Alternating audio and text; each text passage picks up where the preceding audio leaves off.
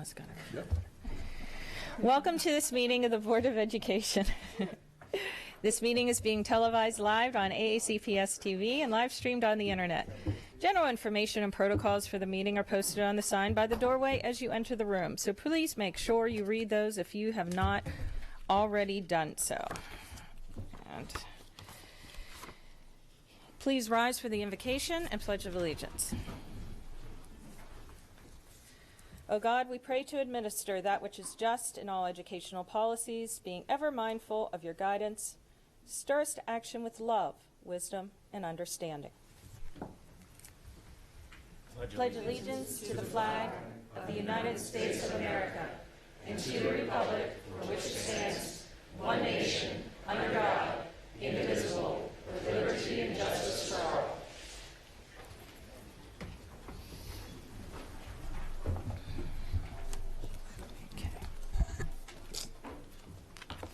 Good morning. Okay, item 2.03, approval of the minutes. Second. Any edits, comments? Seeing none, any approval to move? It has been made. All those in favor? Minutes have been adopted by consensus. Establish agenda order, item 2.04. Seeing no amendments, agenda is established. Item 2.05, recognitions. There are no board recognitions this morning.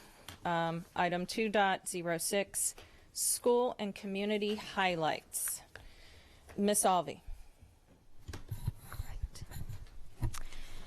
Good morning. I first want to inform the board and the public that the Board of Education Student Leadership Forum has been rescheduled, considering our very busy budget season, to March 12th from 6 to 8 p.m. at the Severna Park High School cafeteria. The goal is to provide a platform for students to voice their concerns to myself, my fellow board members, and Superintendent Dr. Arlotto, and an invite will be extended to student representatives from each high school, magnet program, and class leaders. However, the event is open to any AACPS student that is interested. Secondly, this week I had the wonderful opportunity of participating in the PAGE program as a Senate page at the State House, and want to thank Senator Ed Riley from District 33 for being so welcoming and shedding positive light on the uniqueness of the Anne Arundel County SMOB position throughout the week. Additionally, last Saturday I attended the NSBA Equity Symposium and met with board members and school system staff from across the country involved in creating equity in their respective communities. I was able to get many ideas on how we can apply an equity lens to our work as a school board, and I'm grateful for the leadership that AACPS has shown in this area. Regardless, there's always work to be done, so I'm pleased to provide an update on the SMOB Action Plan, Opportunities for Equity. On the agenda today is new course approvals, including the approval of regional history courses with the theme of cultural awareness and self-discovery. I urge my fellow board members to recognize that as a student in AACPS, I have felt that our curriculum is deficient in providing opportunities for students to explore their own backgrounds or those of people and cultures they are curious about. I believe these courses are a small but crucial step in developing a curriculum that is reflective of our diverse student body. But equity cannot be tackled just through curriculum, but must be reflected in the direct voice of the board shown through our policies. Therefore, in the coming month, I intend to work closely with Ms. Ortiz in developing our equity policy to ensure the student voice is present in this crucial blueprint for the board's efforts in all areas. Thank you.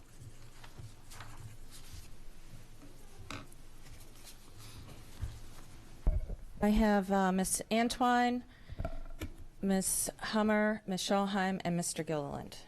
Ms. Antwine? Thank you, President Corkadell. Good morning. I would like to recognize, first of all, a student at North County, one that I have been a big fan of for a long time, and I am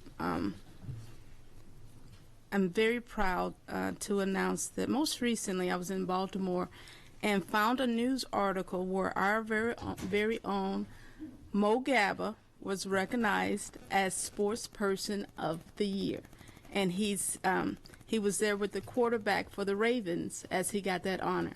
So I wanted to congratulate Mo on that achievement.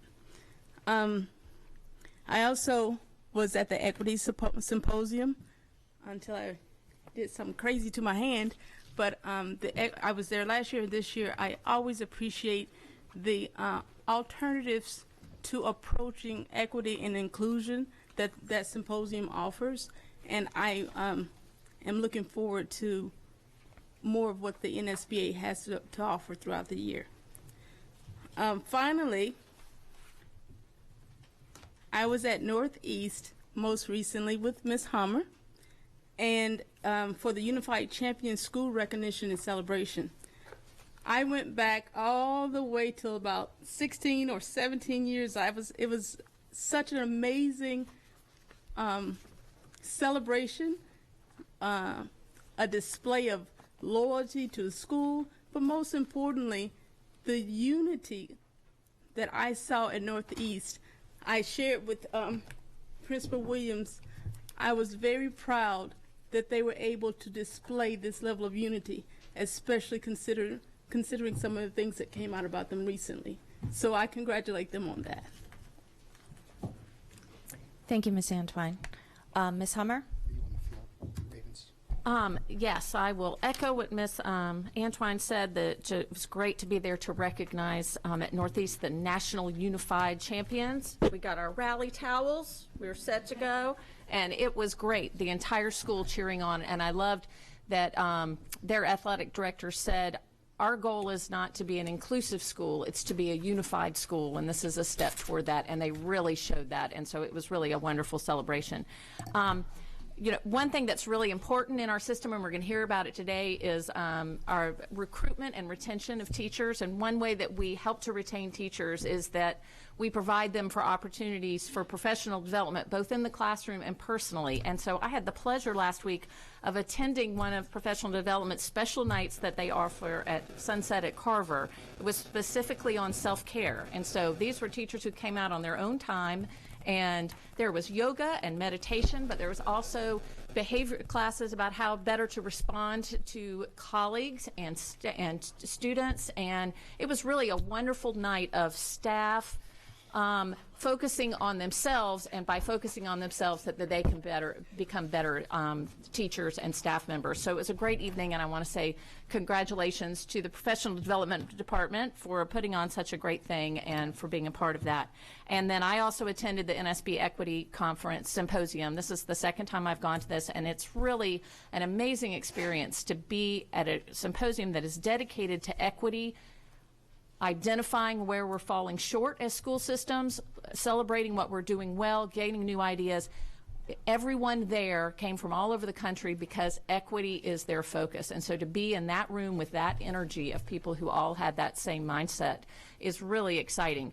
And we had a great showing from the school system. We had multiple board members there, we had staff, and we had some of our community members, our parents who were involved, and they were all there taking part in this, and we all went to different sessions so that we can now brainstorm and share with each other. So it's a wonderful event, and I look forward to it every year. So I look forward to us putting some of those things in place, as Ms. Alvey said. So, Thank you, Ms. Hummer. Ms. Schallheim and then Mr. Gilliland. I had the pleasure of going to Cat South for their Region 3 Skills USA Championship, and if I wasn't already an enormous fan, now I'm even bigger of a fan. It was cool.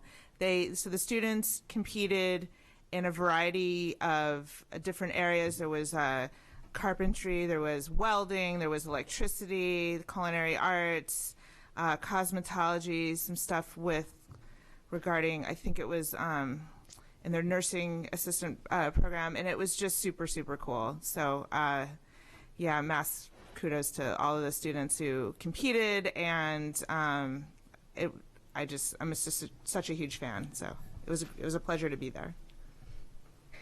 Great. I think we missed one another. I was there slightly earlier. I'm just amazed at the skill tests are just an amazing demonstration of the education that they're getting through those programs. Mr. Gilliland. Thank you, Madam President. I just wanted to say a very quick thank you to the faculty, staff, and above all students at Fort Smallwood Elementary School. Dr. Arlotto had arranged a visit for the two of us to go to that school last week, and we did. The visit was actually arranged prior to the naming of the interim principal, one of our former colleagues and one of my mentors here on the board, Patty Nally. But Dr. Arlotto can help me with this, but I think probably the moment that stole the day was it was a first or second grade class that we walked into. And I think for the first time ever, a young student told us to get out. And I remember Dr. Arlotto said, what? And she said, you need to leave now. I don't like boys, and boys aren't allowed here. So we politely stepped out of the door, and we said, we'll see you in a few years. So, so again, thank you to Fort Smallwood Elementary. Wonderful. Thank you so very much for the share, folks. Okay, we now next have item 2.07, Educator of the Month. Ms. Hummer?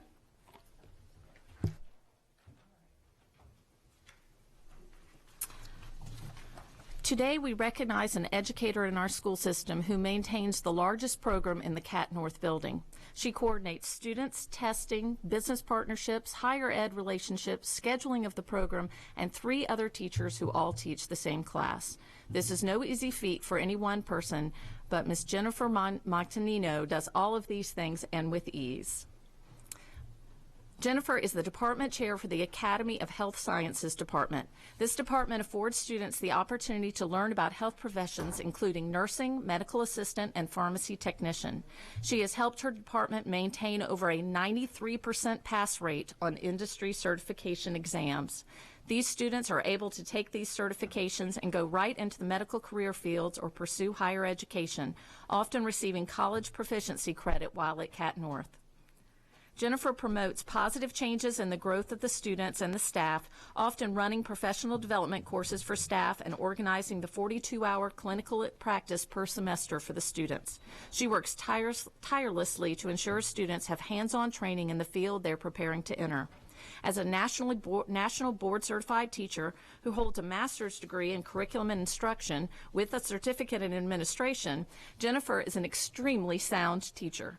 Her friendly demeanor and professional attitude are the standard to meet at Cat North. She has the respect of the students and staff alike. She's a coach and a mentor. She is a pillar in the schoolhouse. All of this is only possible by building strong relationships.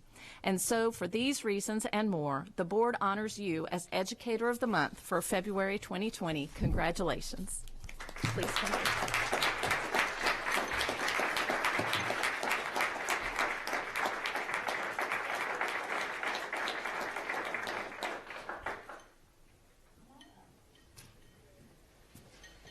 Congratulations.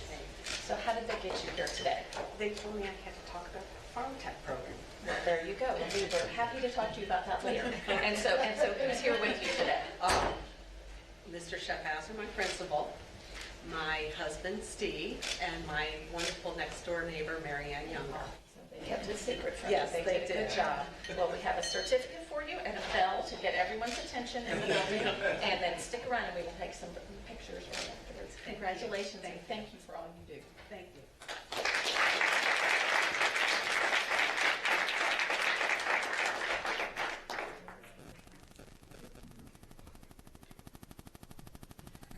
Thank you. And now for, where are we?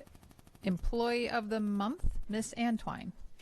No, I have it. Oh. Sorry. She wrote. Miss Schauheim. No. Watch the arm. Thank you. For more than 26 years, this outstanding, willing, and courteous employee has been dedicated to Anne Arundel County Public Schools. She doesn't quit until the job is finished to perfection. Ms. Benita Jones, custodian at the Center of Applied Technology South. Ms. Jones never rests. She is constantly on the move, tackling any job she can find in the building. She follows through quickly, competently, and professionally on absolutely every task she is given. She checks in with her supervisors even after completing the smallest job to make sure everything was done correctly and goes above and beyond to keep the building in exemplary condition. Ms. Jones displays a high degree of willingness to assist other staff members and or students, often not even waiting to be asked to do something. She jumps right in and lends a hand. She answers any request cheerfully and willingly. She has an infinite amount of patience and an excellent sense of humor. Ms. Jones somehow manages to make everyone happy while never once losing her patience or smile. She contributes to the positive environment at Cat South, keeping the building running like a well-oiled machine. She interacts with students in several ways, too. Ms. Jones is just the woman for the job thanks to her calm, approachable demeanor. On occasion, she works with students who are assigned to campus cleanup. She is able to get them to cooperate and complete their tasks without argument. She is a great example of whatever it takes and is universally liked and respected. Ms. Jones exemplifies the high standard of customer service that AACPS asks of its employees and always sets a positive and professional tone in her interactions. For these reasons and more, the Board of Education is honored to recognize you as its Employee of the Month for February 2020. Congratulations. Please come join me up front.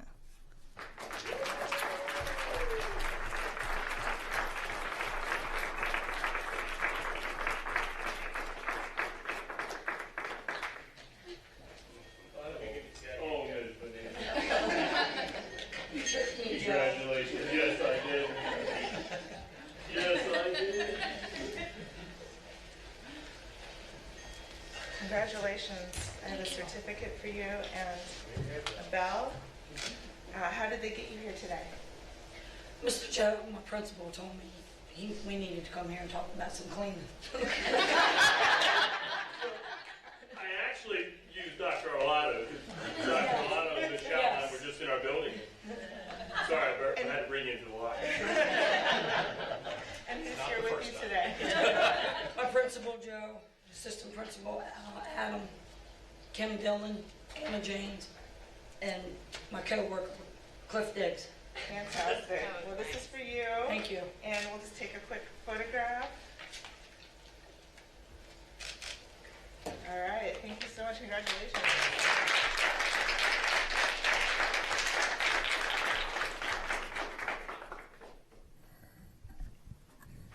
Yes, congratulations indeed. Next will be Volunteer of the Month, and I have the pleasure of reading this next award. Exceptional volunteers are a bit like the explorers we heard about in our history books. They aren't sure what the journey will entail or what their impact might be, but they are ready and willing to be called to action. Today, we are here to celebrate the dedication of a volunteer who answered a call to action and the wonderful journey that follows. Mr. Earl Gray, the Board of Education is thrilled to honor you as our February 2020 Volunteer of the Month.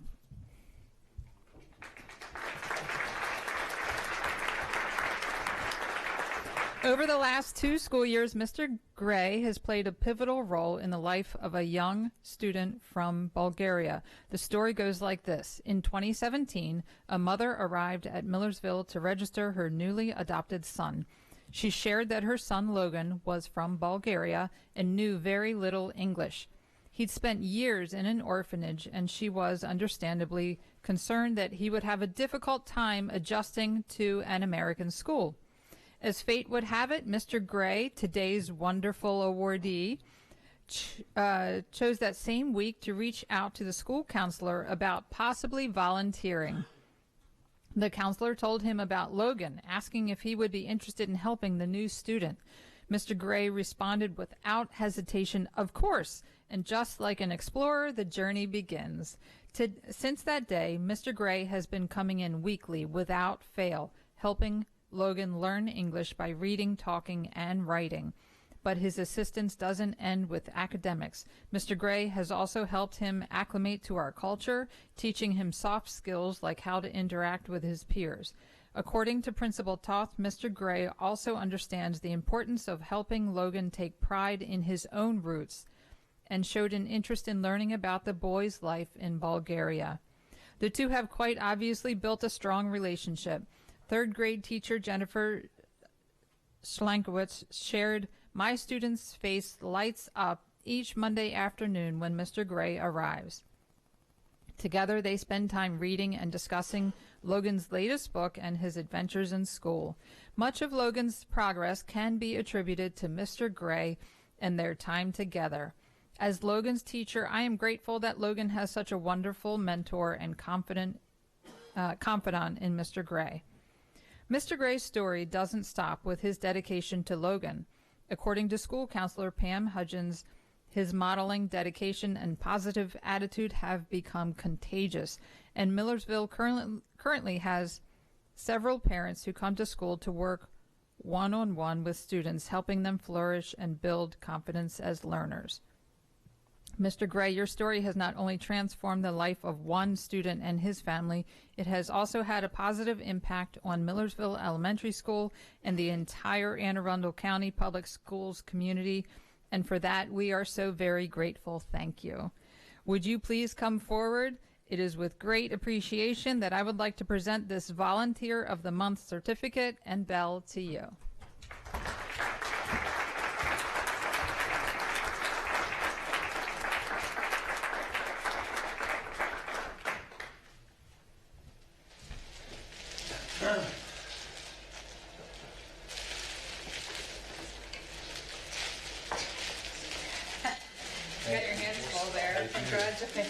Thank you so much.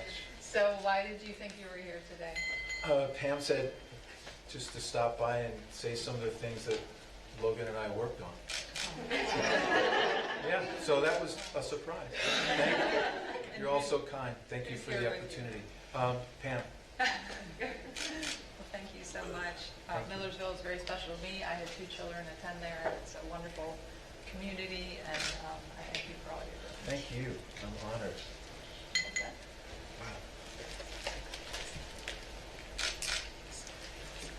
you so much. I have no words.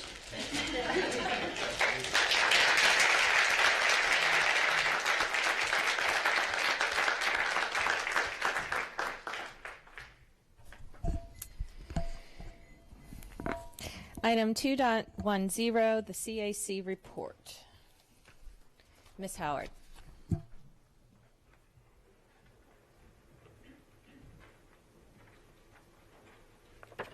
Good morning, President Corkadell, Vice President Ellis, and board members. As chair of the CAC, I'm here to update the board on our activities.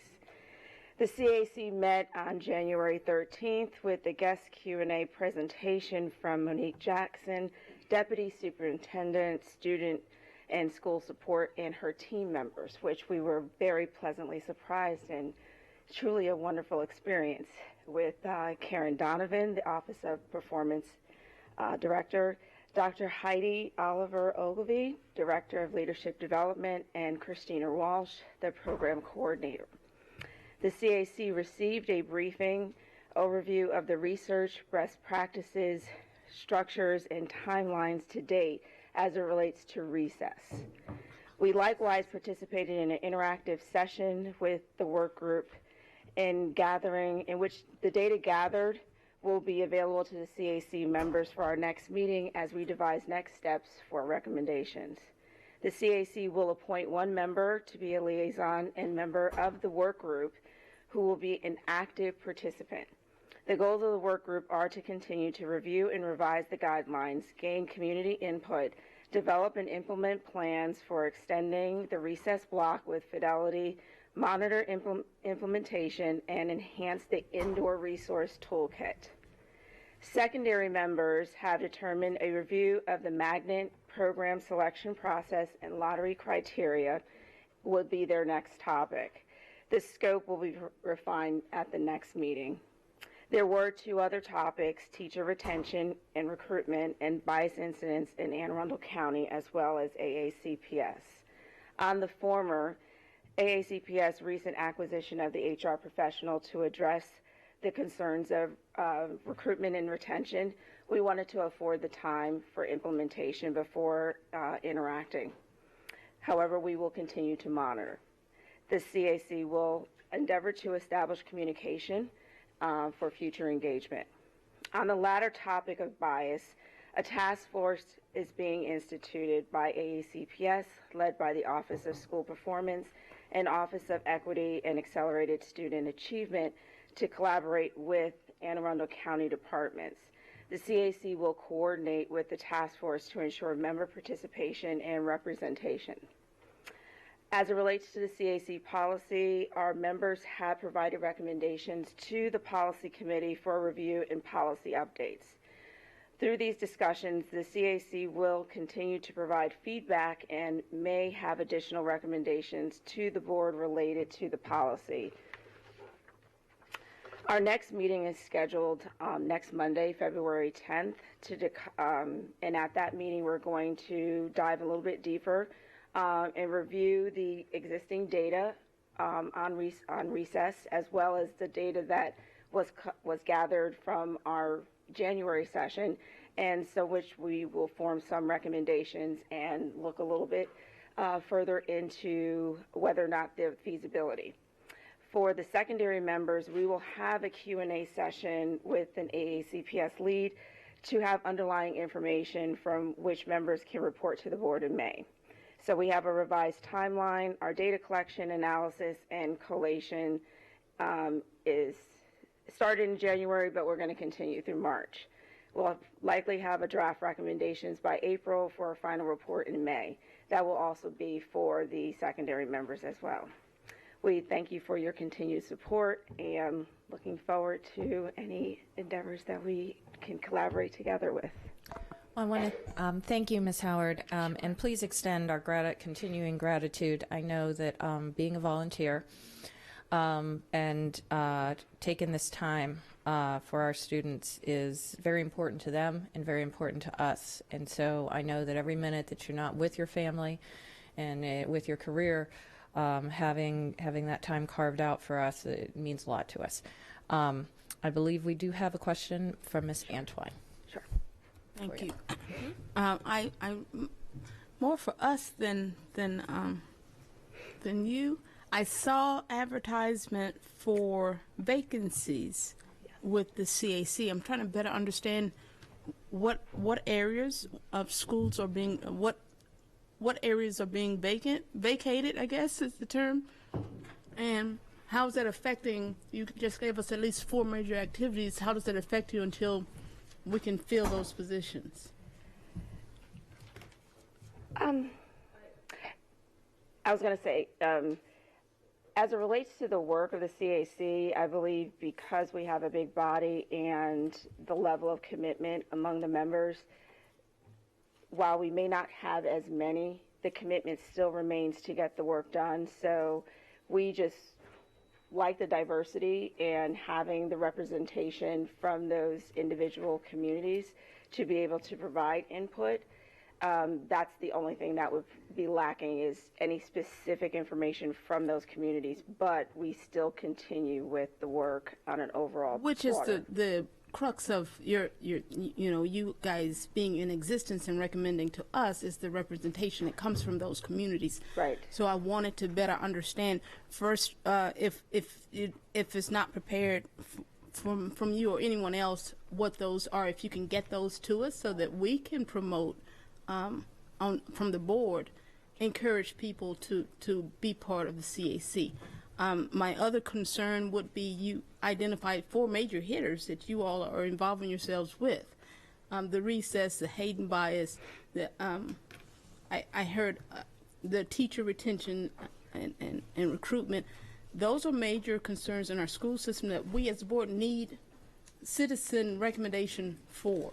So that is the reason I brought, not to put you on the spot or anything, and forgive me if it came off that way, but to better understand how we as the board can support the CAC. Sure. I believe I could probably speak to Ms. Antwine's information, and it probably was just in a slew of one of our news releases that Mr. Mosier had presented to us had the information of what vacancies as they related to areas and secondary, primary, that sort of stuff, and the process and procedure. And I'm happy to get that back up on our radar again on our board site, because yes, I know I've been reaching out, and because it does explain the application process, the deadline of when it's coming due, and that relevant information. Maybe we could get that information to do as a announcement at the end when I announce our future meetings for this day, for this Wonderful. afternoon. If that's that's awesome. accommodating. I thank you for that, President Corkadell, and I thank you for sharing the information. And I thank Mr. Mosier and the Office of Communication for putting that out to people. I just want to emphasize that we have the opportunity to help our CAC to be one of the best in the state. And with those opportunities, we want to optimize, especially when we have vacancies. We want to make sure that the burden isn't so heavy that our intention is being missed. Sure. So thank you for that. You're welcome. Thank you. So at this time, we're going to take a very brief break for the photos for those who we have recognized today. And then we will stand in recess for approximately 10 minutes and resume with item 2.11 workforce development diversity presentation.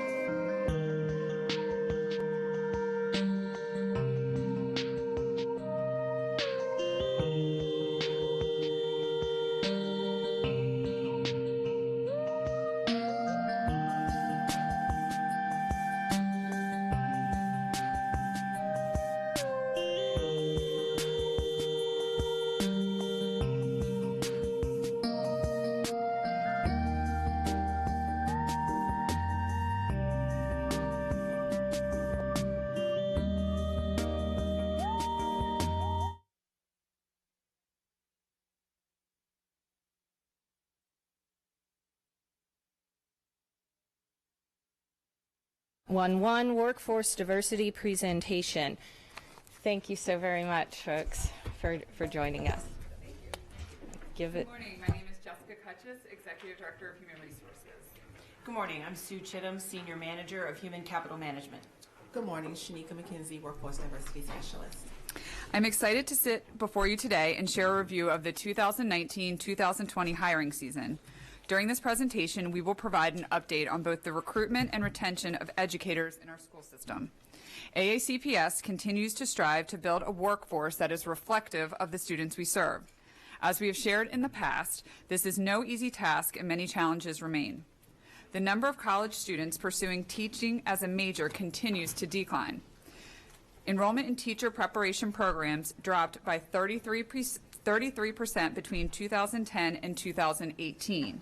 Across Maryland, school systems need to hire far more teachers than state institutions of higher education produce. According to the 2017 data released by the National Center of Educational Statistics, the teacher workforce remains overwhelmingly homogeneous, with 80% of public school educators identifying as Caucasian. The percentage of African American teachers nationally has dropped from 8 to 7% of all teachers, while the percentage of Hispanic teachers has risen from 6 to 9% of all teachers. Finally, only 76% of African American college students who pursue education as a major actually go into teaching as a career, versus 95% of Caucasian students. Despite these challenges, we remain steadfast in our goals and continue to look for innovative ways to tackle these issues.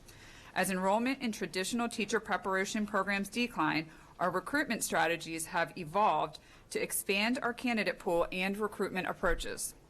We continue to make progress in our goal to increase the diversity of our teacher workforce, and will share some of our successes with you today. As of October 8th, 2019, Anne Arundel County Public Schools hired 872 Unit 1 employees for teaching positions. This is a 28% increase in the number of teachers hired versus that same time last year, and the largest number of teachers hired in the last decade. It is also worth noting that of those hired, 43 were AACPS employees working in other capacities who became certified teachers. 57 of our new hires completed their student teaching internships with AACPS, and 200 of our new hires were graduates of AACPS. The effects of the teacher shortage are evident in our increased hiring of conditionally certified teachers. This year, 26% of the new educators we hired were conditionally certified. This represents the highest percentage of conditionally certified educators in recent history. The national, state, and local teacher shortage and our hiring of more conditionally certified teachers underscores the need to evolve our recruitment practices to attract high-quality candidates from both traditional and non-traditional pathways. We will discuss our efforts on this in greater detail later during the presentation. We recognize the enrichment and benefits diversity brings to our students' educational experiences and have an unwavering value for diversity within our district. So we are excited to report that approximately 23.2% of our new teachers were diverse, and nearly 20% were male as of October 8th. This percentage is very close to our all-time high of 23.7% reached during the 2018-2019 school year. Considering the significant increase in teachers hired, this percentage is a testament to our continued focus on recruiting a diverse workforce. Now that I was able to share some context and background to our hiring season, Ms. Shanika McKenzie will discuss some of the efforts that contributed to our recruitment success this past hiring season. Good morning. During the 2019-2020 hiring season, AACPS recruitment staff attended 38 recruitment events, which included college career fairs, statewide teacher job fairs, and military-focused hiring events. 25% of the events attended were diversity-focused job fairs or visits to colleges and universities with higher proportions of students from underrepresented groups. We are continuing to evaluate additional recruitment opportunities with more diverse colleges and universities, including historically black public colleges and universities, also known as HBCUs. As we continue to face an unprecedented teacher shortage, the early identification of highly qualified candidates for open contracts is essential in attracting high-quality, diverse applicants who are sought after by multiple school systems. During the 2019-2020 recruitment season, AACPS extended 264 open contracts to strong candidates in order to secure their employment with our district. This is nearly double the 136 open contracts offered during the previous hiring season.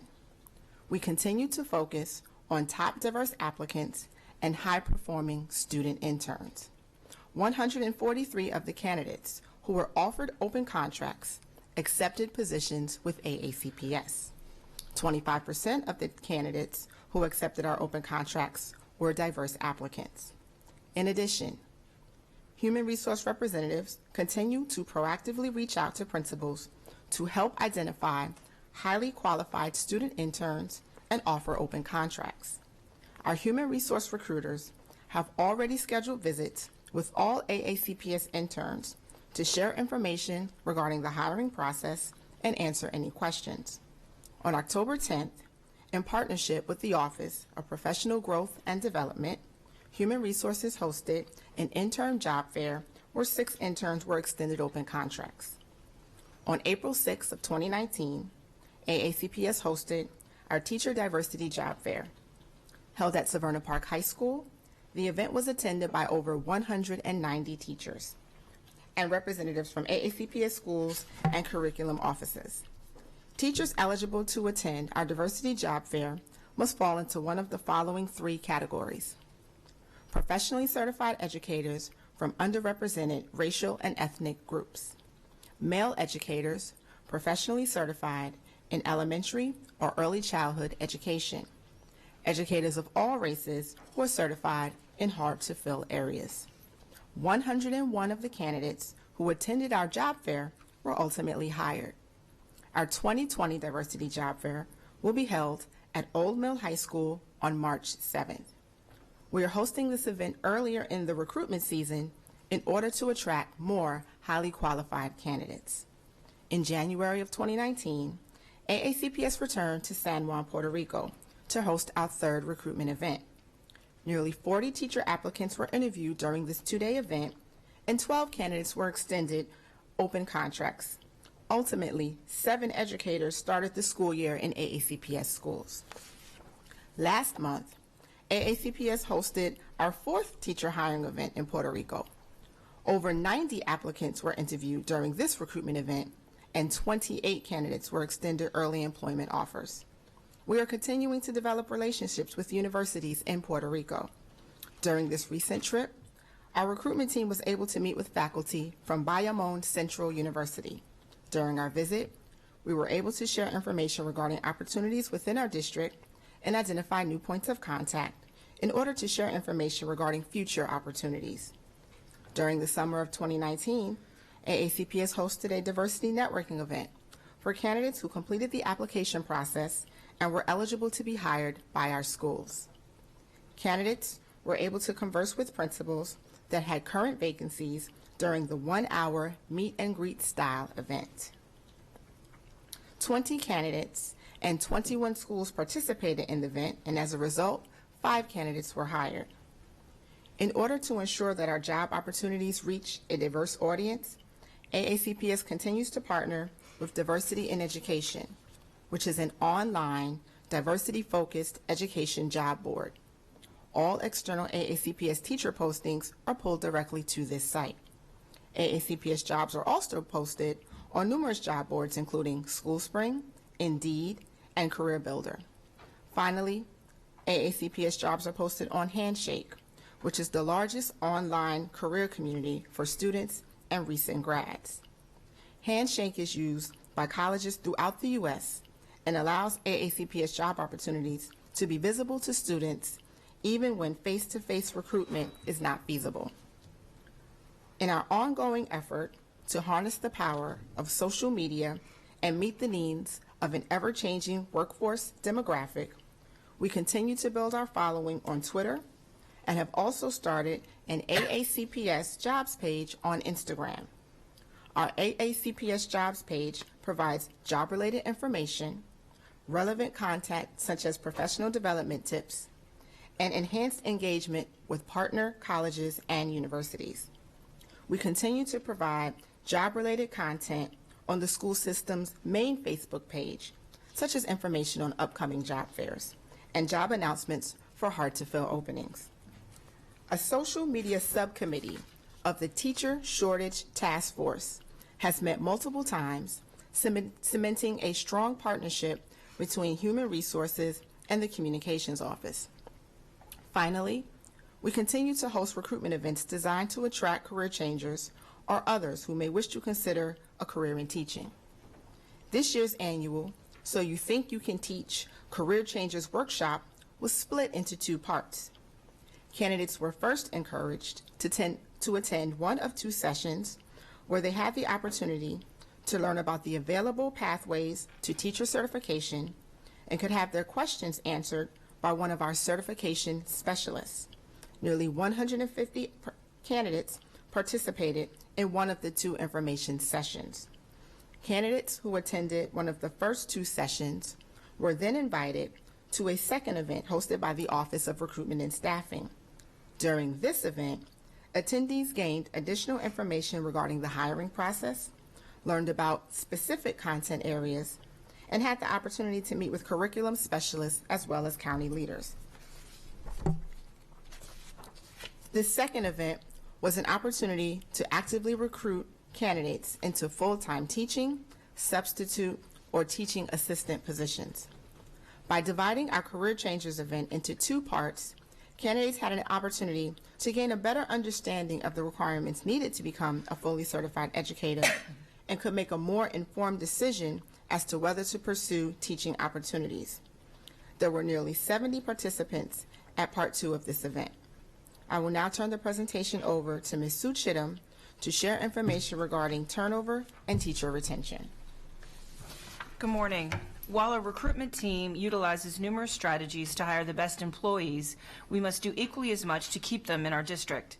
We are all aware of the challenges that face school districts when it comes to retaining teachers. This challenge is even greater when you consider the smaller numbers of diverse educators within our system and their high demands in all areas. At the end of the 2018-2019 school year, teacher turnover was 11%. A review of data for that same school year shows that AACPS retained nearly 79% of diverse professionally certified educators for a second year. This represents an increase from the previous year when retention was 76%. Factors that affected teacher retention include teachers who were separated by principal non-renewal, teachers who resigned for personal reasons, and teachers who resigned to teach in other districts. We continue to evaluate ways to provide additional support to teachers who may require further professional development or who may be struggling with issues pertaining to work-life balance. The retention of diverse conditionally certified educators for 2018-2019 school year was 71%. This number represents an increase in retention from the previous year when retention was 56%. Can we get back to where we were? Yeah, it went all the way to the end. I don't know why it's going to go back. Pardon us. Sorry. I just don't want you to have to stare at the same slide.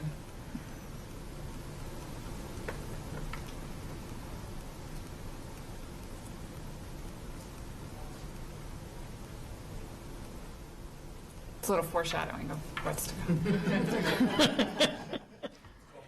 There you go. The retention of diverse conditionally certified educators for 2018-19 was 71%.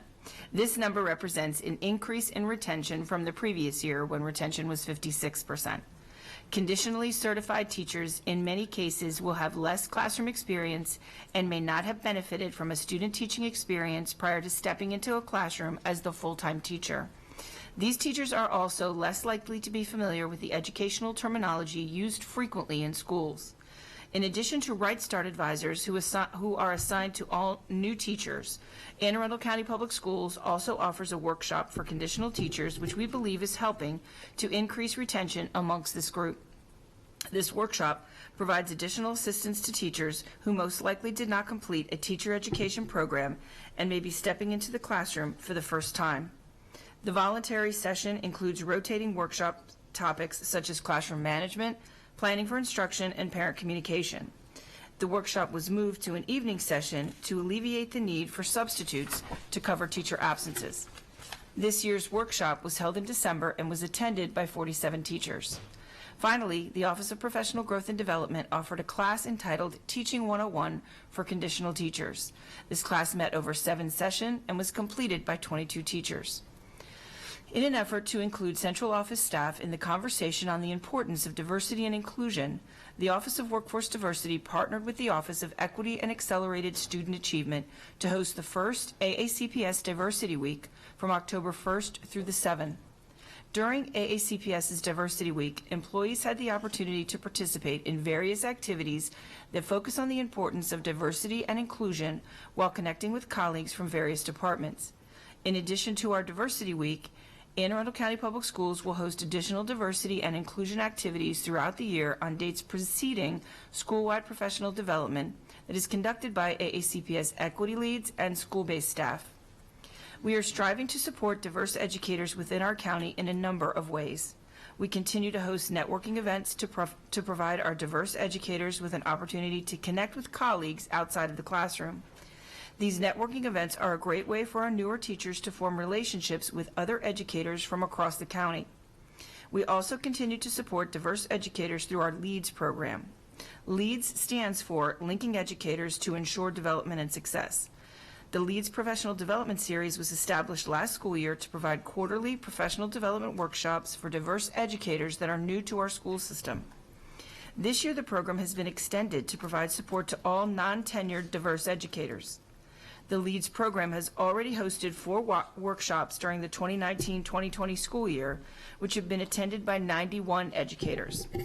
Funded through a grant, these paid professional development sessions provide teachers with an opportunity to gain valuable information to help navigate their first few years within AACPS, connect with diverse educators from across the county, reflect on their personal experiences in our schools, and discuss the importance of diversity and inclusion within AACPS. In addition, the LEADS program also offered a special workshop for tenured diverse educators interested in administrative leadership opportunities within our county. The So You Think You're Ready to Lead workshop panel was held in November and provided employees with the opportunity to learn about the qualities needed for leadership, ask pointed questions to current AACPS leaders, and gain a better understanding of how to prepare for the leadership interview process. Finally, we are continuing to support our conditionally certified educators. This year, due to their large numbers, a special boot camp was held for conditional teachers from July 31st to August 1st. This training was designed to provide conditionally certified educators with a practical understanding of the craft of teaching, as well as to review expectations of AACPS prior to the beginning of the school year. A new Maryland state law that went into effect as of July 1st requires AACPS to gather additional background information from an applicant's current and/or former employers in reference to child sex abuse or sexual misconduct investigations prior to their hiring. Due to the more extensive background information required under this law, some newly hired educators were unable to attend the county's new teacher orientation. In order to ensure that these educators received an opportunity to obtain some of the valuable information shared during NTO, the Office of Professional Growth and Development offered an additional session entitled NTO Reboot on September 14th. Nearly 40 teachers attended this session. The challenges presented by teacher shortages remain prevalent and may only worsen in the coming years.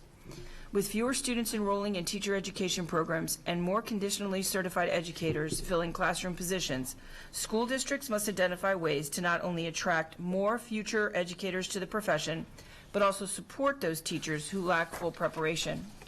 AACPS remains steadfast in our commitment to ensuring that all students have access to high-quality educators that reflect the diversity of our student populations. We realize that the teacher shortage is not the problem of any one department, but is a collective system-wide issue that requires a system-wide response.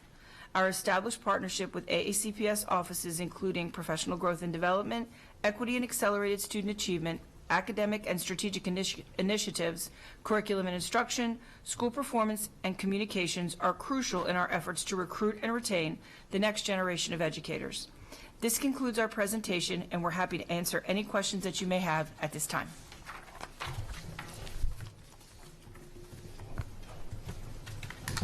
Ms. Antwine? First of all, of course, the work that you all put in to find quality educators so that our system is benefited from the highest in education is greatly appreciated. Doing these presentations cannot be easy in terms of gathering the data, getting the people on board, and having the proof in the package with the end result. So my question would be, here we sit as the board, if there's the one thing that you need us to do for you to help with that, what would it be? So I think, as I do, as I sit on the side of sports sidelines and everything, it's just garner an interest in people in coming to work for us. You know, many people are interested in the school system but sort of don't know how to get their foot in the door. So just, you know, connect them with HR if they're interested in any way. As we said, we have to really expand our pool. Our traditional ways of hiring teachers, it's just not going to cut it anymore. So I think if people are interested in education, it used to be, okay, well, go ahead and get your teaching degree and then we'll talk to you. I think we're willing to talk to you well before that. And so, you know, just spread the word amongst your circle of influence, and please refer them to Human Resources so we can best guide them to work for us. Mm-hmm. Thank you, Ms. Antwine. Ms. Scholheim, then Ms. Ellis. Thank you for the wonderful presentation. I'm grateful for the work you do every day.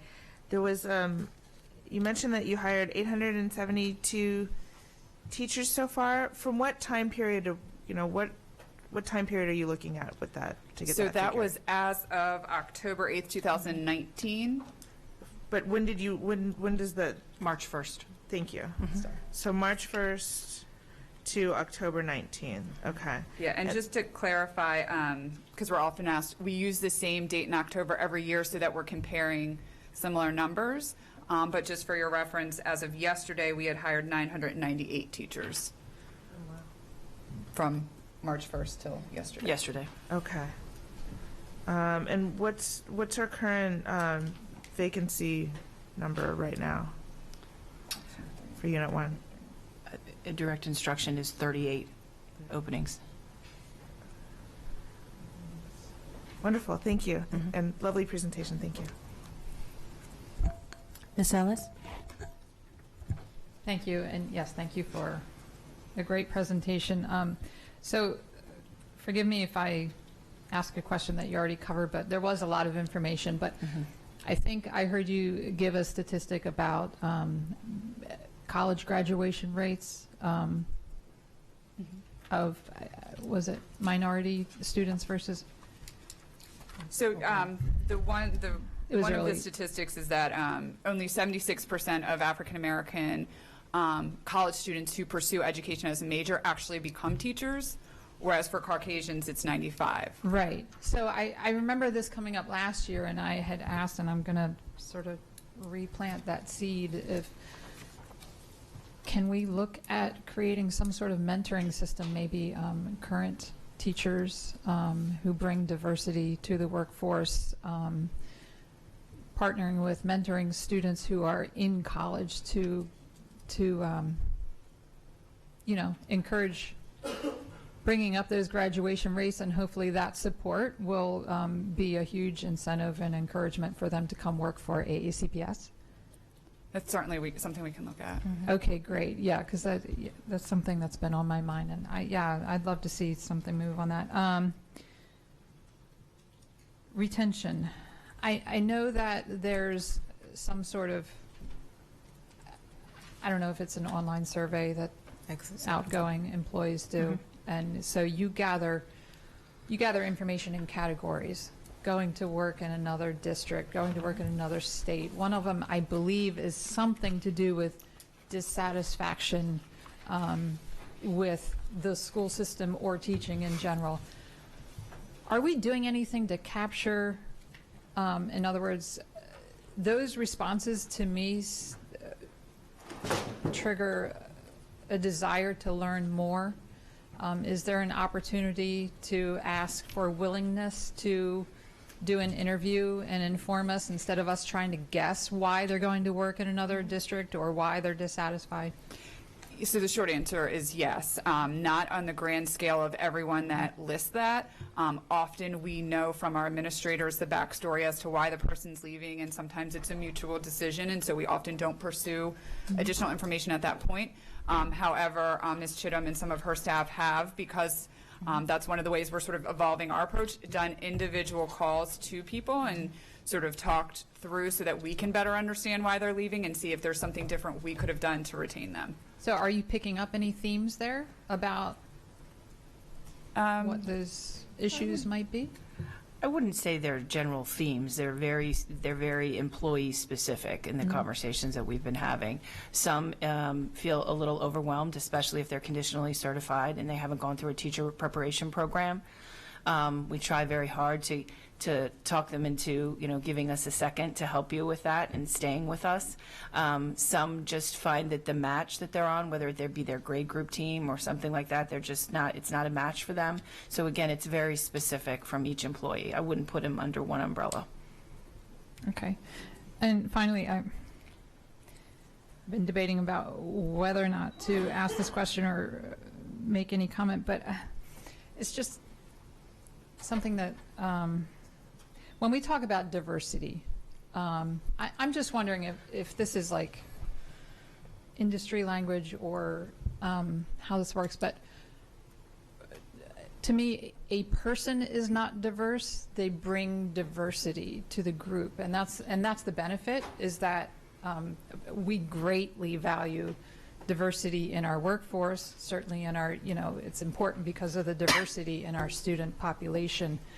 And I'm not sure what the answer is or what the language is to use, but I mean, is that, in other words, as you were giving your presentation, you were talking about a certain number of teachers that were diverse, and I don't know, I have a little difficulty with that concept. Yeah, no, and understandably so, because I think diversity is a difficult thing to define, because when we have to report statistics so that we can give you some measurements, we have to use things that people can report. But there's many things that make us diverse that we cannot, that are illegal to report, right? Right. So I definitely appreciate what you're saying, because there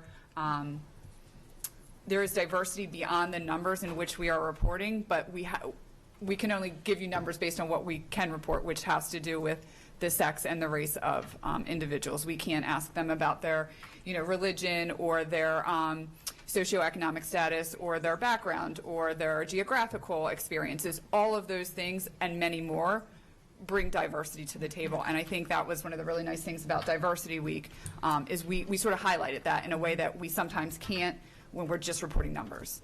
Okay. Thank you so much for the information.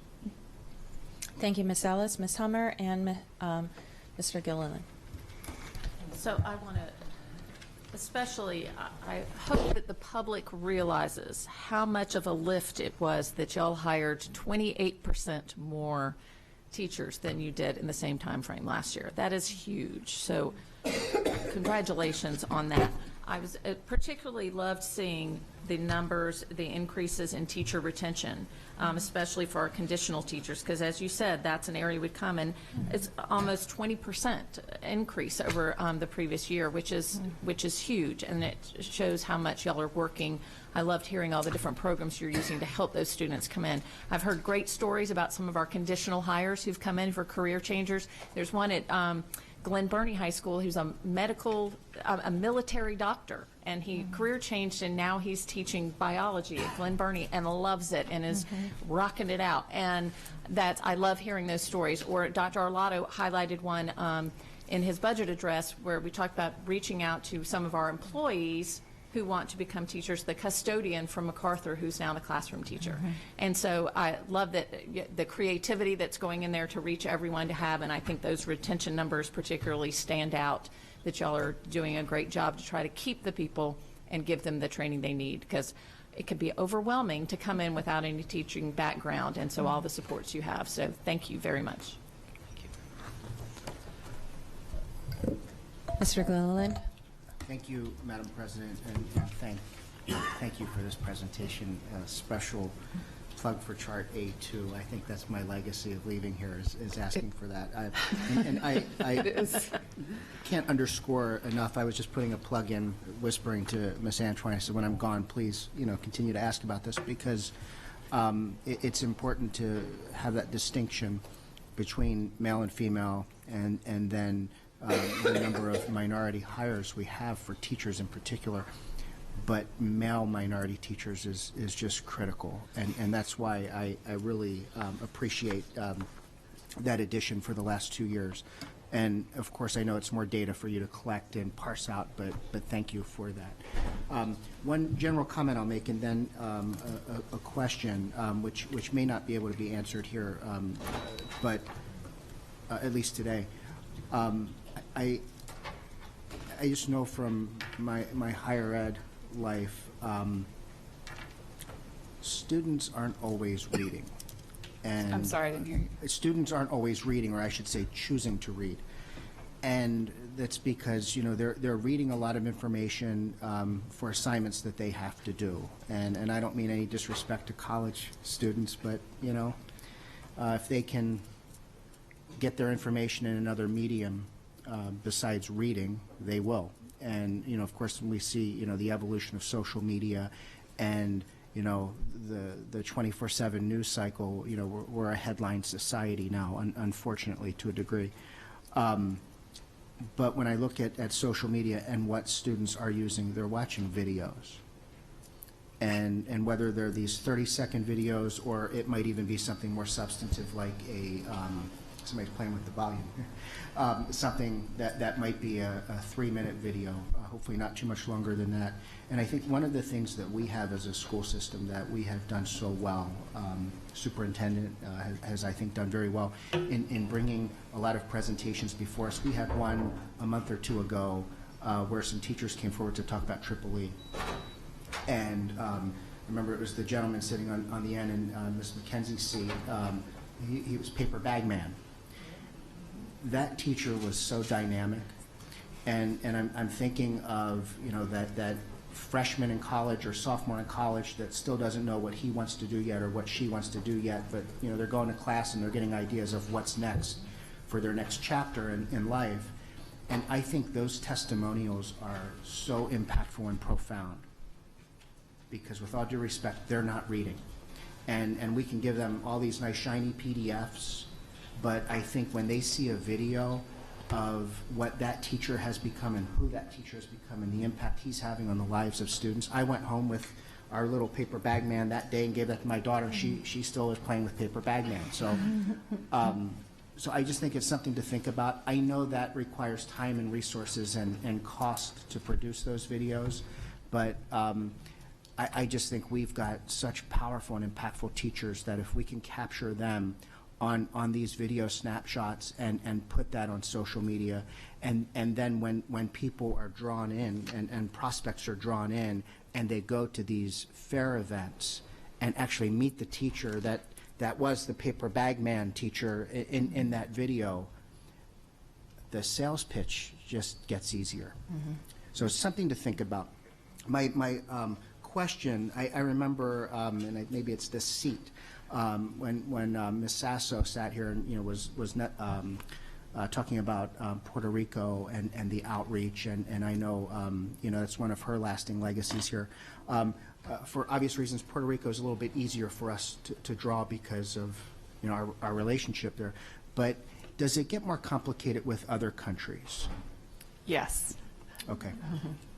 That's probably the easiest answer to give. Why I'm asking, I just know the number of education degrees that are coming out of some of the institutions owned by my former company in Latin America, and then the teachers are students are graduating with other degrees whereby they could come here with a provisional. I just think it's an opportunity to consider at some point.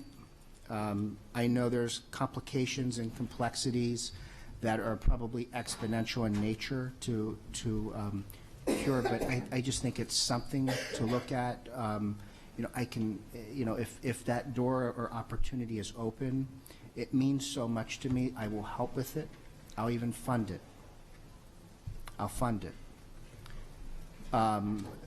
But that part down. Let's go.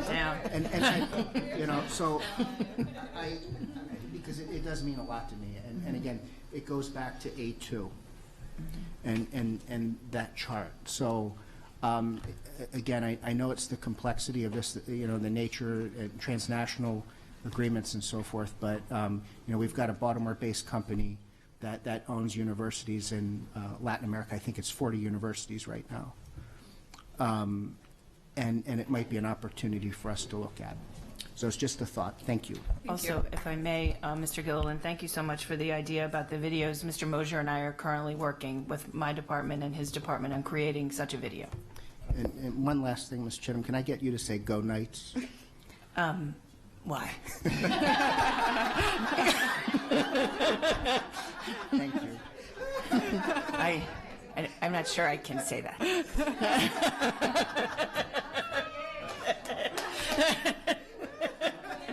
I don't think so. Okay, we have Mr. Live and Miss Ellis again.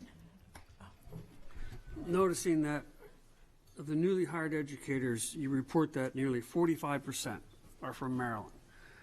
Now, at the turn of the century, I think the percentage was either close to that or even less. Have we seen improvement from our institutions of higher learning of being able to produce the candidates that our statewide school systems can recruit, or are we just hanging at that 45%, 40% year in, year out? It's been pretty steady at that for a while. We continue to be an import state. Yeah.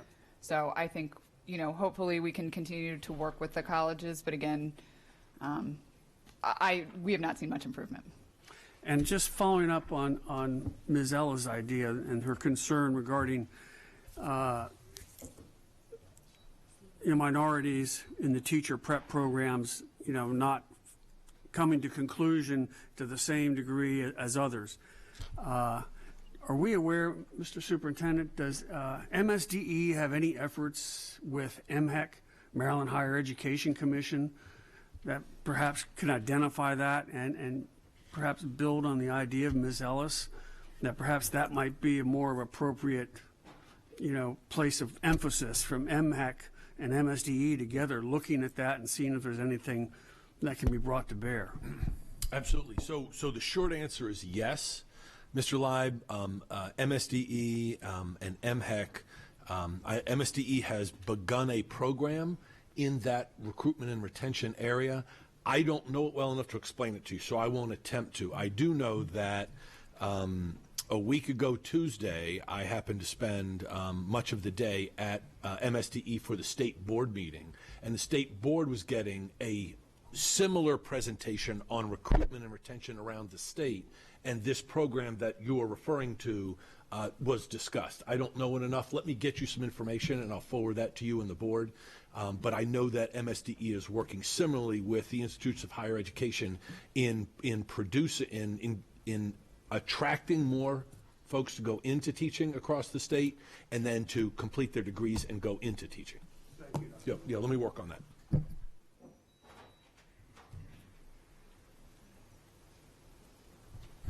Sorry, a couple of follow-up questions. Listening to Mr. Gilliland just really got my wheels turning. I have a college student currently at Salisbury. She's not going into teaching, but I'm sure she knows several who are. So I know it can get really sticky. We don't want to blur the lines between the personal and professional with social media, but boy, you want to reach college students. Put out an Instagram, a Snapchat, and watch it go viral among their network. So I'm wondering about recent hires and them reaching out to their alma mater. Hey, we have this career fair going on, or hey, I'm in my second month teaching AECPS. It's going great. Those kinds of things could really take off, I would think.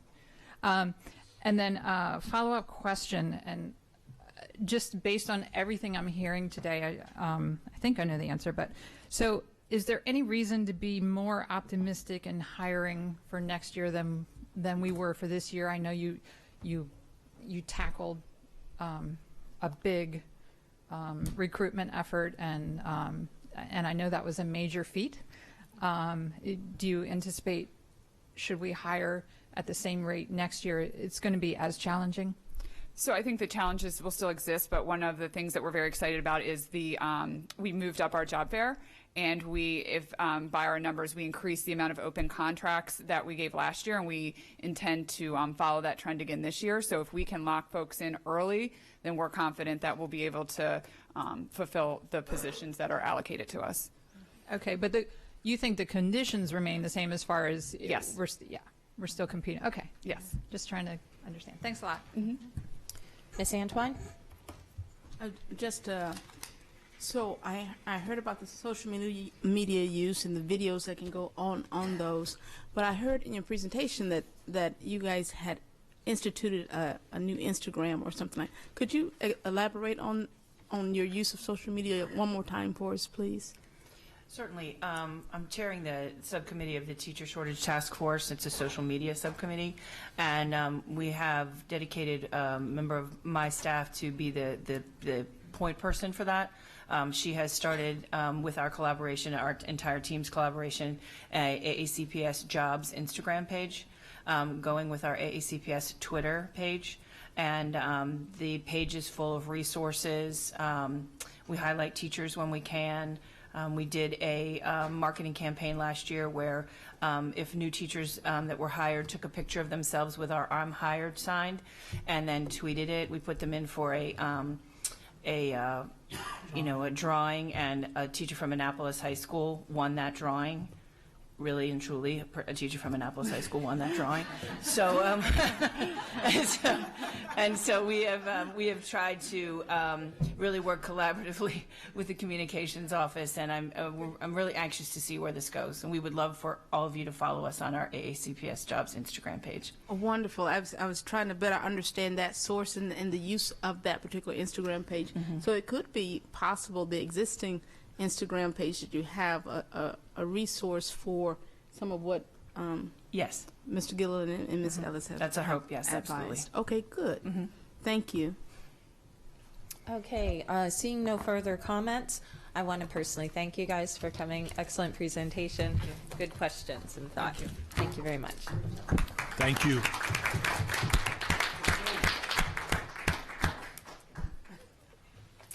We are at section 3 of the agenda, public comment.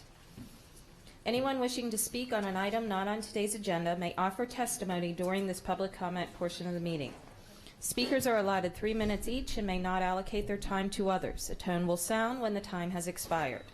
The board asks that comments remain civil and appropriate for the various audiences that may be watching or viewing this meeting. Student-specific and personnel matters are confidential and thusly cannot be discussed in this forum. It is not the board's general practice to engage in question and answer sessions with speakers. For the record, please provide your name before speaking. Handouts that you may wish to share with the board should be given to our board assistant, Ms. Howe. And we have one person signed up for public comment, Ms. Shirley Little.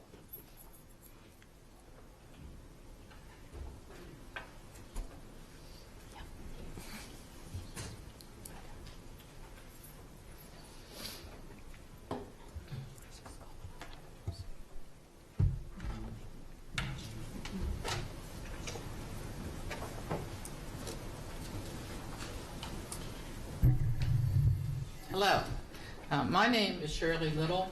I'm a tax-paying senior citizen in Anne Arundel County who has great difficulty and has had great difficulty for 6 or 7 years with parking at the pool. I've worked for 10 months now, almost like a part-time job, with numerous county government officials, employees, and departments to find ways to keep non-pool participants from parking in our designated pool lot. I'm talking about the pool right out front here. I speak with you because the Board of Education leases the parking lot to the pool, but the major abuse comes from the high school students, the substitutes there at Annapolis High School, the parents, and school event participants. Several months ago, I distributed a list to you of 10 ways to keep trespassers out of the pool parking area. Only a few of them have been initiated. Number one, they have put a heavy-duty movable bar. It was erected by the Recreation and Parks after I had a discussion, and I'm hoping other people have too, on one end of the pool parking lot. It's being used to close off that side of the pool parking lot during the school's morning and afternoon rush of parking traffic.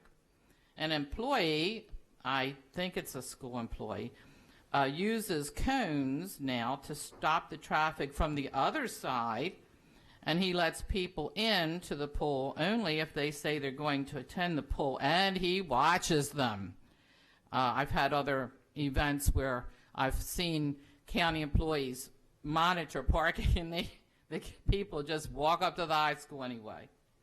However, students and school visitors will quickly realize pretty soon, that it's already happening, that nobody is watching except during that rush hour. It's like at maybe an hour and a half in the morning and an hour and a half, if that long, in the afternoon. More actions need to be taken. Secondly, the small faint signs explaining that the parking lot is for the pool only were removed several weeks ago, and I was told that larger ones will be put up soon. I spoke with a student who was parked at the pool that day against policy, and she said she didn't know that she shouldn't park there. Well, there were no signs, although there had been, although they were difficult to read. She spoke only Spanish, and I know a little bit of Spanish, and with our conversation, I realized that she was a student who needed a parking place, and that was the only one she could find at the time. She spoke only Spanish, mostly only Spanish, so I hope the new signs are in Spanish and English. I spoke with Miss Davis, a high school business manager. Ma'am, please summarize. Okay. Your time is up. Yes, and I have the rest of what I'm going to say that you'll be given, and I appreciate any assistance in this problem. It's going to be ongoing, but I think it's important to the students and to senior citizens and people at the pool. Thank you. Thank you, Ms. Little. Anyone else not already pre-signed for items not on the agenda? Seeing none, item 4.01, our safety and security report. Ms. Jackson.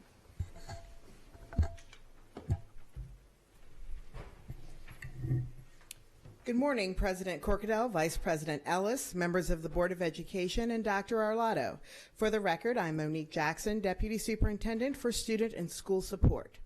I am providing a monthly update on security as requested. On January 30th, 2020, secondary school principals, SROs, and their supervision, as well as central office staff, had a combined professional development intended to accomplish two objectives.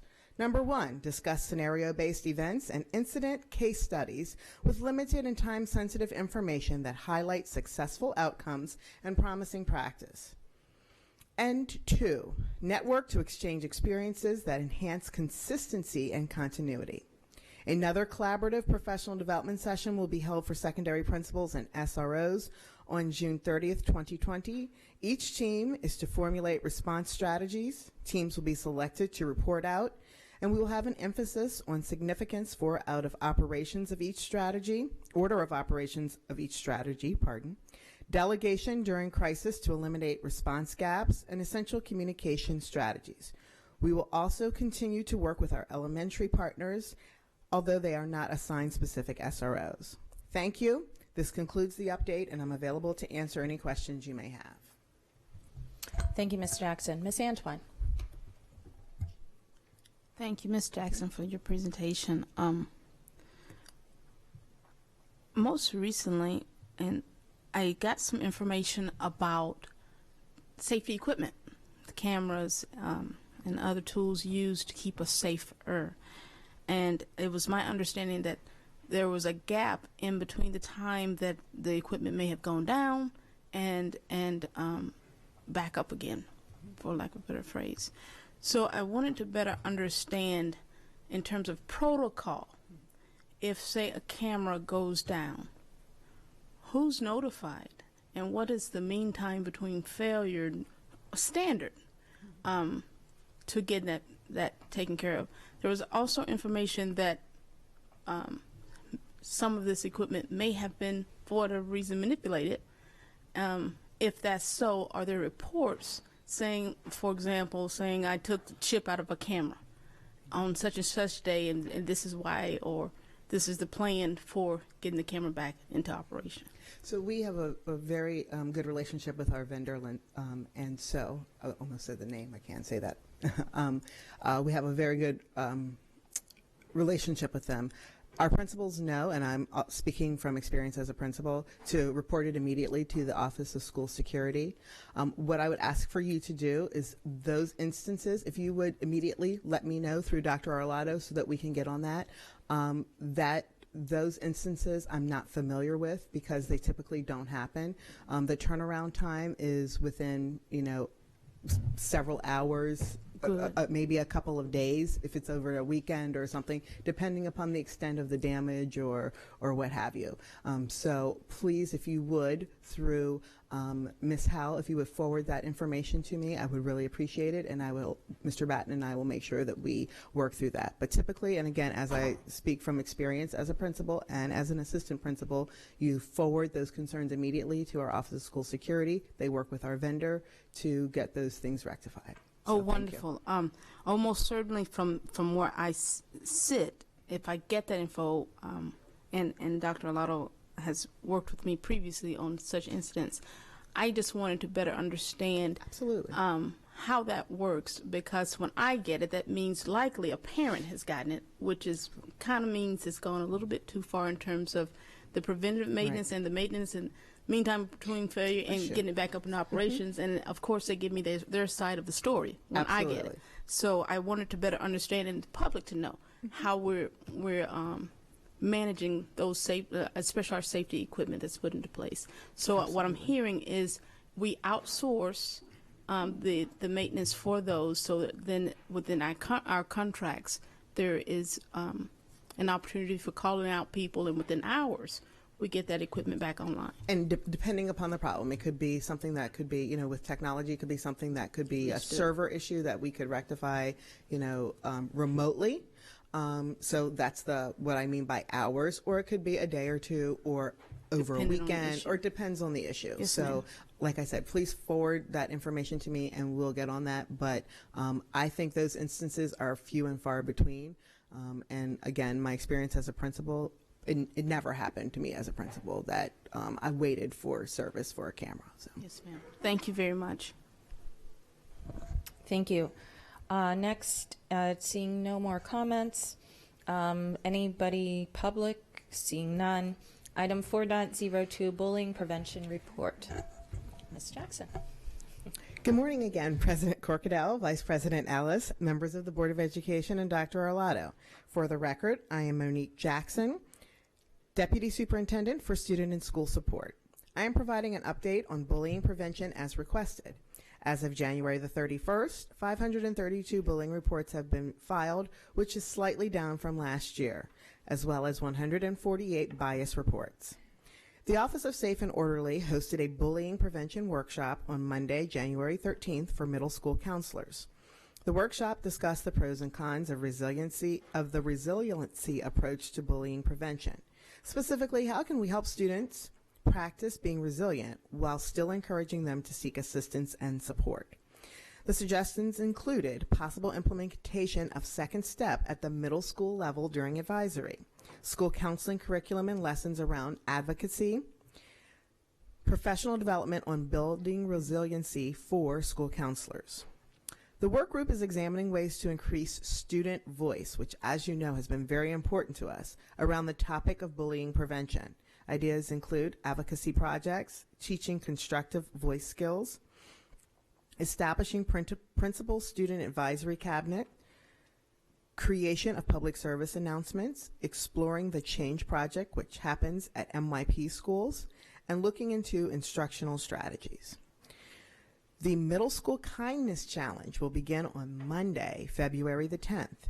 Teachers will issue students recognition slips after observing their acts of kindness towards others. The kindness recognition slips will be displayed on a wall or bulletin board within the school. The first middle school to reach 1,000 acts of kindness will be the winner of this year's Kindness campaign and holder of the Kindness Trophy Cup. Last year, Marley Middle School and Old Mill Middle North won those challenges. Thank you. This concludes the update, and I'm available to answer any questions you may have. Thank you, Ms. Jackson. I'm not seeing questions from the dais. Any public comments? Seeing none. Item 4.03, Diversity and Inclusion Report. Thank you, Maisha.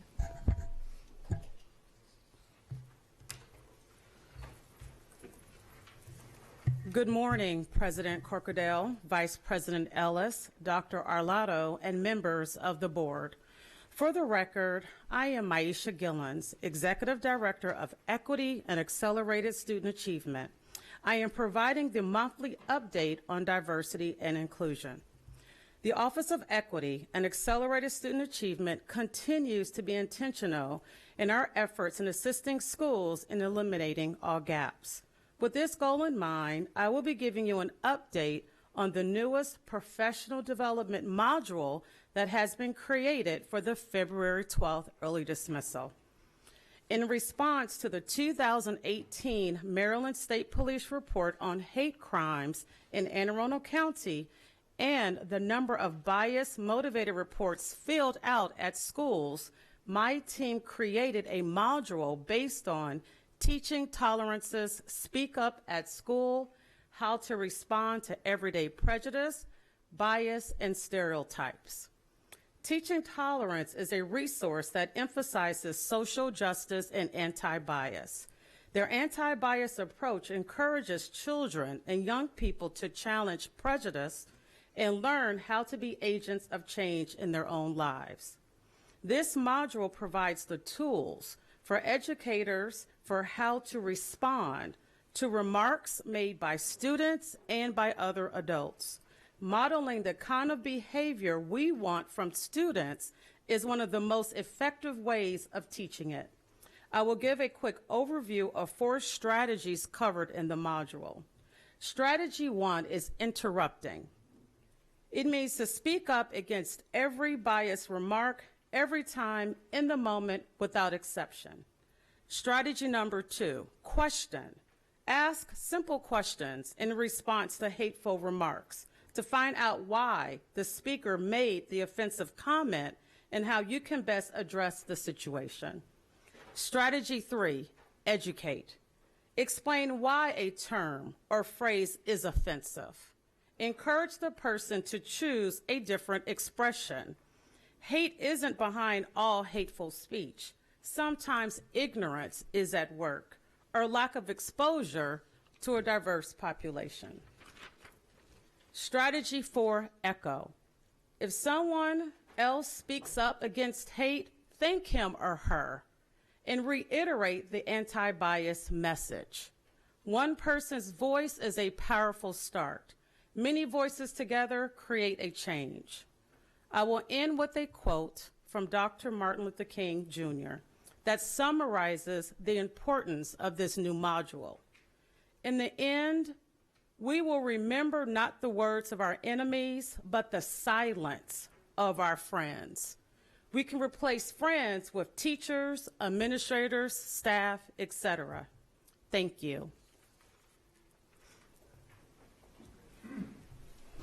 Thank you so very much. We have several questions for you this morning. Ms. Schalheim, Ms. Antoine, and Ms. Ellis. Ms. Schalheim? I don't have a question. I just wanted to say thank you for the work that you're doing. This module sounds, well, actually, I do have a question. This module sounds amazing, and I'm just kind of speechless with what you just said. And I think that it's a wonderful way to tackle this ongoing problem, and I just commend you for your work that you do every day. The 2-hour early dismissal, all teachers are required to go to that, right? And is it all teachers or is it all staff? All staff. And is there a penalty for missing those opportunities, or are they required to make up that work out during another point in time? And so I'm looking at my OSP colleague. She supervises the Office of School Performance, and I'm doing that because of supervisory role, right? Yeah. And so the expectation is for all staff to participate in early dismissal. Right. And many schools provide structures of how to make it up, whether it be during the collaborative planning time or a substitute for a faculty meeting. So through my lens, there is an expectation for the learning to take place elsewhere and to find another structure in the school. Do they, when they complete this, is there some proof of completion? So you're sick that day, you have the flu, it's a horrible flu season, totally get it.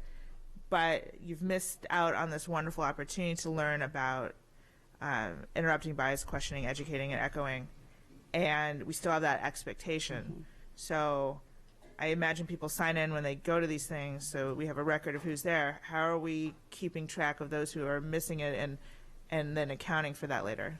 That would be a school-based process. Okay. Are we keeping track of that? I don't know.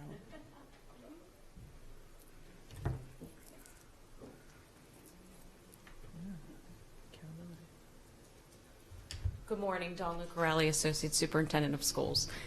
So it is a school by school. Some schools do that very well. They have makeup sessions. I cannot say that every school has the opportunity for a makeup session within this current schedule that they have, and that really is dependent on level.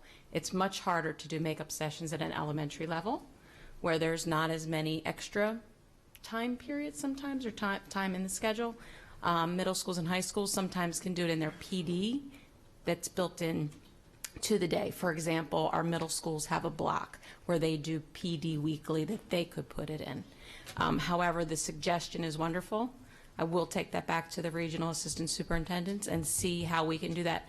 It also sparked an idea that perhaps what we should do at the school level is have someone on staff videotape the presentation, and they can share it with those who missed. I really appreciate the suggestion. It's a great one. Yeah, thank you. And if I could just jump in, because I know you've got more.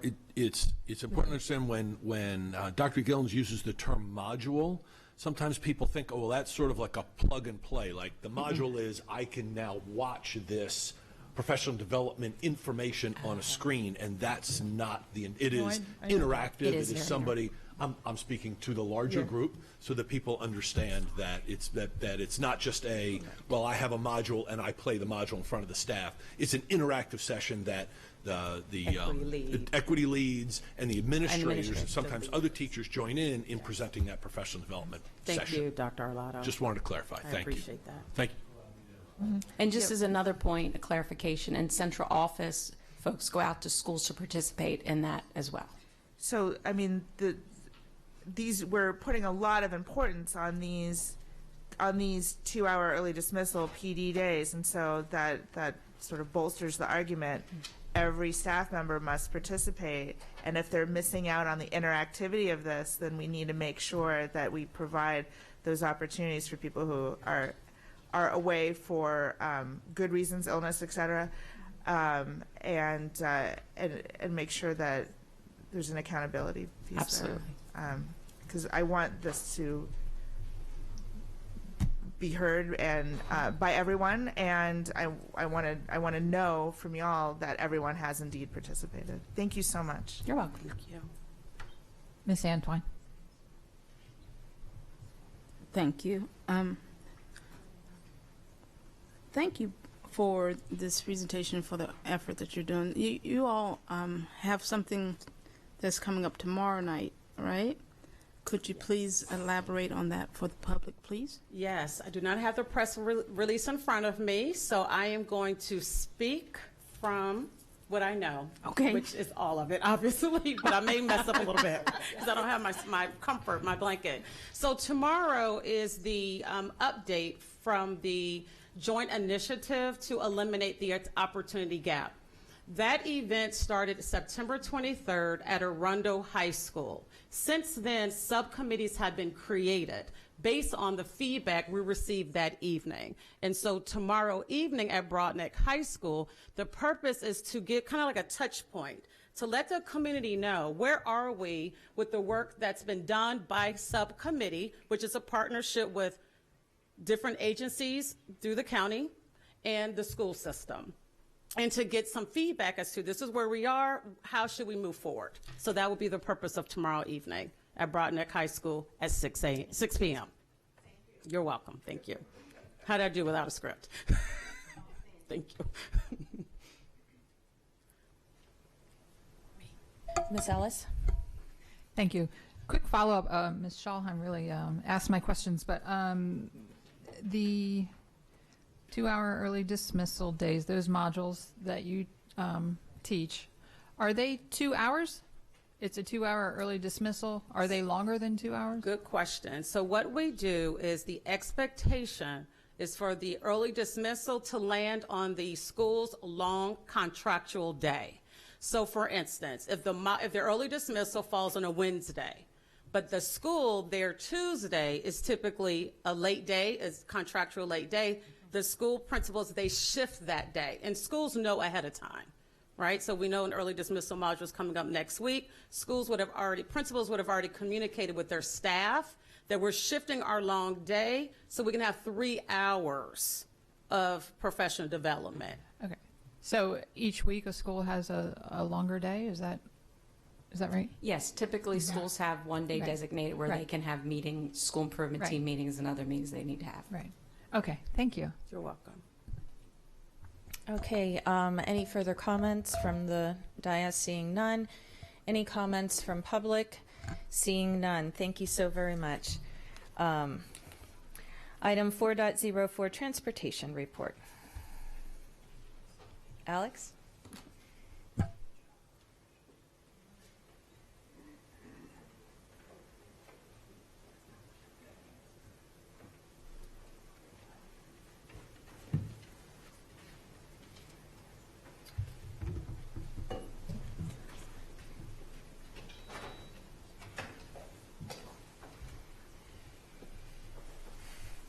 Good morning. For the record, Alex Shekno, Chief Operating Officer. I'd like to begin by reporting that this past Monday evening, the County Council took up County Bill number 1-20, which is an ordinance concerning public safety school bus monitoring cameras. So after an extended period of work, by that I mean about 2 years, the council finally took up the public hearing and a vote on the school camera bill. It passed 7-0 unanimously. Really appreciate the support that we as staff received from the superintendent and from Ms. Corkadell, who appeared and testified on behalf, and the entire board for taking up essentially the letter of support and resolution. So now the easy part's done. Our project plan basically is to put together a team to develop an RFP. We're going to have to go out through a solicitation process. We're fortunate that Montgomery County has already done that, and Howard County just recently completed that. We've already met with the Montgomery County folks. We've been in close communication with the Howard County folks every step of the way, but now that they've actually closed their RFP and awarded their project, we're going to meet with them and their project team to get up to speed on it. This is going to be a collaborative procurement, and Arundel County Public Schools is going to be the lead agency on it. But the county government is going to have to be a partner with us the whole entire way. At a minimum, the County Office of Law and the County Police Department have already committed to be part of our project team and, in fact, to be part of our solicitation and scoring system, because the end product obviously has to be a product that works for them, because they're going to be the enforcement agency. They're going to be the ones that are going to be dealing with revenue collections, and if a matter goes to court, they're going to be relying on expert witness testimony, et cetera. So we plan to do this jointly.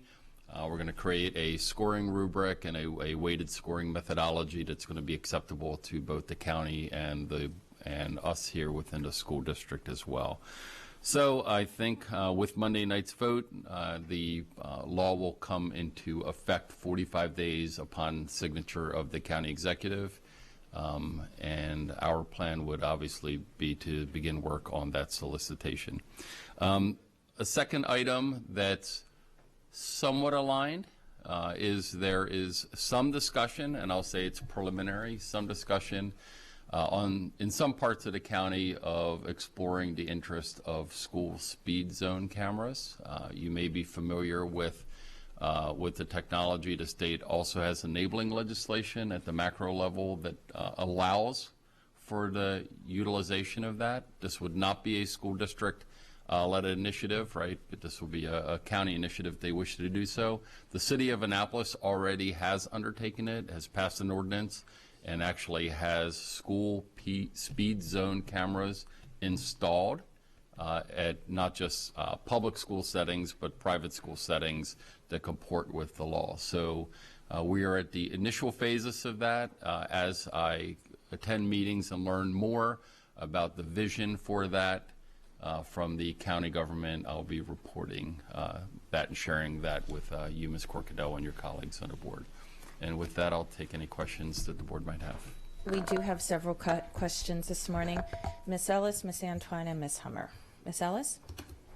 Thank you. So I know we discussed there will be coming up not too long from now a workshop to discuss transportation more in relation to the recommendations by the Prismatic consultant in their report. But can you give us any kind of preliminary overview about what kind of efforts are happening right now to address some of those recommendations? No, I'm not prepared to do that at this time. Okay. And I do know that in the superintendent's recommended budget, there were some positions put in there that align with the report.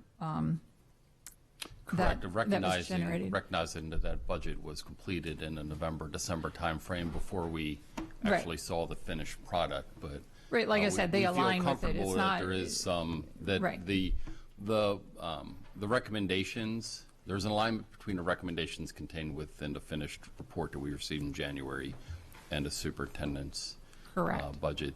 So, for example, they gave us some price ranges on some of the, for example, software technology items. We essentially did I'll say an educated best guess plug number when we finalized the budget back in the November-December timeframe. It falls within that range. Mm-hmm. It's above the low point of the ranges. It's below the high point of ranges. So, but the capacity, I believe, exists to move forward with some of those recommendations, should that ultimately be funded by the appropriation authorities. Right. So my question would be, we have seen from the report that there are some significant improvements that could come to our transportation system should we carry out, I guess, the recommendations of the report. But the concern is, as far as hiring staff, if we were to wait for the full budget process, having an impact for next school year is going to be challenging, because by the time we hire those positions after they've been budgeted, that leaves very little time for the staff to work together to implement those improvements. So my question is, these positions have been proposed by the superintendent. Assuming they have the support of the board, what is the mechanism for moving forward to request funding to go ahead and hire some of those positions and get hopefully the technical expertise on our staff to help us begin to create these improvements to be able to impact transportation for fall of 2020? Well, I think the process has begun. It's contained within the superintendent's recommendation. The board will take that up at its last meeting in February and transmit to the county executive by March 1. The county executive will take that as input information in crafting his budget that he would deliver to the county council no later than May 1. The county council's got between May 1 and June 15th to deliberate on the finished product that the board and the county executive put forward. So along that trajectory, we would likely know the outcome, the answer, no later than June 15th, and it could be effectuated anytime on or after July the 1st. And do you think that would be enough time to implement significant improvements according to the recommendations in the report? Or I'm still looking to see if there's a way to determine if we can get support for just those positions, similar to the way we implemented this transportation consultant. I believe we did like a fourth quarter transfer to do it ahead of the full budget process. So part of the concern would be, so to use that as an analogy, you're right, we're able to do that, but that's one-time money. Right? So we won't go back and hire the consultant into the future. Right. Hiring personnel and salary dollars are ongoing, and we have to get permission from the county to have the position, not only the money to hire, but then to have the FTE in our. Right.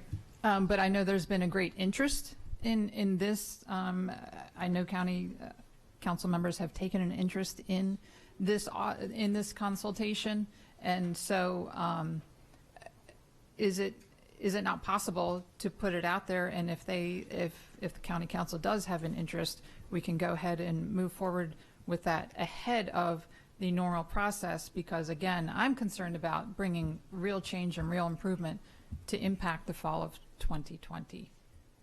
I guess procedurally, the mechanism for that is you would have to adopt a 2020 operating budget amendment. Mm-hmm. So you're going to have to amend the current year budget, the one that we're sitting in today, transmit that to the county executive, get the county executive's recommendation and introduction of a bill to the council. The council would ultimately have to decide if they would want to fund this year. And remember that they've got control over both the funding and, as the superintendent said, the positions, the FTE. So we'll have to get FTE authority and funding authority. Okay. So in other words, there is a mechanism for doing this. And so we can explore that as a board if we choose to. Oh, yeah, I know how to do it. Okay. Okay, great. Ms. Antwine and then Ms. Hummer. Thank you. My question concerned the leadership role, or us being at the prime on this effort for the cameras on the stop sign.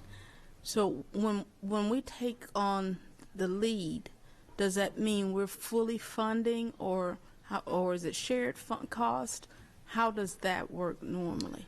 Sure. So we're going to take on the administrative load of crafting the solicitation, putting it out on the street for advertisement, and participating in the review cycle. But as we envision the school bus stop arm camera, there is no outlay of public funds up front. There's certainly time and effort to put together a bid and issue it. Right. But the model that most school jurisdictions that I'm familiar with does not require that the county or the school district outlay any funds. The vendor actually furnishes the equipment, the installation, does the maintenance, the calibration, etc., and then negotiates a portion of the revenue in return. That's typically the model. So there's no upfront cost to either Anne Arundel County government or Anne Arundel County public schools. That's the traditional model, and that's the model that we propose to follow. That's the way all the other jurisdictions in Maryland, in Virginia, in West Virginia have done. So. Okay, and then my second question, kind of a fun question, but a very serious one at the same time. So in my area, there are several buses that come through, and some of the buses immediately put their stop arm out, and others kind of put the yellow flashers on for a little while. So in doing this, I'm trying to understand how the camera is capturing and determining you know, you did a no-no, so to speak. So for example, if there's a person that is seeing the yellow, so they ease by, the yield is slow down, but then the arm comes out about the time the tail of the car is at the arm, is that person caught or? So there's a micro switch in the system. It requires two positives to essentially engage. Okay. So the school stop arm the school stop arm has to be fully deployed, and the red signalization system needs to be on. So so the state law says you cannot pass a school bus that is stopped and has its emergency signalization system deployed. Right. The yellow that you're speaking of is kind of like a warning light. You won't get a ticket for passing a bus that is pre-positioning or has its advanced warning systems out, but when it has come to a full stop, it has its school bus stop arm fully deployed, and the lights have switched from yellow to red, from amber to red. It is at that point that you're in jeopardy of violating the state motor vehicle laws, and that's when you could potentially be subject to a civil violation. Understood. Final question was about the implementation time for this. I know you said the law will be in effect within the next 45 days. So are there plans to get those cameras on the buses before the start of the school year, or what is the plan for implementation of the cameras? So that's going to be subject of the RFP. So one of the essentially review items is going to be the pace and the work plan for how long it will take a vendor to install. So we've got, just big round numbers, about 700 buses. You're not going to get that installed in 700 buses overnight. So, one of the requirements for the vendor when they respond to the solicitation, amongst the many requirements, one of them is going to be a conceptual or a proposed installation schedule. And I would anticipate that would be one of the items that would be scored or evaluated during the solicitation review process. Yes, ma'am. Thank you, Ms. Antwine. Ms. Hummer. Yes, I have one question. So you said about the fines that are collected. Did they designate in the bill where will that money go? Will that come to us, or will that go to the police department? Oh no, ma'am. So we are not the enforcement agency, and we are not the fine collection agency, and that is not our business by operation of law. So the police department will be the enforcement and fining entity. They are given the powers to do that under state law, and it's discharged under the authority of the police chief. The revenues will go to the county government, to their accounts receivable section. So it will be a revenue source to the county government. Ultimately, it's a revenue source for the county. How they elect to deploy that will come through the normal budgeting process. Okay, so it could come to us, but it's not going to be directly designated to be. It could come through us through normal county funding. Yes, ma'am, potentially. Okay, great. Thank you. Okay, seeing no more questions, we do have members of the public signed up to testify. Ms. Van Buskirk.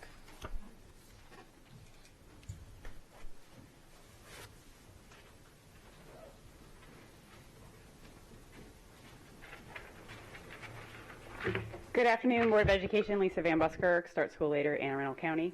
Now that we've had a month to review the 179 pages and 27 recommendations of the Prismatic Report, I think it's time to start getting down to addressing some of the specifics. So I think Ms. Ellis's questions to Mr. Sheknovich about how we move forward with our plan to implement recommendations, I'll call it 2 through 26, exclusive of the facility thing, because that's a bigger issue, and the COMAR is a bigger issue for the legislators to discuss. So how do we go about that? I think is a good question that hopefully in future transportation updates will be provided. I am confident that, especially thanks to Ms. Ellis's conversation about how to forward fund, if you will, the 7 positions and anything else. So I'll support amending the current year budget so that we can get the personnel on board by the end of the school year, let's say, so they have all summer to work on implementing many of the recommendations so that come September 7th, 8th, whatever the first day of school is, we're improving our transportation systems already. And I'd like to thank Dr. Arlotto for his op-ed that about the school bus camera legislation that mentioned possibly integrating in the GPS, which then can integrate in with the communication systems. I think that would be a great idea. I know Monarch Academies have that interactive type thing, so it would be great to extend that beyond as well. I think that's all I have. Thank you. Thank you. Anyone else? Seeing none. Item 5.01, Section 5, consent items and awards of contracts. 5.01, football helmet and shoulder pads. Dr. Arlotto, do you have a... I'm not hearing any bundle. Do I have it? Yeah, move to bundle. Second. Okay. All those in favor? Okay, seeing consensus, the items are bundled. Dr. Arlotto, do you have a recommendation for the board? Yes, ma'am. I recommend board approval of the contracts as listed on today's agenda 5.01, 5.02, and 5.03. So moved. Second. We have an motion and a second on the bundled items of 5.01, 5.02, and 5.03. Do we have, we do have a question for staff? Ms. Antwine. My question concerns the safety in terms, of course, with the football helmets. The contracts that we're vying for, how do they do? I'm making an assumption that they address the concerns for safety when it comes to concussions and injuries, and then the padding within there. Do the contracts have specifics in them that address these concerns, or is there just a standard of safety that the vendors would be required to comply with? Alex Chapman, Chief Operating Officer. So the helmets are designed to meet a certain level of safety initially. The reconditioning process brings them back to that initial design standard. So they're reconditioned to, if there was any degradation during the normal use of the equipment, the reconditioning process brings them back to the point where they were initially designed and certified to be placed into use, if that helps any. Or they're taken offline. Right, if that's so when incapable. we send helmets and shoulder pads out that are initially, they meet the minimum standard of NOC approval, and then we send them out for reconditioning each summer, and that company has the ability to then decline, say it is no longer useful and can be pulled offline. Okay. And then we have to buy new again. Right. Great. So it's more cost effective for us to recondition them rather than just buying new helmets every so many years. Absolutely. So the final question, the determination of which schools, for example, let's say Meade has a slew of helmets that need the more than reconditioning. Do you come back to us and offer to get them new helmets as compared to the reconditioned ones, or how No, does ma'am. that So work? annually, the board awards 2 contracts. One is for reconditioning and one is for replacement. They're bid differently.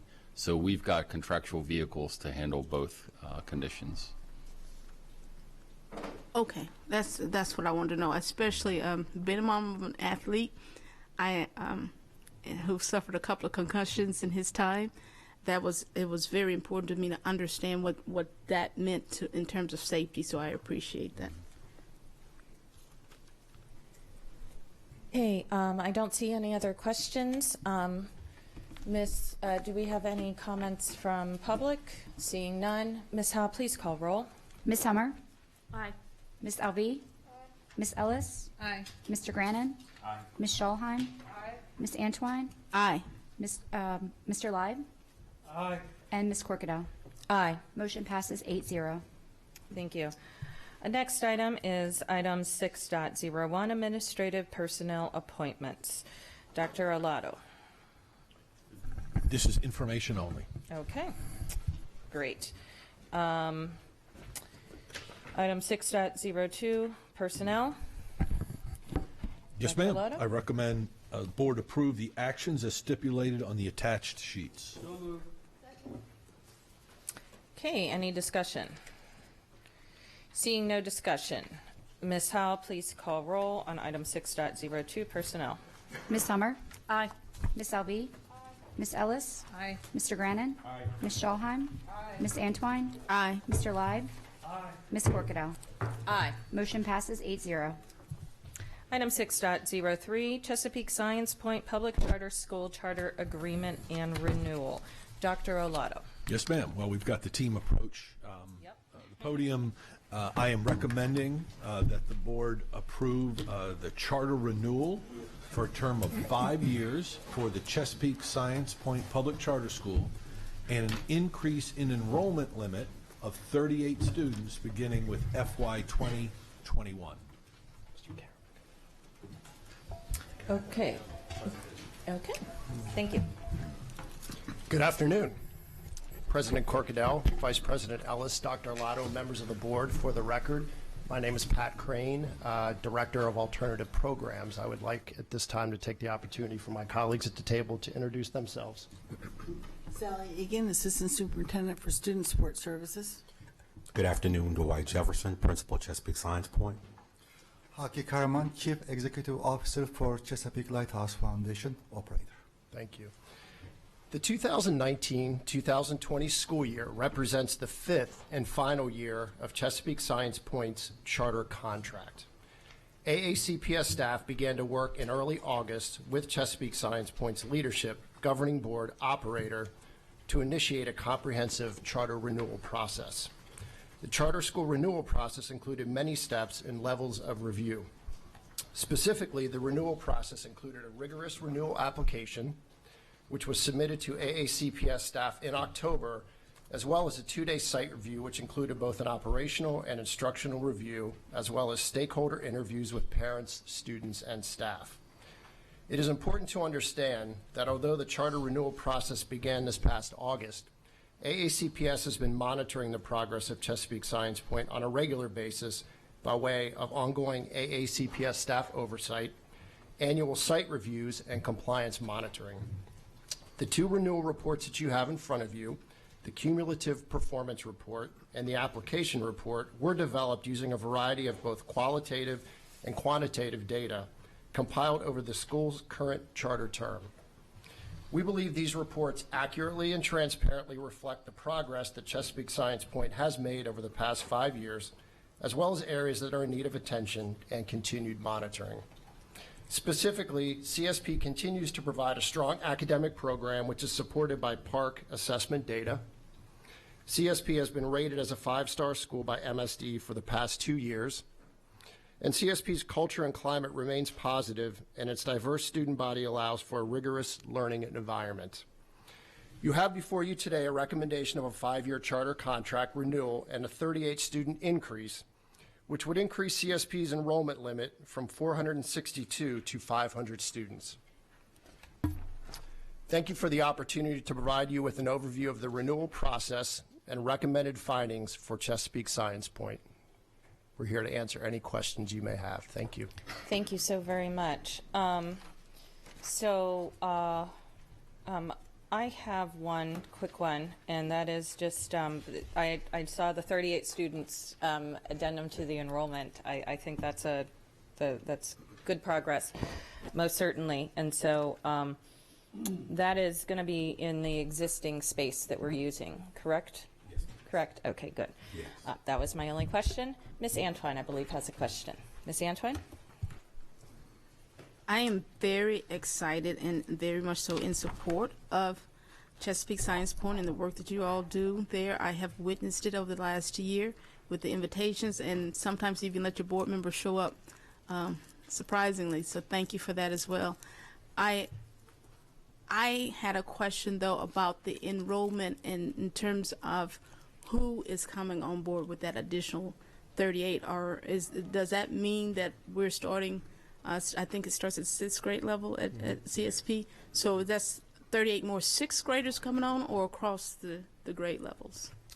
I'll let Mr. Jefferson handle that. They do have autonomy over who they enroll at what grade levels, and so we are just we are providing that they have 38 more students. So what grade levels they bring those students into is solely up to them. So I'll let him expand upon what that means.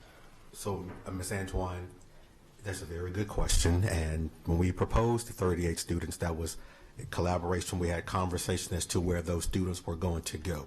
So we look at the number of students who applied, the number of students who are accepted per grade level, and then we determine that our high school students are primarily the students who are missing out, because the most vacant seats are for 6th grade, which has the highest number of students who are incoming, and that number is determined upon how many students are leaving us, along with how many sibling applications that we accept. So we have many parents who have voiced at our town hall meetings that it is unfair to them that their children have been on the wait list since 6th grade, and now they're in 9th, 10th, and 11th grade, and it minimizes the opportunity for them to experience what we're doing at Chesapeake Science Point. So we would like for those 38 students to be spread across the high school grade levels. Thank you. You're welcome. Okay, we have a couple more questions here. Ms. Hummer, Mr. Leib, and Ms. Ellis. Ms. Hummer? Yes, I want to say it was a pleasure to read the report and see how well everyone is doing. I have lots of friends and neighbors whose students go to CSP and who love it and speak well, and so this just highlights what we're hearing from families. Dr. Arlotto, excuse me, is that 38 student increase already included in your budget proposal to us? Yes, ma'am. Under Okay. the line item of the contract and charter schools, we anticipated this and working with Chesapeake Science Point over time, knew the request was going to be there. So that 38 student number has been added to their enrollment. Just Yes, wanted ma'am. to make It's sure in of the that. budget. Okay, thank you. So, great. Thank you, Ms. Hummer. Mr. Leib. Thank you, Madam President. A little bit of history. I take extreme personal and professional pride to sit here and be able to vote to renew the charter of Chesapeake Science Point. I go back quite a few years.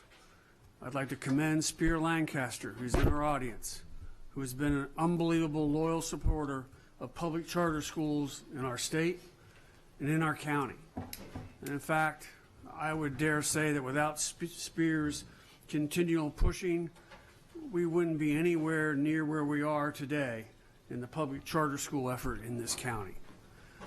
I'd also like to congratulate Mr. Crane's predecessor, Kathy Lane, who worked with our public charter schools through a lot of hiccups and a lot of valleys as we put together this program in our county. And I'm so pleased to see that out of the 12 areas, focus areas reported in your application, all but one meets the standards, and the one that doesn't approaches the standard. Looking at the results that our students of our county are getting from this school, I am just so very pleased to be able to support the superintendent's recommendation, and I look forward to continued great things from Chesapeake Science Point. Thank you very much. Thank you. Thank you, and I'll just say that I echo the sentiments of Mr. Leib. Very well put. Ms. Ellis? Thank you. I have very fond memories of my visit with Chesapeake Science Point. It's a fantastic school. It's a real community. I loved walking around and seeing the interaction with each of the students. Mr. Jefferson? Jefferson. You seem to know every student by name. And that really struck a chord with me. That means a lot to students. It really does. It does, and now you got to learn 38 more. Right, exactly. Just saying. Something. Can I, if I may, I attest that to Dr. Arlotto. When he interviewed me and Monique Jackson, the first thing they asked me was what was I going to do once I arrived at Chesapeake Science Point.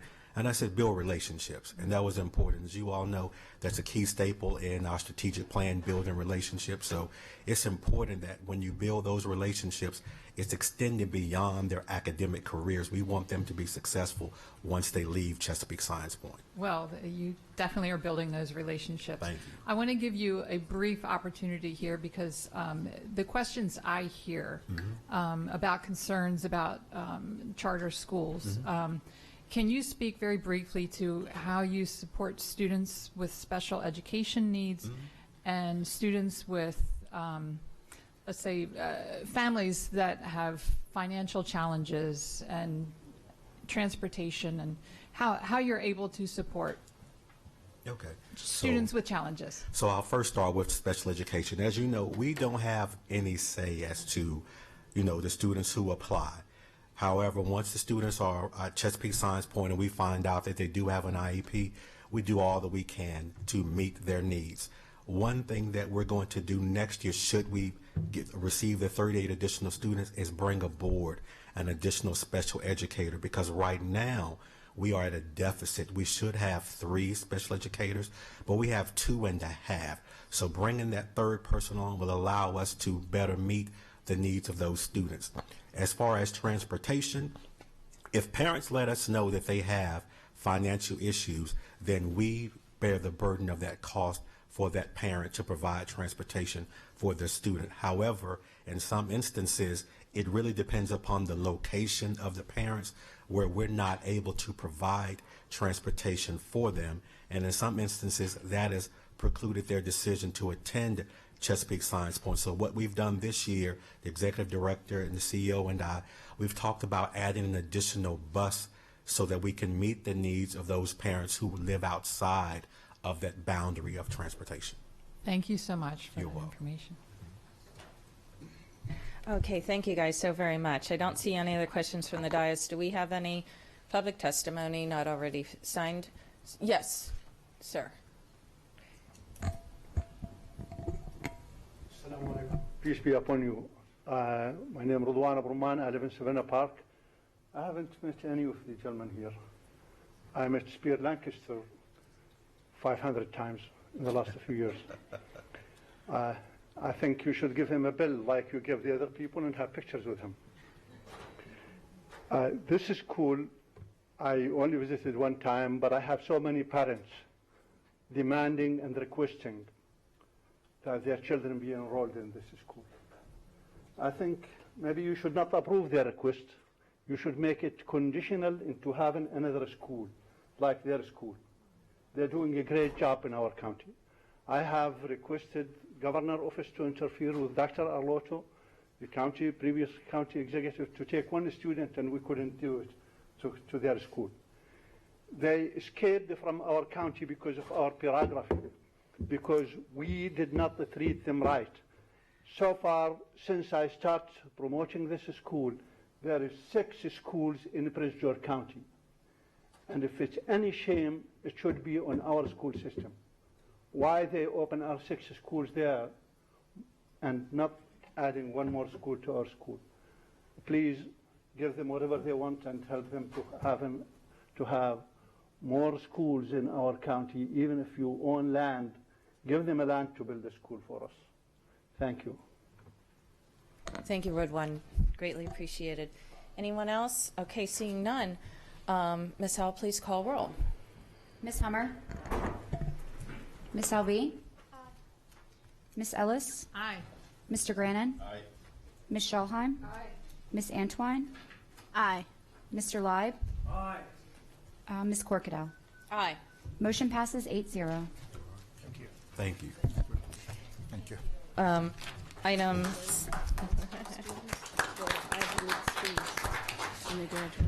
6.04, new course approvals. Dr. Arlotto. Yes, ma'am. I recommend that the board approve these courses as listed, beginning for the 2020-2021 school year. Okay, we have a motion and a second to approve the recommendation, Dr. Arlotto's recommendation. And so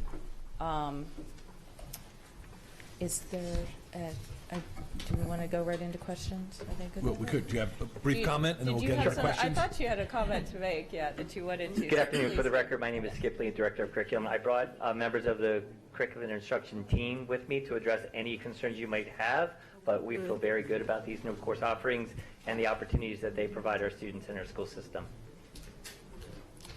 Wonderful. It does appear we do have some questions and comments from board members.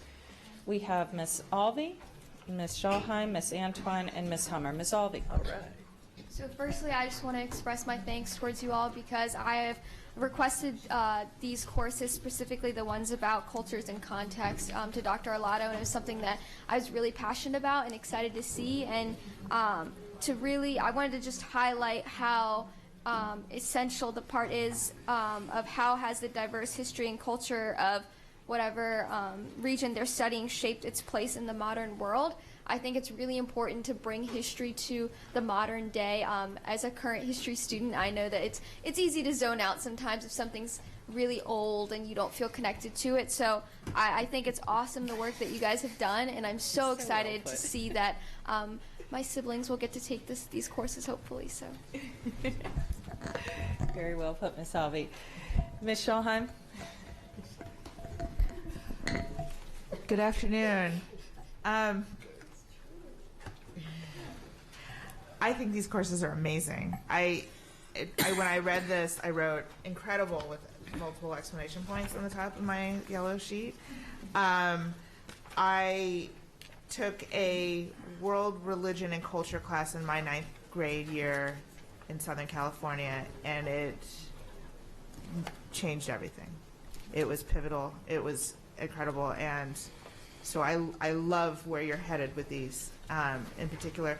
I also have to say, because I have a green building background, that the DIY carpentry and DIY plumbing and electricity, very super rad. I'm all about all of these. I have one question for you. How are you rolling these out? Are these going to be immediately available to I saw one middle school and the rest are high school. Are they going to be in all high schools? How are we doing this? So these are all proposed as what we call the Passion High engagement courses. They'll be the quarter courses, and because we have already initiated the fall 2020 student scheduling process, it'll be very difficult to impose these on them in large quantities. However, specifically to the DIY courses, Ms. Davenport from Arundel High School has been instrumental in encouraging us to make sure that that is a course option, and we didn't want to jump the gun, but thinking that you probably thought they were pretty rad too, we did make sure that she was aware that they were being proposed today. So it's kind of like it got its own holder, but for the rest of the courses, 2 of the courses that Dr. Pugh has developed with the contemporary context and issues are very well vetted and ready to go. The opportunity for the schools then to include them in the course offering, that's really the unknown at this point. So will any of these courses be available? You know, I represent District 5, so I'm just going to go there. Broadneck and/or Severna Park next year. Any of these? So the computational thinking and learning in science for sure, the middle school course, okay. And the rest of them it would all determine on whether or not Mr. Todd and his group felt as though they could find a teacher who was an expert and had the passion to deliver it, and the student engagement. My assumption would be at this point probably not, but maybe. Okay, so it's a slow rollout. I assume this is typical of any new courses, right? It is. Yep. So you feel it out and you get the teachers on board, and then it rolls out further. When do you see all of these being available pretty much system-wide? So our articulation process is typically in the middle of November. That's when all of the courses, regardless of when they were brought before the board, are really endorsed, marketed, pushed, if you will, and then that becomes part of the cycle for the student scheduling and student course selection process. So fall of 20 will be when these will really be made most available. Fall of 20, but we've already... To be put into, students will be sitting in seats in the fall of 21. And fall of 21. 21, right. okay. Yeah, I love everything about it. I thank you all for your work on this, and I thank our student member, Ms. Alvey, for advocating for having these courses. I'm a huge fan of all of this, and I'm really, really pleased to vote yes on this today. Thank you.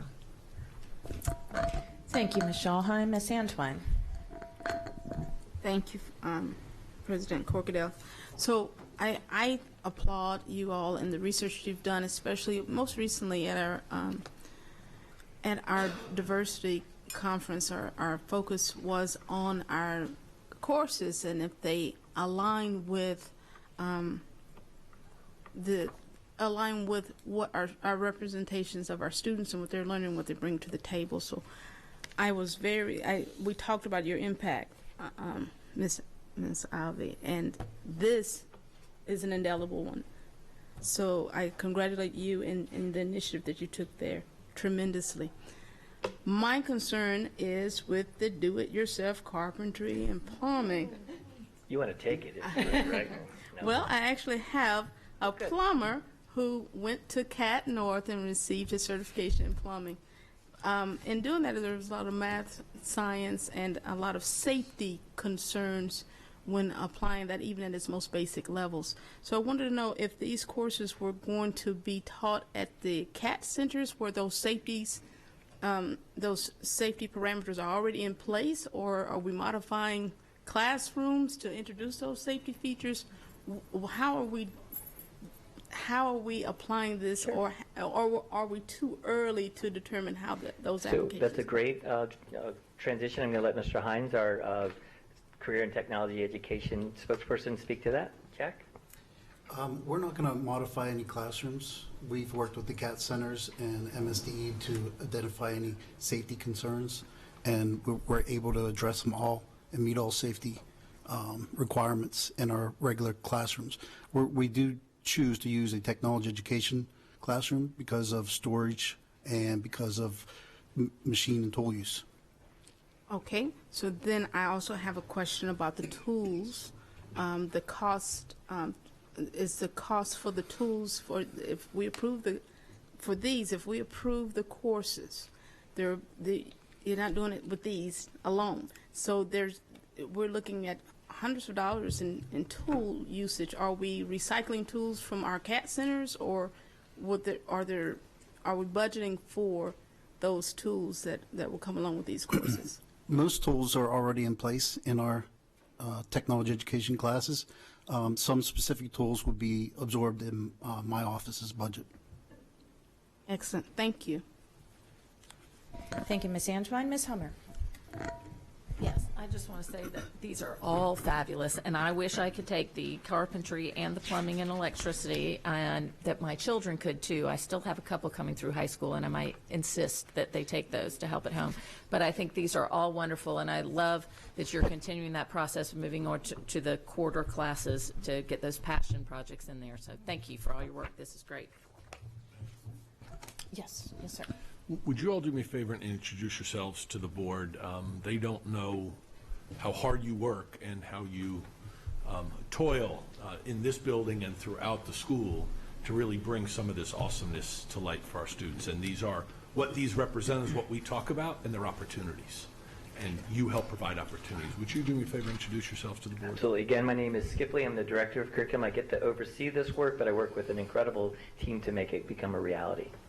Hi, my name is Shannon Pugh. I'm the Manager of Assessments for Curriculum and Instruction, but my passion really is in a lot of curriculum work and in with social studies and art history, and so I really do appreciate the opportunity to work on the courses that Ms. Alfie suggested earlier in the year. Thank you. Jack Hines, Teacher Specialist in the CTE office. This is Justin Sirota. I'm the Computer Science Resource Teacher. Hello, Valerie Wessner, Science Coordinator. Thank you guys so very much. Dr. Arlotto is right. You guys are superheroes in your own right. I don't see any other comments from board members. Do we have any comments from public? Yes, ma'am. Dr. Doden. Apologies. I mispronounced your name. No, no. Didn't mean to. Absolutely all right. And we do have one other, too. Thank you. Yes. Good morning. We're here today to speak on behalf of the Anne Arundel County branch of the NAACP. What I'm about to say has been reviewed and approved by Branch President Jacqueline Boone Alsop and Education Committee Chair Latika Hicks. We have reviewed and support the proposed new courses. We support the inclusion of technical and trade courses as well as the exploration of other cultures and their importance to the modern world. As you know from our support for the Global Community Citizenship course, the Anne Arundel County NAACP strongly supports courses that broaden a student's understanding of cultures other than their own. We believe this is an important tool in reducing bias, preparing all our students to live and work comfortably and in harmony with each other in an irreversibly multicultural society.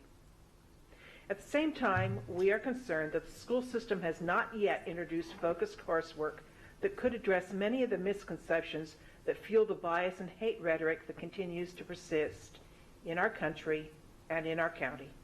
We want to understand better, and we say this sincerely, we want to understand better how the current curriculum addresses persons already in the United States with roots, sometimes long ago, in other countries and cultures. We would like to better understand how the AACPS curriculum addresses the African American experience and contribution, the Latinx American experience and contribution, the experiences and contributions of the multiple categories of Asian Americans, and the experiences and contributions of Indigenous Americans.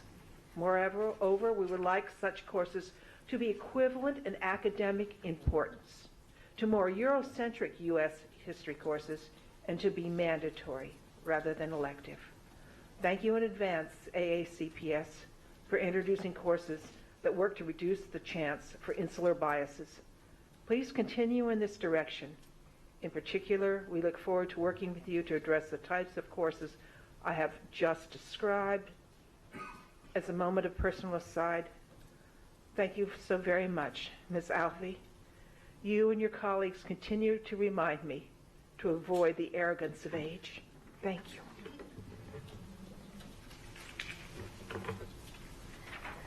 Good afternoon, Latika Hicks. I'm speaking to you as a parent and to express, again, the need to include Black history and ethnic study courses.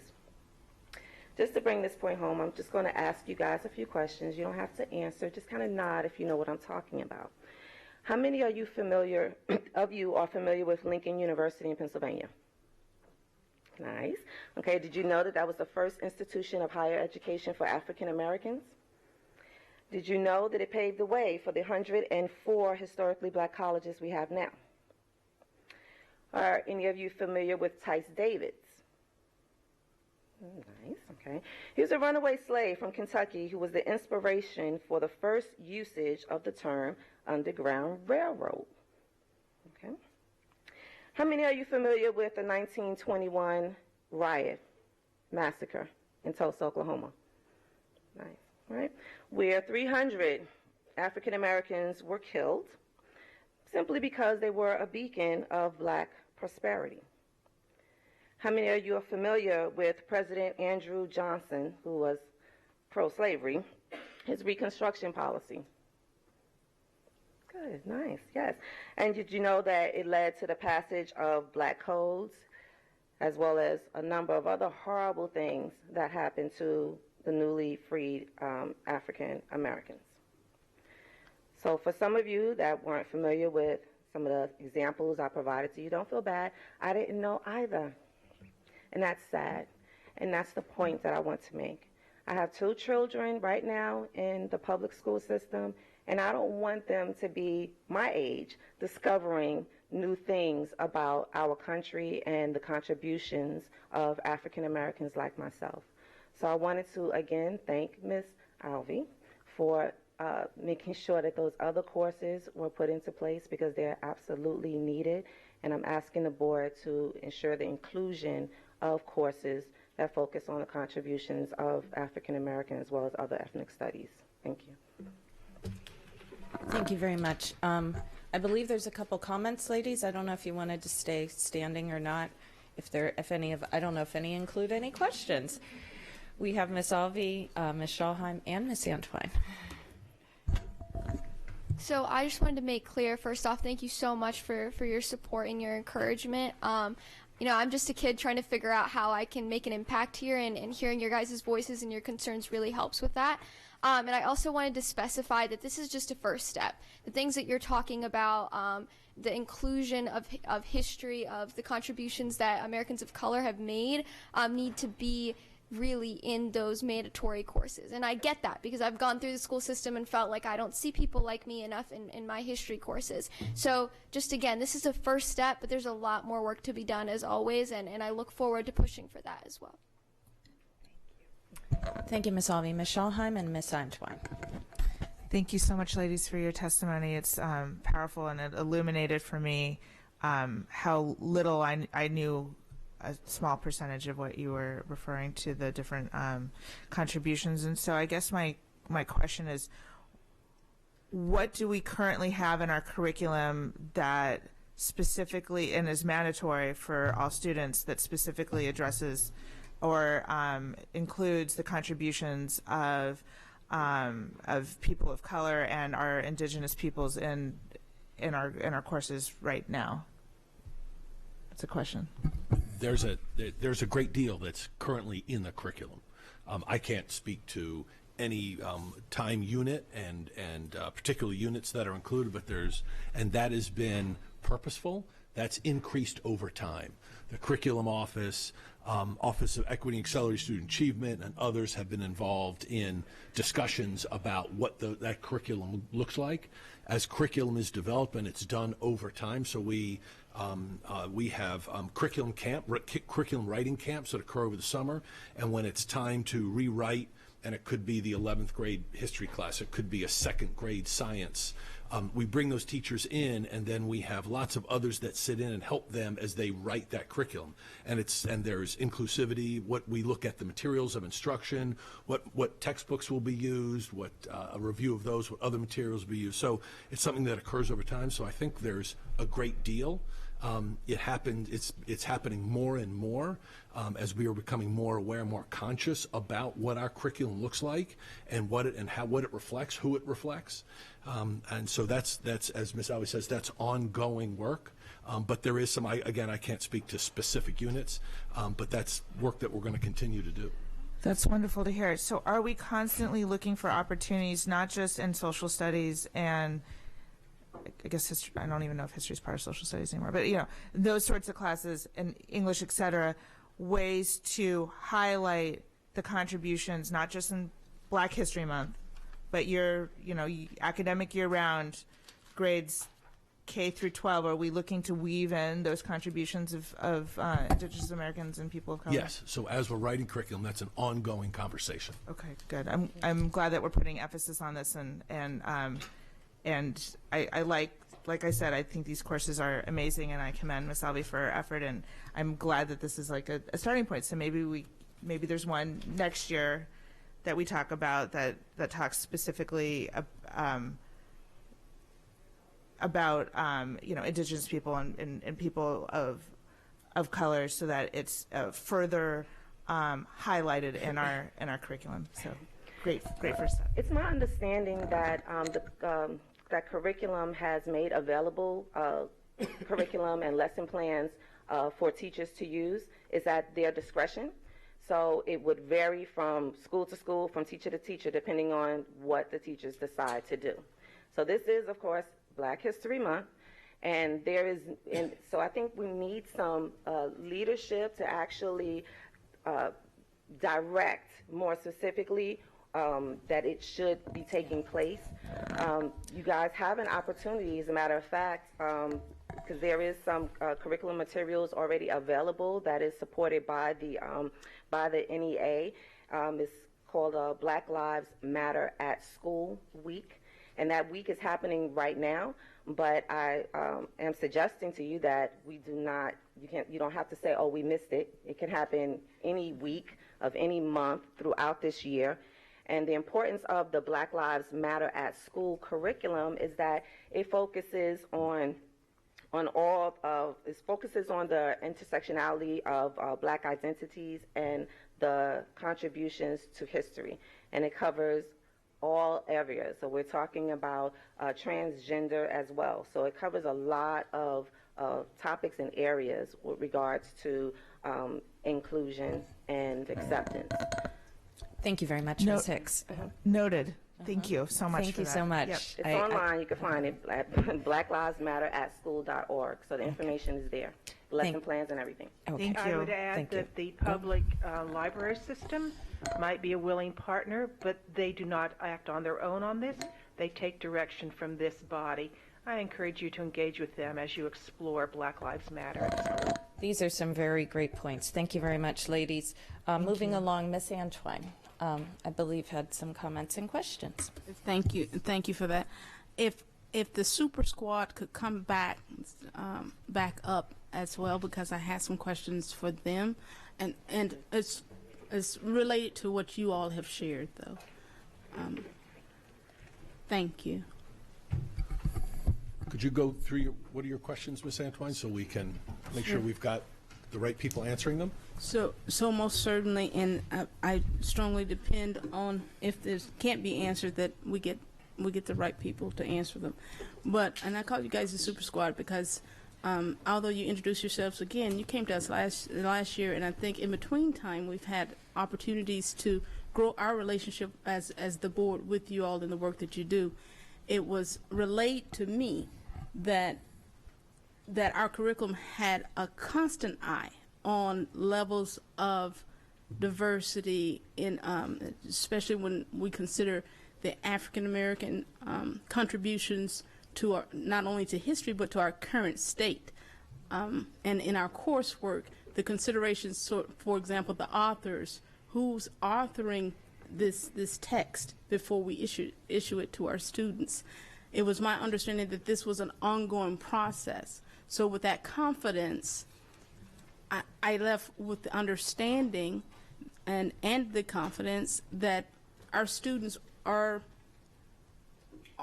getting a well balance in their focus in terms of their history within our country, our state, and our county. I understood that the students, if they had more information that they wanted to gather, from the teacher to the principal, otherwise, they would engage partnerships and resources with the community outside of it, and the libraries that were mentioned, and otherwise, to ensure that even if that one student wanted to know more, they would get the help to learn more about whatever that course or that question would be. So with that, I want to understand from you all sort of a response to what has been shared here, because I did identify some gaps that I would have liked to have seen in some of the books that my son had when he came. But what I did instead was utilize the engagements that and the opportunities that were shared with me, even as a parent and now as a board member, that we could do if he wanted to be enriched in those areas. So could you give us a generalization of how this level of diversity within is being utilized across the courses? So, Ms. Antoine, again, Skip Lee, Director of Curriculum, I'm not sure that these folks are the ones that are best to respond to your questions, but I can definitely put into context a couple of the points that you raise. Dr. Arlotto mentioned the Curriculum Writing Academy experience. So that does bring together a number of resources in our school system. For the past 3 years, Dr. Gillen's office has been well represented, having the equity liaison sitting side by side. Ms. Batten and I are working on a document. The equity liaison is looking at what we're writing and how we're writing it. There's also an MOI approval, materials of instructional approval process, through which an equity lens is also applied. What's important to note, though, and you haven't taken your vote yet, by the way, if the 10 courses today are approved, that brings our total number of courses offered in Anne Arundel County to 953. So we cycle through these courses regularly. Some jump to the front. Certainly some garner a level of higher priority, but we have a lot of courses through which we, through a 5 or 6 year cycle, attempt to attend to, and these resources that Dr. Arlotto spoke to are then applied when those courses come up for review. So I don't know which courses your son was exposed to or those courses that he read, but there is a good chance that whatever that was in the next couple of years, it has already been or will be addressed to make sure that those things are in line. So I'm not saying that what he was exposed to was necessarily out of line, but I was hearing that we are just starting this. And so it's important that we portray to the public that this is not only just an ongoing renewal process, but this is a focused engagement to be inclusive, to work together within our system and outside of it to include some of what has been presented today. And if we just base it on what we believe and rather than what we know, it will give the perception that we are starting here and then we'll add others later. And that is my understanding, not the case. And that's what I wanted to clarify. Thank you. Great question. Ms. Antoine. So our work is always evolving and ongoing. So these are courses that, as interests are expressed and as we see a need, we continue to incorporate them into our program of study. But certainly the lens of our diverse group of students and history is always included in our curriculum, also per the standards, so that we are reflecting the scope of all standards across all of our classrooms, so that we are ensuring consistency. What we see sometimes in differences in our classroom is the pedagogy of which our teachers choose to use to deliver that content. And so that was something I didn't know until the testimony from the NAACP earlier. We want to encourage at all times teacher autonomy in that classroom. I'm a firm believer in that. Right? But if it is at the expense of students not being able to get information that could be critical to their way forward, then therein lies a concern. So I believe it would be important for us as a school system, Dr. Arlotto, to look at in these lesson plans, for example, how they're being inclusive. If the material's there, but it's not being relayed, then therein lies that opportunity gap. I also want to commend you all because I have been very impressed over the last year the efforts that you all make to include entities in education that make a difference for all of our students. So thank you for that. Antoine, Ms. Alvey? So I just had a point of information for the board. I know that, let me back up for a second. When you're talking about inclusivity in the mandatory curriculum, I know that some of my CRAS colleagues have been involved in reviewing books to make sure that they're more inclusive at the elementary level. That's something that's taken place over my time in the Anne Arundel County Public School System.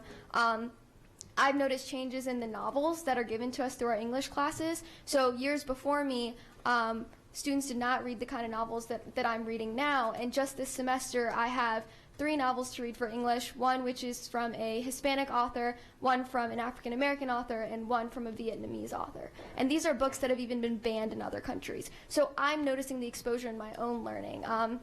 Just to kind of reassure you of the work that is being done by AACPS. So I just wanted to mention that to give some context. And the issue we're talking about, it's really a beast of a problem. And it's not something that we have just in Anne Arundel County noticed, but it's something that's happening across the nation where school systems are hiring consultants to go through their curriculum and see what can they change, what can they do to make that more inclusive. But it is a process that will take a long time because we have so much inclusion to add and so much material to review. And for that process to be done properly, I urge that we first, take a vote on the things that are on the table and think about in a deeper context after a lot more conversation what we can do to ensure that that review process is done properly. So those would be my 2 cents on that. Oh, I wholeheartedly agree. I also wanted to mention, I've mentioned it to you all before, and we've worked with Dr. Gillens on this one, capturing those oral histories right here in our county. There is history that's never written, but it's there. And or not even history, just ongoing contributions from people making a difference that will encourage our students to not only strive for those opportunities, but to maintain the present excellence that's in our system. So I certainly want to emphasize to the public that our system is definitely working to include and working to educate our students in a variety of ways. And as you shared, Ms. Alvey, it's a heavy lift, but it's one we're willing to take on. So thank you. Thank you very much. I don't see any other comments as it relates to our motion, and we've already heard public testimony. Ms. Howe, please call the roll. Ms. Hummer? Aye. Ms. Alvey? Aye. Ms. Ellis? Aye. Mr. Grannon? Aye. Ms. Schalheim? Thank you so much. Aye. Ms. Antwine? Aye. Mr. Gilliland? Aye. Mr. Leib? Aye. Ms. Corkadell? Aye. Motion passes 9-0. Thank you very much. We've got, although not a large quantity of items, we have items that do have a lot of information associated to them. So at this time, we're going to take recess for 10 to 15 minutes, at which time we will resume with item 6.05, which is a first reader of a policy. This is temporary. We are concluded and adjourned for moments.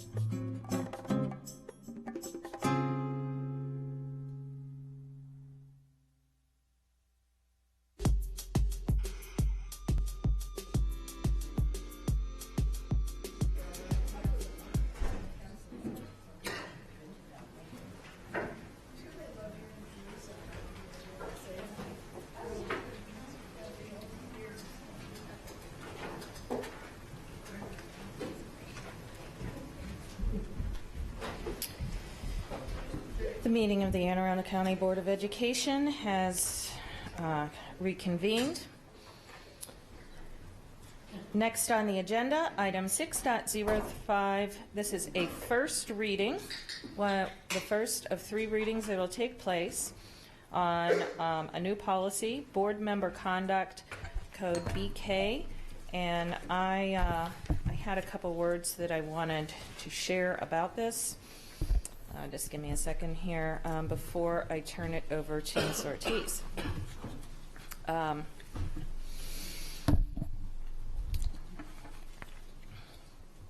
want to first thank you, Ms. Ortiz, and Mr. Mosier, and Dr. Olato for working with Mr. Gillen and myself, although I think I took more of a lead on that than anyone in this matter. But it's something that's always been near and dear to my heart, and this was one of my goals coming in here, was to build good governance and can improve on the good work that's already here. And so I just wanted to share just some thoughts for my colleagues before we move forward on this first reader. Our local school boards have been an integral feature of the U.S. public education system for nearly 100 years. They're widely regarded as the principal democratic body capable of representing citizens in our local education decisions. The formal institutional roles assigned to school boards and the designated position board members play as representatives of the community would lead one to believe that the school board has a decisive role in public education policy and school system administration. In the minds of many of our residents, school boards have considerable influence over educational decisions and provide a key social and political connection to the schooling process. Our local school boards function as legislative, executive, and quasi-judicial agencies. They must develop, implement, and assess policy, institute sound employee relations, conduct open meetings, recognize and conform to the legal mandates imposed by state and federal laws, and govern within the limits of a delegation of state authority. Additionally, the board has an obligation to assess its successes and failures, inform the public of all deliberations and decisions, promote accountability, avoid abuse of power, enhance public understanding of its mission, conform to standards of ethical behavior, provide a framework for setting goals, and develop strategic plans for the accomplishment of these goals. So why should a code of conduct come into play here and now? Well, Potter Stewart, who is an American lawyer and judge who served as an Associate Justice of the U.S. Supreme Court from 1958 to 1981, had much to say about the topic over his tenure. He made, among other areas, major contributions to criminal justice reform, civil rights, access to the courts, and Fourth Amendment jurisprudence. He summarized it appropriately well. He said that ethics is knowing the difference between what you have a right to do and what is actually right to do. Famed penmanship, motivational good governance speeches, essays, and books video author Harvey Mackay summed it up quite well, the question some may be asking: why ethical standards? He explained simply and practically in many of his discourses, and I will quote it: ethical decisions ensure that everyone's best interests are protected, and when in doubt, don't. Ethics is inherent in many great leaders, not just in the public sector, but can also be found to be regular course for most of corporate America, and is demonstrated outwardly, inwardly, and the fundamental philosophy of many of the great leaders of some of these corporations. We personally oversee an employee workforce of about 10,000 people, and our clients, who are students, are the almost 85,000 that we represent, we educate, and provide core services to. Ethics must begin at the top of an organization. It is a leadership issue, and the chief executive must set the example. Edward Hennessy, who is a philanthropist and the retired chairman and CEO of Allied Signal, Inc., a company we are very familiar with here in our region. I bring this up because, well, quite frankly, we just went through, over the last course of the last year, and probably prior to those of us who were elected and came in, we've come in and we have renovated most of our policies. We've re-examined implicit bias, bullying, hate, codes of conduct that we expect of our employees, and we demand and insist upon of our students. We'll be continuing to tackle these, including with social media and some other components. We've addressed some of those gray areas, such as with fundraising and ensuring that there's accountability at that level. And we've also just recently updated our financial disclosure protocols that did, out of all those policies, that is the only one that actually did directly apply to the board. In my previous position, when I worked for the county, I was held under ethics. There's ethics training and some may not have financial disclosures, but that was always in the forefront. And that goes back to when I was a volunteer. Our volunteers are expected to actually perform two well-defined, clearly stated, in the forefront codes of conduct. That same holds true with every single state agency and every single state employee and every single appointed person and every person that is assigned and charged with a commission and a board. Yet when you look at Anne Arundel County Public Schools' existing policies, handbook, duties, duty assignments, and the actual state law, you will find it peppered, not directly in one place, but a little bit over with the duties and a little bit over here with the state law on ethics. And then there's, of course, the financial. We've got a little bit sitting over here in this policy and a little piece of this over in that policy. And then the rest of it is in a handbook that, although good suggestions to the board, is not regularly recognized as something that is truly in the state of accountability.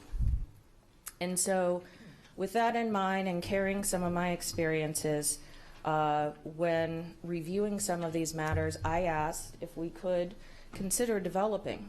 I mean, I heard in our handbook meetings that this is something that needs to be cleaned up and updated. The state has updated theirs, the county has updated theirs, and I think it's time we update ours too.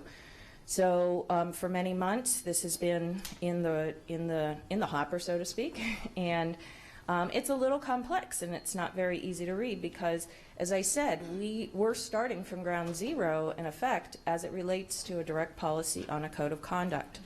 So there are a couple moving pieces, but I just want to reiterate just a couple points that, if I can find my other piece of paper here, I apologize, just give me a second here. I just have a couple points I just want to make further about this. And that comes down to our leadership. I have a hard time looking a student in the eye and saying that you just got to trust that I'm going to do that same right thing. I view codes of conduct as a true contract between the people. The people don't have too many opportunities to hold us accountable with transparency.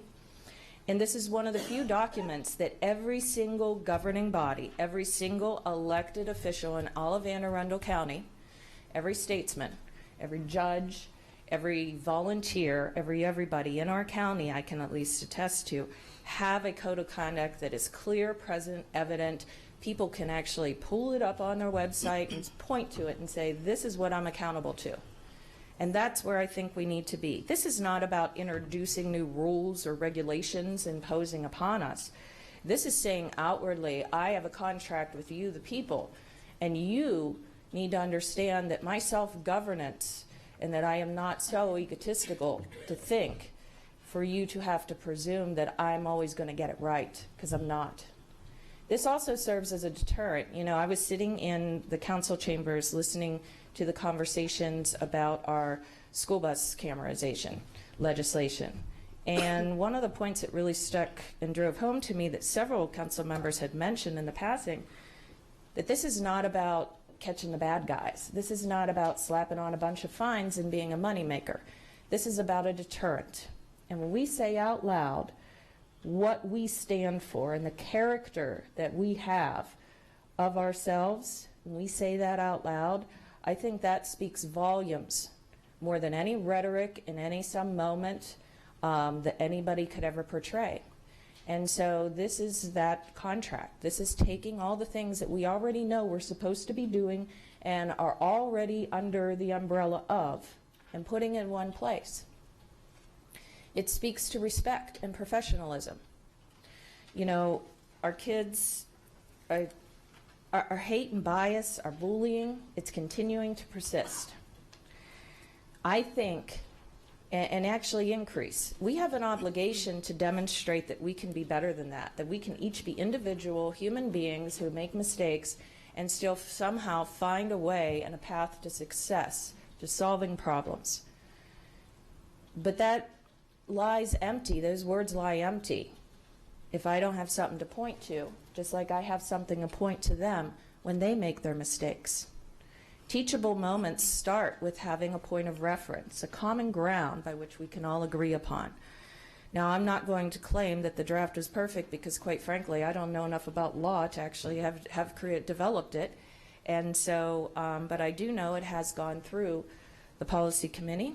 It has conformed to all of the aspects of both our old policy making as well as our new one that we just recently passed. And I think the time is now, because when I first came in here, it was not clear to me the expectations of ethics. And as I continued to investigate, I said, well, gee, why don't we just put this all together? So I am very grateful for that.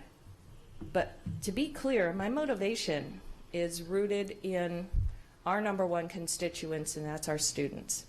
We have to set a role model, and the talk is just not adequate. And the feedback that I've personally heard from constituencies, from our other elected fellow statesmen, and others of the like, are that the demonstration could go a long way to maybe reduce and make that difference and show people that, yes, you can be self-governing and be held accountable. So with that, I would like to turn this over to Ms. Ortiz to maybe explain to the board members some of what they're looking at, and so we can get right to questions. Thank you. Ms. For the Ortiz. record, Jeanette Ortiz, Legislative and Policy Council. So I'm sorry, I have some similar comments, so I'm sorry if it's redundant.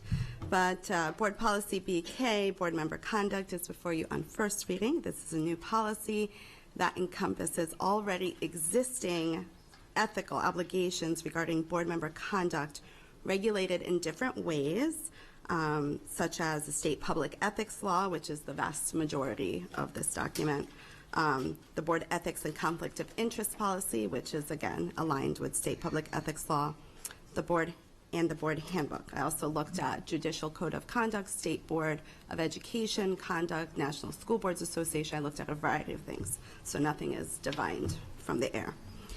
Questions commonly arise regarding these matters, and even more so as we move into a fully elected board, as members learn their roles, responsibilities, and ethical obligations.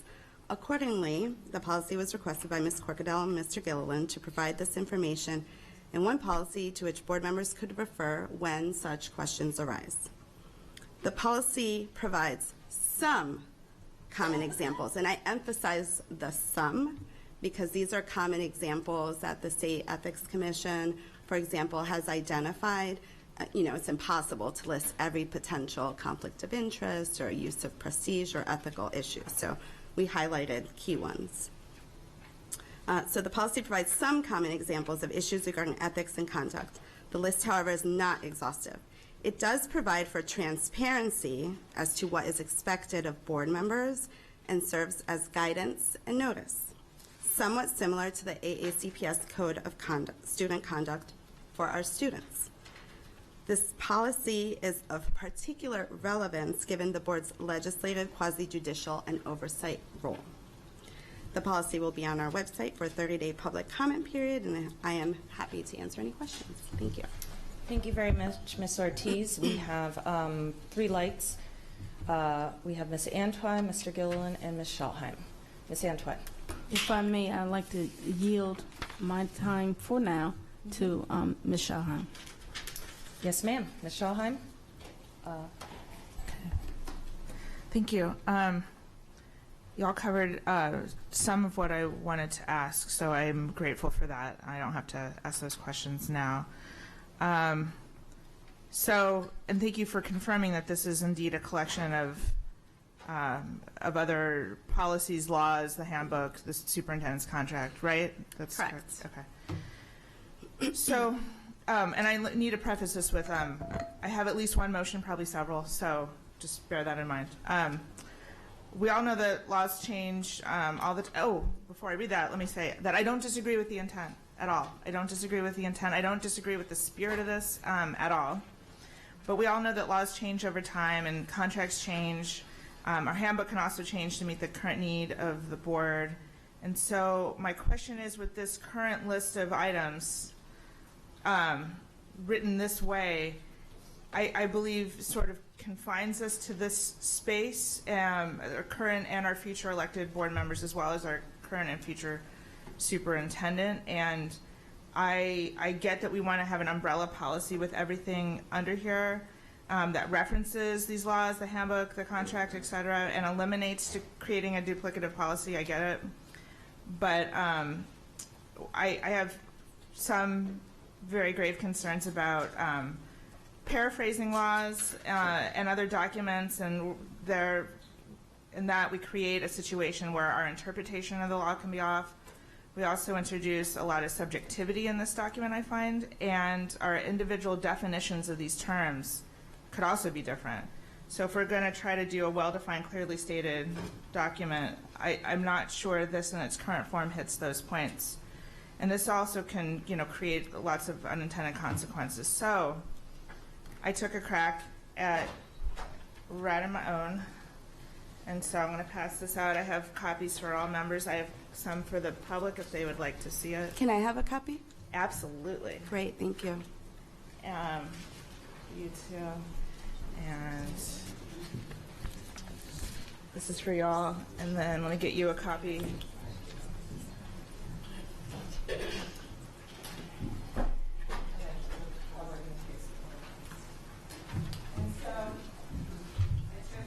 Streamlining this a bit and preserving the initial intent. This will eliminate the subjectivity, the duplicative efforts, and allow us to stay flexible as laws and contracts change and evolve.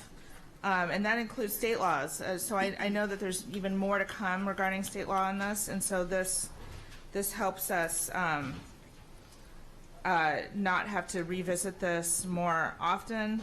And so I moved to first to replace what we have before us with the streamlined version, and for it to go back through policy committee for inclusion of the proper names of the laws and rules before returning to the board for first reader. That's my first motion. Second. Okay, we have a first and second motion, and no, it's my understanding is we only do one motion at a time up here, so it would be one motion to completely strike this and replace it in its entirety with this, but dependent on, I guess it would revert back to the policy committee and then come back up for vote. So. I believe so. Yeah, it's part of the motion for this document to replace what's in front of us and to go back to policy committee for the proper names of these documents to be listed out here, because I did not include proper names, and then to come back before us for first reader. I'd also like to mention that this is a board policy, and so this is a self-governed body, and so therefore I changed D implementation. This policy shouldn't give superintendent. That was a TECA. Exactly, and so for us to want to do this right and correctly and all that, that's what I have for you on the table. And this is the first of possibly several motions, just to let you know. And if I could clarify again the motion, because I heard now that the policy committee will be re-involved, which will include some staff, right? Of course, in that that's process. what policy committee is. Yep.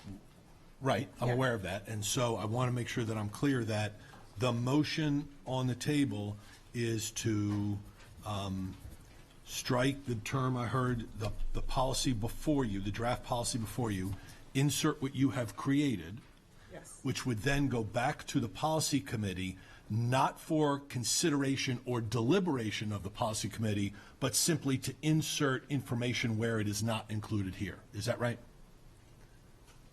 I'm sure there's some deliberation that occurs in every policy committee meeting, having served on there for a year until recently. So I don't doubt that there'd be some deliberation. But yes, but predominantly to insert the right laws. And just like how we sign off on our handbook when we receive it, you know, we all have to acknowledge that we've received the handbook. We could also receive various copies, either electronically or otherwise, and have to sign off on our receipt of those state ethics laws and the rest of it. So then this just it eliminates the duplicative effort. Did that answer your question? No, not completely. Okay. So the would the policy committee, which of course will include staff and council, have the ability to alter what you have presented, other than inserting information that is you have here is to be included, as they have worked to create the document before you? Will they have the ability Yes. to change what you have, Sure, what you're always. sending down to them? Yeah. That's what I wanted to clarify. Thank you. Okay, thank you. I do want to make a comment on the motion being made. One of the points and purposes of having this was to actually say out loud to the public what the state ethics rule is and the state ethics law here and the additional ethics documents and the brief reference to a superintendent's contract and outlined in the board, because right now that doesn't exist in one place. And I'm going to further point out that every single other entity, elected entity, that chooses to take on a code of conduct spells it out loud, because that's half of the point of the purpose. The point of the purpose is so that at no moment in time is there any question, because if I actually read this, I would have no clue what standards you're actually operating under. I appreciate the effort to try to do that, and I have not even indicated a hint that I am, born to any specific language therein. That's why we have first, second, and third readers, is to improve the existing. But I do have to call to task the fact that there is nothing in here except for we're going to adhere to high ethical standards. The point of that was to actually put what those ethical standards are in writing. And when we deal with quasi-judicial issues, and we're dealing with some really serious issues for a lot of people, this doesn't do any of what the intent of that was. So I would be very opposed to this, even under a review, because if it's already gone through the policy committee under the broadest of stroke of arm that Mr. Gill and I had said, which was, let's consolidate everything, let's make it perfectly evidently clear and transparent, that is what ethics is supposed to do. And I've not ever, I guess, encountered an ethics code of conduct that says, go back to all these other documents because we're just going to follow them. That doesn't tell the member of the public what we're actually adhering to, unless they want to go, dive into a whole bunch of documents. And it definitely does make it twice as hard to hold members accountable should transgressions occur. This is also a forefront to abate things, and I think that this spells out perfectly clear that every single member has a clear understanding. And my understanding of the terms of the definitions that Ms.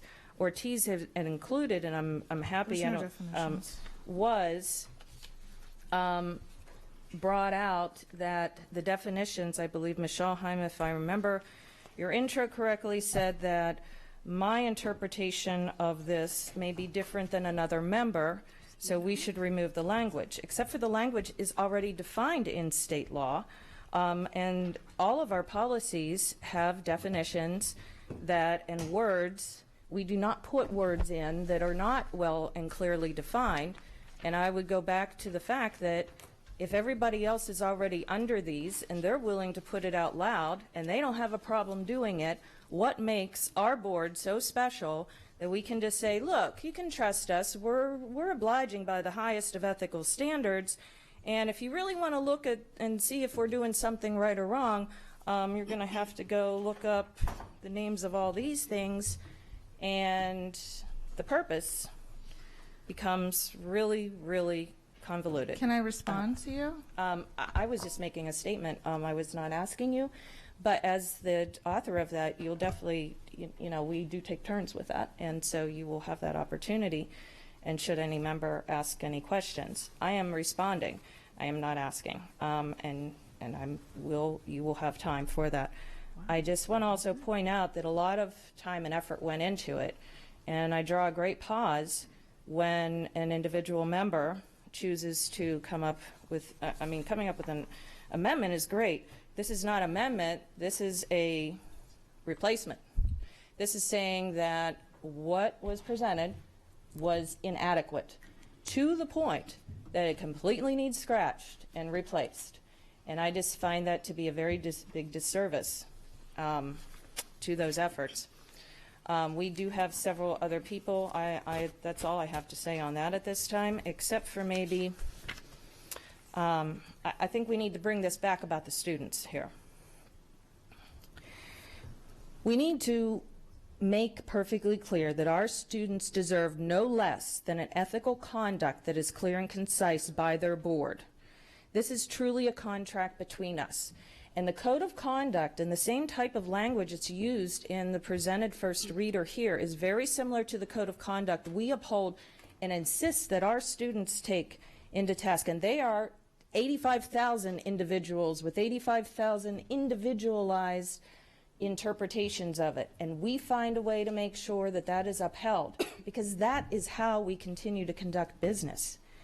And I just think that that is completely unacceptable to say that we don't have to. And this amendment, this replacement policy is not an amendment, it is a complete replacement, which I'm not even sure from a motion perspective can be quantified as an amendment. And before we actually go to vote, I am going to ask our attorney to get clarification on that, because amendments are supposed to be germane to the main point, and the fact that the language does not map to the level and extent, I would like to find that out. In the meantime, we do have several people who would like to speak in on this. We have Mr. Leib, Ms. Antwine. His light is no longer on. This is actually about, some of the lights came on for the original first reader, and so we're now actually discussing your motion only. And so we have Mr. Leib, Ms. Antwine, Ms. Hummer, Mr. Grannon, and Ms. Ellis. Mr. Leib. So this is just about Ms. Schalheim's motion. I'd just like to clarify for the board that as chair of the policy committee, Ms. Schalheim did discuss this with me, and so I was aware of her concerns, and my reply to that, and it still is, that we are respectful of each other's positions, and we can have discussions that'll be fruitful on the dais and make progress. So this is not a complete surprise, as some may think. Ms. Schalheim and I, in our discussions, I did say I am not a fan of a laundry list of references. I remember that from my Navy days a lot. Refer to ComNav Surflant Instruction 55.62. You go to that, it refers you to ComNav Surf Pack 56.7. And you go down, and by the time you're done, you have no idea what you just looked at, but you know it sure sounded good. And so I do have reservations about that. And for that reason, I don't like look.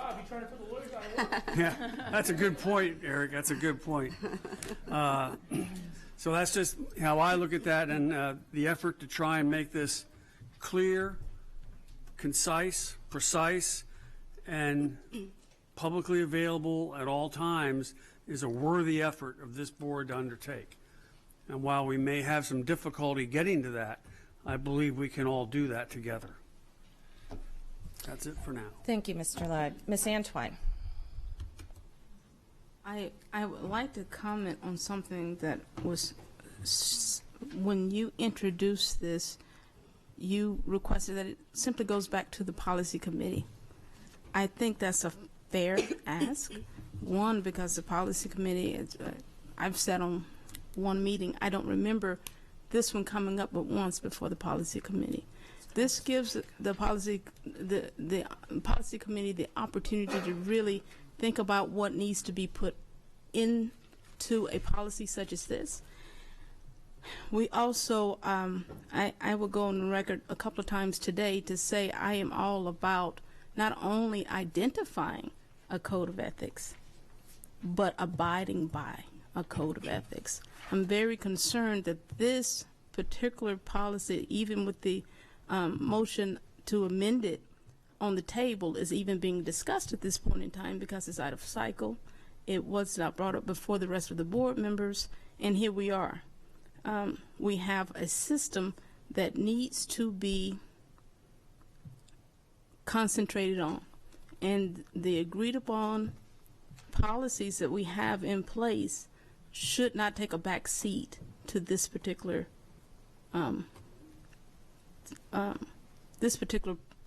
potential policy. I finally want to say I support what Ms. Schalheim is saying because there's so much left up to interpretation in this original. I brought that up in the policy committee. And to go out to the public, I believe it's going to introduce other considerations that is going to cause problems in the long run. So it may be best that we take it back, start it over, and introduce it a different way. Thank you, Ms. Antwine. Ms. Hummer? Yes. Well, first I want to address something Ms. Antwine said. This policy, the procedure for this policy was followed precisely how we have it in our policy on policy and where it would come through. So there was nothing out of line with how this policy was presented. And as to putting it out for the public, that's why we have a first reading and a second reading, is that so it gives plenty of time for the public to come back to us. We want that. We should not be saying it's not ready. The public can give us great insight on how to improve things. I agree with Mr. Leib that that we do need to flesh out more. I fully appreciate the concerns that I think Ms. Schalheim has and that others have raised, that there may be some things in here that are unclear, and I am fully open to that because that's why we vet it with the whole board, is what may seem clear to me is not clear to someone else, or we may misinterpret, which means we need to define it better. And I'm all for that, but I can't support this list of things because I agree. This is saying if a member of the public wanted to look up what our conduct was and it says refer to state ethics law, then we're having to send them down the rabbit hole. The expectations should be outlined and clear in one place. For it's transparency for us. It lets the public know what are the standards we are held to by the law, but also by ourselves and us as a body. And it doesn't make the public do more work to find it. It outlines for them. As for language being unclear, Ms. Ortiz, I believe she shared this with us in policy committee, she can cite where everything came from. So if language is unclear, unfortunately, as we often find, that is the fault of our legislatures that may not have defined it. And so we may need to work with that, but we can't change the language that's in the law and for it to have in there. So I am very open to this going back with suggestions from other board members, with their input and their concerns, for it to go back to policy committee for us to look at again and in greater depth. But I can't support replacing it with this one. But I fully support us moving it on, taking input from all the board members and going back to policy committee and working on it to refine it even better. Thank you, Ms. Hummer. Mr. Grannon? Thank you, Madam President. So I have 2 points I want to make. both, I'm going to keep them so that I think they're going to both be germane to Ms. Schalheim's motion. And if you let me make both points, maybe it'll be clear what I'm trying to do. I am entertaining voting for your motion. I think, however, that my vote would be more informed if I could see the views of my colleagues on potential changes that they want to make to what originally came out of the policy committee, including some that I'm about to propose. Meaning, let's see what the other board members do to this before we take up your motion to basically supplant it entirely and send it all back. So my first request, the first part I'm going to say, and I'll say both parts, is that, Ms. Schalheim, when you consider tabling your motion until at least the full board can react to and potentially propose amendments to what initially came out of the policy committee. That's the first part. The second part is I'm going to at least give what would be my preliminary, and I'll start them as friendly amendments to what came out of this. But the reason why these go together is because I want Ms. Schalheim to hear these so she can contemplate whether she's willing to table her motion for subsequent consideration. And I agree with literally like 99.8% of what President Corkadell said in her, I thought, very, very eloquent remarks in explaining why this type of document is going to be helpful to us and helpful to the public in providing, you know, a standard of excellence and transparency and accountability and all that kind of thing. The only place where a bit of daylight, I think, came between what Ms. Corkadell was saying and how I view this is, you know, we have to think about this board, but we also have to think about future boards. And I think whatever disagreements that we've had, we may be very passionate about them, but I think there's not much danger, at least I feel this way, in these 9 individuals doing anything that would be considered untoward or, you know, really just violating collegiality or acting perniciously toward one another. That won't always be the case. And the more we have, no offense to the elected folks, but the more we have elected people up here and the passions of elections and all that kind of thing, and people, you know, potentially even having very strong partisan and ideological affiliations, the more some of this stuff could be misused. So the only place where you started to lose me was when you started to talk about transgressions.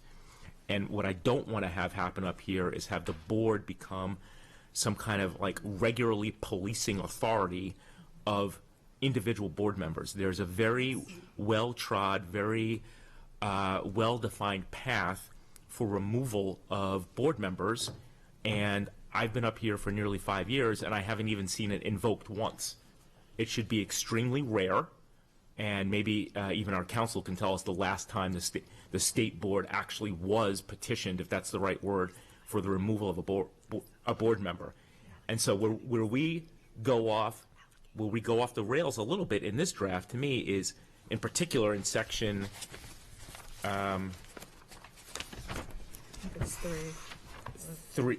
section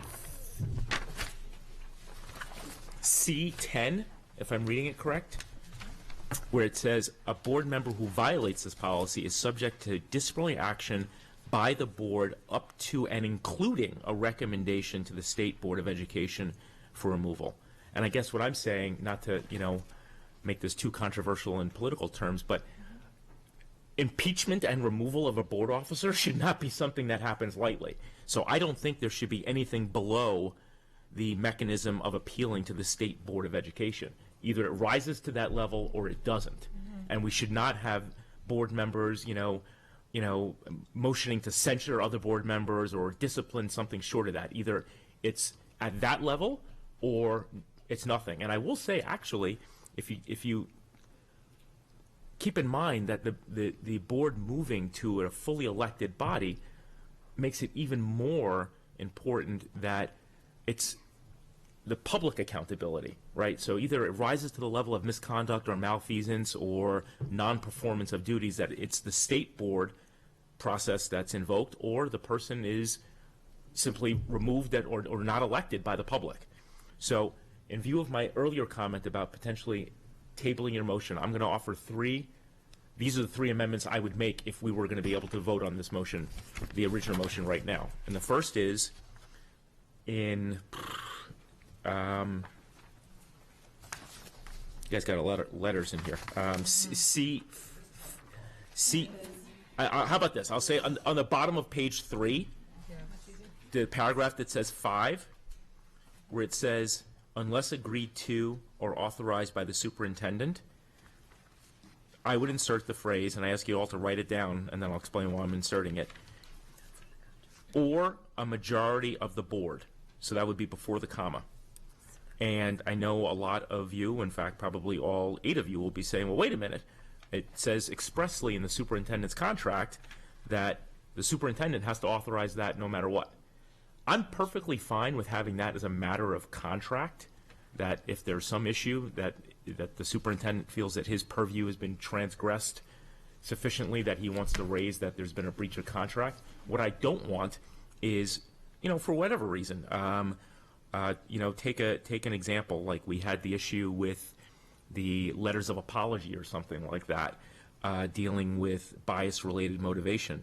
To be frank, if this is the kind of thing that comes before us and there's an urgency and the public is here and we need to react to it, we voted 9-0 to institute that letter of policy thing. If we direct the superintendent to do that, I don't want anyone able to say, well, wait a minute, your section 5 here says that you can't actually direct him to do that. So I would like to insert that phrase, or a majority of the board. For section 7 on the next page, by the same token, and I don't think we even largely act by direction, but when it says in 7, an individual board member may not give direction to the superintendent, I would like to add at the end of all of that, comma, which may be done only by a majority of the board. So the same exact principle, right? I mean, we are the head of the school system, and Dr. Arlotto is a very excellent implementer of the policies that we set forth, and just as his predecessors were, and as his successors will be, but we are the head of the school system. And then the last one is much less nuanced, but it gets at what I was saying before. Let's have the bar for removal of a board member be where it should be in state law, and it would be to strike entirely Section 10. And that way, we get at everything that Ms. Corkadell was aiming for, which is we have a standard of excellence, we have clear standards that we're supposed to meet, we're telling the public what's expected of us, but we don't set up something where, for whatever reason, not this board, but a future board, where 5 members don't like what one person did, and all of a sudden, Mr. or Ms. Smith, what you did, we agree, is not going to be something that we're going to submit to a petition to the state board, where you actually have all kinds of legal rights and can defend yourself. 5 of us are going to vote right now that you are, censured, or you are not allowed to attend the next board meeting, or something like that. I just think that opens up a lot of mischief. So those are the 3 that I would suggest, and I'll leave it to Ms. Schallheim whether you're going to consider tabling your original motion so that other members could make amendments, and then consider all of those together, because I still have not made up my mind. I may still very well vote for yours. Ms. Schallheim, you were addressed a question by Mr. Grannon, if you would. I want to hear from Ms. Ellis first. Thanks. Okay, Ms. Ellis. Thank you. And goodness, this is very complicated.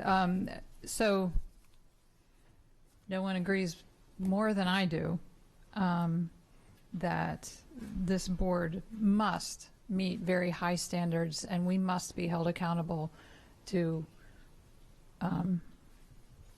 being completely ethical. But looking at the policy, I do have a number of concerns, and so I like where you started this conversation, Mr. Grannon, because I have a couple other sections that I have concerns with, and so in other words, to summarize, before I get into the detail, that is what makes Ms. Schallheim's amendment appealing, is because there are so many considerations and so many things that could be misinterpreted or ambiguous that we should give it consideration. So to get into my points, So one question I have, because I did not take the time to cross-reference all of the law and board handbook and all those things, though I have read in the past. Again, I didn't dissect all this. So is the entirety, word for word, of what we are held accountable to in the law and handbook and so forth in this policy, or is it only pieces of it? So it's not word for word because the law doesn't have every potential example of a conflict of interest or use of prestige of office. However, the State Ethics Commission has an abundance of documents and guidance where they give specific examples, which I sifted through, and I included those things that are relevant, that would be relevant here. A lot of the other stuff relates to financial disclosures, which that's already covered in policy BAF, so it would make no sense to bring that up. And they have lots and lots of opinions on ethical conduct. And so based upon that is where I drew the specific examples. And the point of bringing the specific examples is to avoid this subjectivity and this potential for folks to say, oh, well, I didn't know. Well, now you know, because it's listed. And so this is how the state defines it and how the state lists it in this, numerous documents and pages of examples which they provide. And so while we may think it's subjective or we may not think it's clear, the state has determined that it is. The state public ethics law has been in place for a very long time. And so I don't see them loosening any of these standards, perhaps tightening them every year. We're in the middle of session right now, and there's always legislation introduced. And so with regards to the state law, again, the law doesn't list every potential example, and so therefore the State Ethics Commission, I also looked at the county ethics policies, laws, and all of that, and so, they're very similar. With regards to the other language, verbatim things were taken from your handbook because I wanted to make sure Jeanette was not coming up with her own language. I wasn't, I don't want to be accused of inserting my personal opinions into this policy. And so I pulled things from the handbook, which, Ms. Schallheim referenced that it could change. And so certainly you could always go back and change your policy. Same thing when the laws change, we're required to change our policies all the time because of laws changing.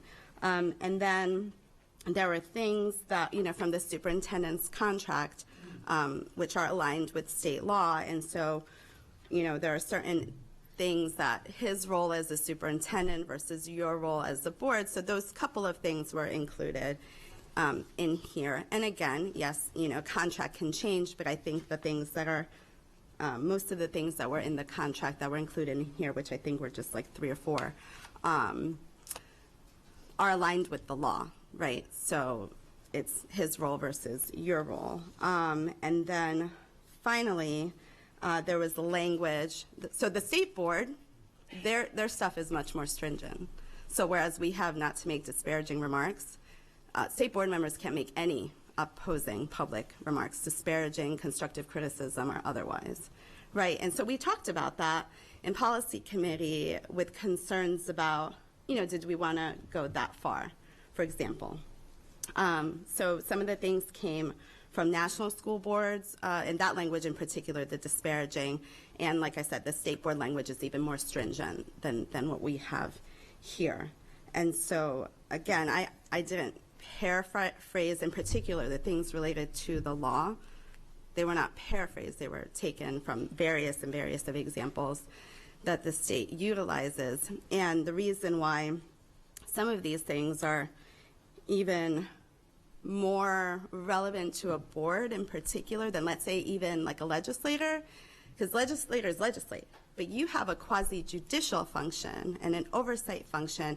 And so it's really like in the quasi-judicial and oversight function where you can see conflicts arise, right? I know there's been a lot of chatter about the advocacy piece and the concerns with that, but if you read it, right, It's saying you can't advocate in a manner that would impair your impartiality, right? So even if that language wasn't in there, you're still prohibited from doing it, right? So the thought was to have it in there so that there's no question. And so it took a lot of efforts to make sure that things were very, aligned with what's in the law, what's in your handbook, superintendent's contract, and other sources.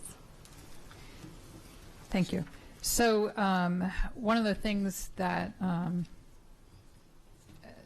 that struck me from Ms. Schallheim's concern is that we are pulling this from so many different laws and rules that we are accountable to, that there is very likely to be continuous changes between the law, the superintendent's contract, and so I am concerned about that aspect of it. But I'm going to right now point out, you mentioned advocacy, and there's two sections that concern me greatly. And I fully agree that anyone who becomes impartial or lacks independent judgment should not be voting on a matter, but that to me is a slippery slope for fellow board members to determine whether or not someone is impartial, because we are transitioning to an elected board. 4 of us are elected. 4 of us ran on platforms. 4 of us made clear our positions on certain issues, and because of that, many individuals and groups flocked to those candidates because those issues are important to them. So in other words, there are some very strong and very passionate opinions on things that board members are sitting here because of those issues, and so they should not be deemed to be partial on that issue because of their alliances getting to this point. So I'm very concerned about how the top of page 3, section C, will be interpreted. And again, number 3, advocating on behalf of or becoming personally involved in matters before the board or matters that have the potential of coming before the board. I mean, there's an issue I've been very outspoken on, and I'm very personally involved because of how it has impacted my children. I mean, I'm personally involved. And so I use that parent perspective to inform me on the issue. Doesn't mean that I don't listen and gather all the information with an open mind and make a decision, but I am concerned about the interpretation and then what the fallout is going to be with those 2 sections. And then Mr. Grannon brought 3, I think, other sections of concern. So in its entirety, we have a lot of concerns. So I want to go back and say, I want to recognize the work of the policy committee and the staff. I know that you all work very hard, but we do have to get this right. So I don't think anyone should be offended by where this is going. I don't mean where the vote's going. I mean where the discussion is going, and where the vote might go. I don't know. But I do think we need to be, I think we all respect each other's time and hard work, and we also need to respect each other's opinions. And let me just, I think that's, that's all I have for now. Thank you. Thank you, Ms. Ellis. We have Mr. Leib, Mr. Grannon, and Ms. Schallheim, and Ms. Antwine in that order. Mr. Leib. Thank you. Yeah, I agree with 99.8% of what our colleague Mr. Grannon said. And I would think a natural progression of this would be like we've done some of these things in the past. Board members have concern. That's terrific. Please submit those concerns to me and Ms. Ortiz and the policy committee. Copy in your email all other board members so they're aware of your concerns, and then we will get back together and we'll dig into those concerns. And I would make a commitment to the board that when we bring this back at second reading, we will make sure each of your concerns is addressed, in that if we don't believe of A12 of what Ms. Schallheim has proposed, we will explain why we didn't do that. And we can proceed through this normal policy format. But the whole idea is to get all views included and all views discussed and come up with a product that we can all stand behind. So I think that is one way to go through it, carry through with Mr. Grannon's initial suggestion of the tabling of the motion that's on the floor. You know, submit your ideas, your concerns, and let the policy committee do its job. And we come back and we continue to go through the process. And that's why we have a second reader and a third reader. And who knows, if we go out, we may get some public comment that is very apropos and will help us as we try and make this into the best doggone policy we can. Thank you. Thank you, Mr. Leib. Mr. Grannon.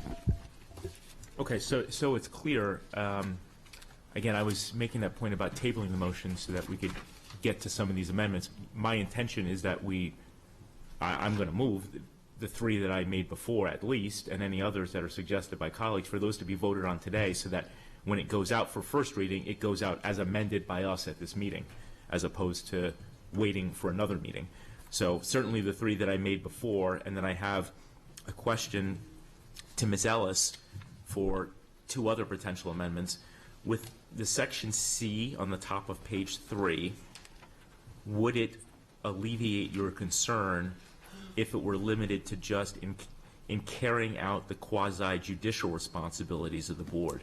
Because to me, I hear what you're saying about the board or certain members thereof questioning advocacy and that kind of thing, but the only place where it's clear is that we're, not supposed to cross that line is with matters that might be before us on appeal.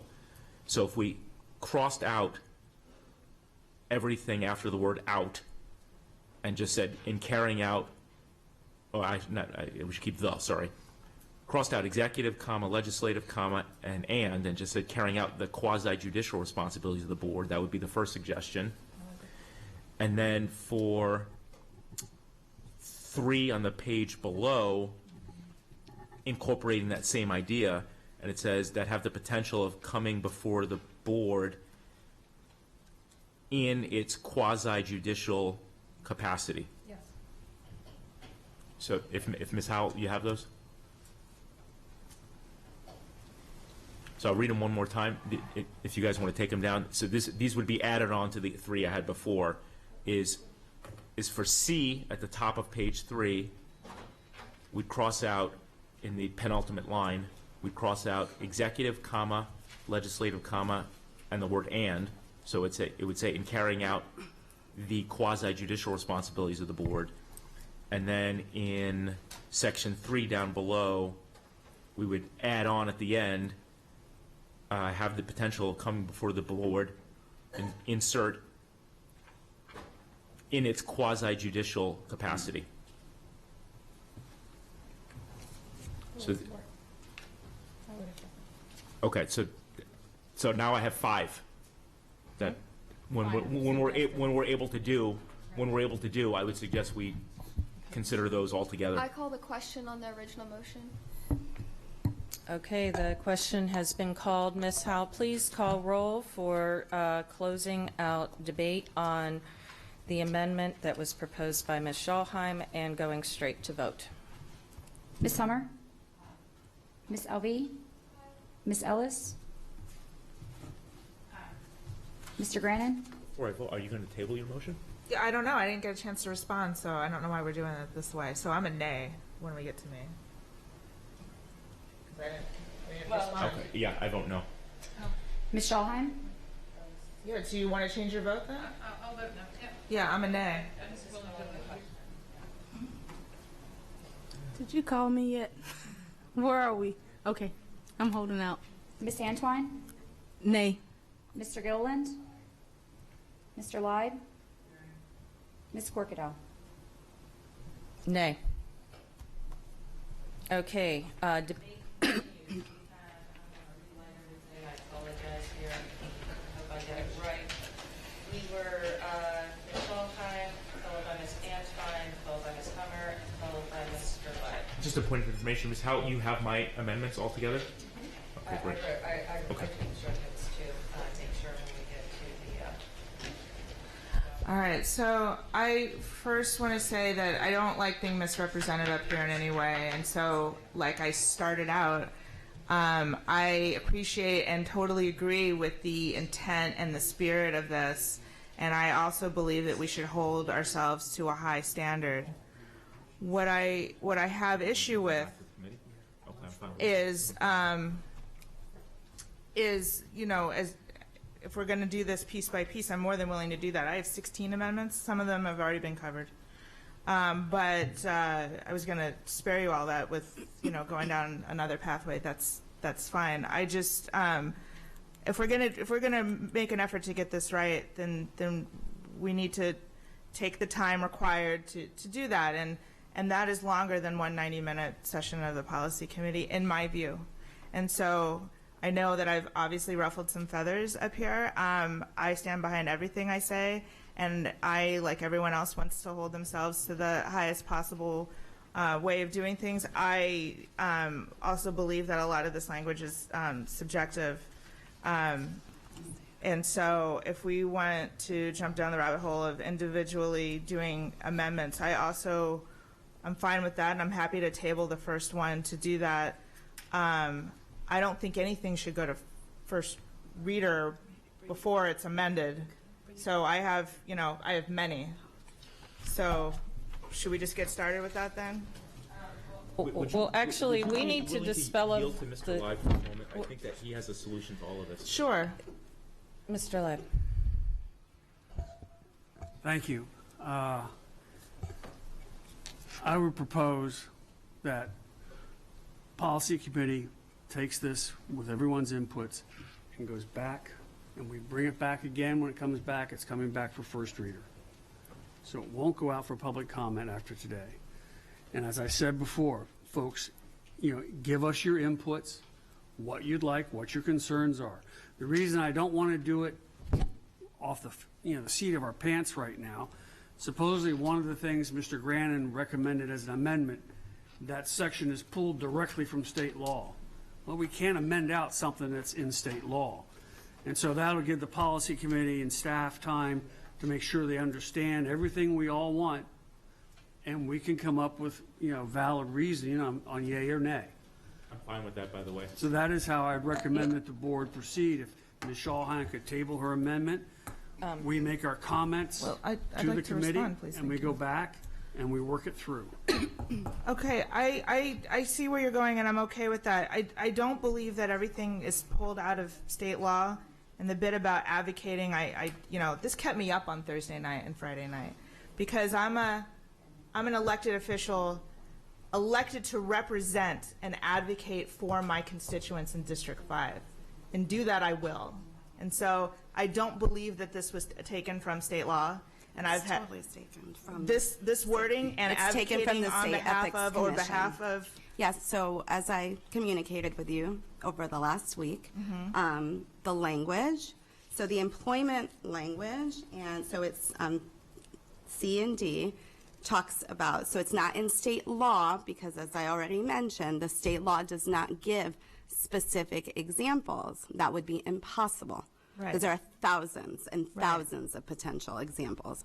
However, the State Ethics Commission does give numerous of examples, right? And so from that language, and things are different. So the quasi-judicial executive does not apply to legislators, right? So that language wouldn't go there, but it applies here. So that language from the state law. So I want to be clear, I didn't make up any of the language. It comes from sources in State Ethics Commission. And yes, ethics is a slippery slope. There's a lot of gray area. That's why there's a State Ethics Commission. This is why the board has an ethics panel to review these things, because there are a lot of gray areas, and there are things that, unfortunately, because every situation is so unique, that something could be a complete blatant violation of the law in one instance and not in another. And so again, I understand there's a lot of comments about it's subjective. Well, it's the State Ethics Commission, and so I hold them in high regard. I've taken lots of ethics training in my 15 years of doing this work, so I'm very intimately familiar with what's required. Right, and I'm not questioning your knowledge, just so we're clear. This was not, I think you feel like I've fired shots. That's not the case.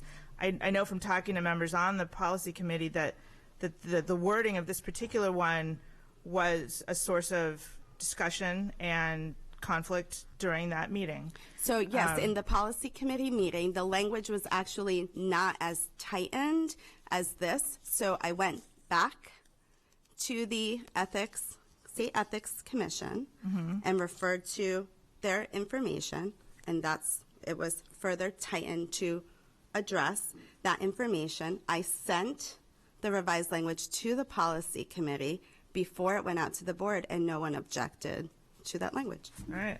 I object to it. So it's one of, I like where Eric was going with that in his amendment. So yeah, I know we can, if we want to do better and make this right, then yeah, I'll totally send you my 16 amendments. It would have been great to have daylit some of those here in public for the benefit of those watching and those in the audience. But that's fine. I'll send them to you. And I definitely think that when it comes back, it's again first reader, and those are the terms under which I will table my previous amendment. Okay. So to be clear, you're withdrawing your current amendment. Yes, under the condition that this goes back to policy committee, that all of our individual concerns are heard, of which there are many, and that it comes back before us as first reader, does not go on the website today.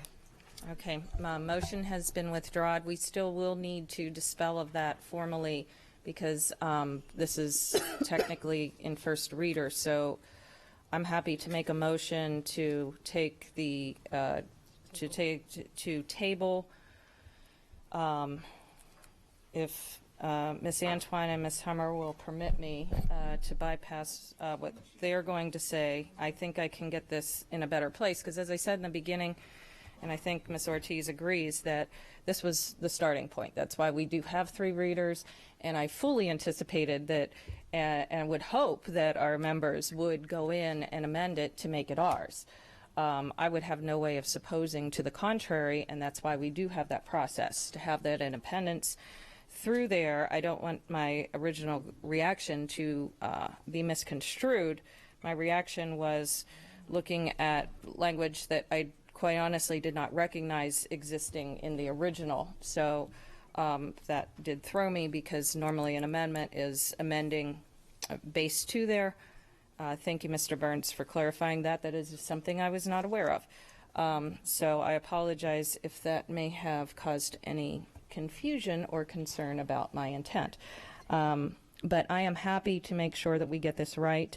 But I do not want this going off into oblivion either. I really do think that we need to have this in the front and in the forefront. I quite honestly didn't understand why we didn't have it in the first place. So I'm going to make a motion, as I said in my original comment. So I'm going to make a motion that the board member conduct BK draft be reverted back to the policy committee to be reviewed at their next meeting, and that board members shall submit in writing to Ms. Ortiz, Mr. Leib, with the CC recommended by Mr. Leib that Ms. Schalheim has agreed to, back to the whole of the board, not to entertain discussion or invoke an Open Meetings Act violation, but to make everyone aware. And then I would further ask that a report of summary, Mr. Leib, that of some of the outcomes in summary form as it gets reviewed, be shared, just similarly like we have done in the past with other policies of the board, and that it be presented to us, to come before us during that next meeting, and that BK will be reintroduced as a first reader upon conclusion of a re-review of the policy committee, because I do believe that is where we'll be able to find that balance, and totally agree. I want to thank my members. This is a hard one. It's never an easy one. It's always easier if one exists, so starting from scratch is even a little bit harder. So I thank you very much. That is correct. So do we have that's a motion. Okay, you second the motion, okay. Under the condition that she be able to speak. Well, of course she's able to speak. That's why I asked Ms. Hummer and her if I could make my motion first. And they agreed to it. So, Ms. Antoine. Thank you, board members. I appreciate, Mr. Light, that you brought up this solution. I think it's very important that we go back and we have input into something so critical to our outcomes and our future. Even when we're not here, this policy has to be abided by. It also allows the work that Mr. Ortiz and team did to get it here not to go in vain. So thank you for that. I strongly recommend, as the representative of the Open Meetings Act on this board, that we post this policy to the public on our calendar of policies. It is not currently there. And it put us in a position bringing this up to the public before we have a meeting that would be an unintended violation of the Open Meetings Act. So just to answer that, so we were not in violation of the Open Meetings Act because we have to provide an agenda ahead of time, and so the agenda was the week before the meeting, and so per Open Meetings Act, it has to be at least 24 hours. So absolutely, granted, but also per the same act, if you have an active calendar before the public, it needs to be updated each time that calendar changes, and that has not happened. Yeah, I'm happy to update it, but just wanted to indicate that we were not in violation.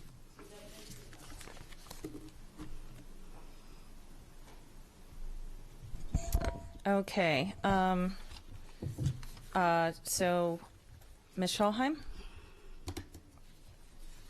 I'm grateful that we've had all this discussion. I just want to make one more little bitty point. Before I floated my ideas here today, and I had others, trust, I did fly them by our board counsel, so just so everyone is aware, and sought his advice, just like I sought Mr. Leib's advice as well.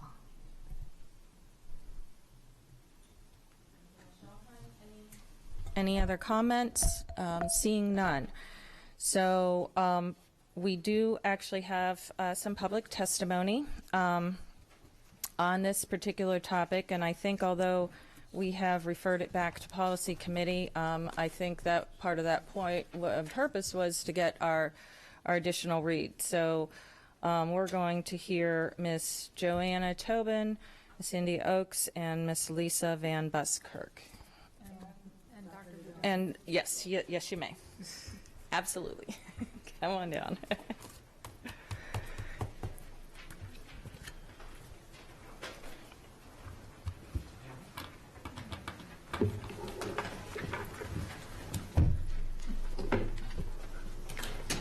Thank you.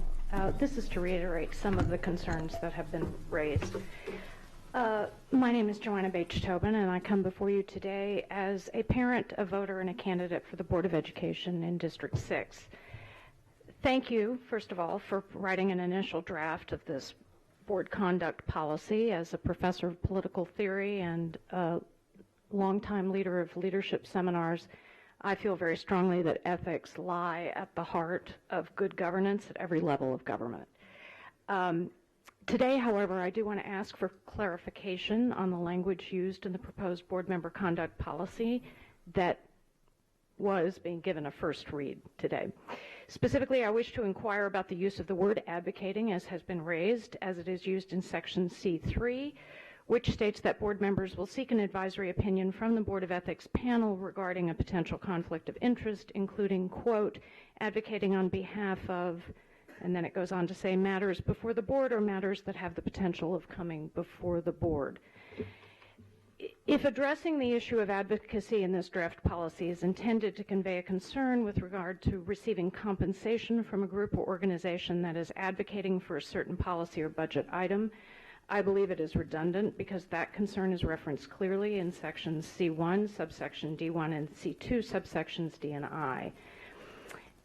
If, however, the reference to advocacy is intended to suggest that board members must seek an advisory opinion and therefore possibly not participate in any decision around an issue for which they have advocated as a private citizen or as a candidate, it does raise significant concerns about undermining the democratic process. The change from an appointed to an elected Board of Education voted in by Anne Arundel County citizens in 2016 reflects a need and a desire on the part of voters to have board members who will speak for their constituents in the various districts and whom voters may hold accountable.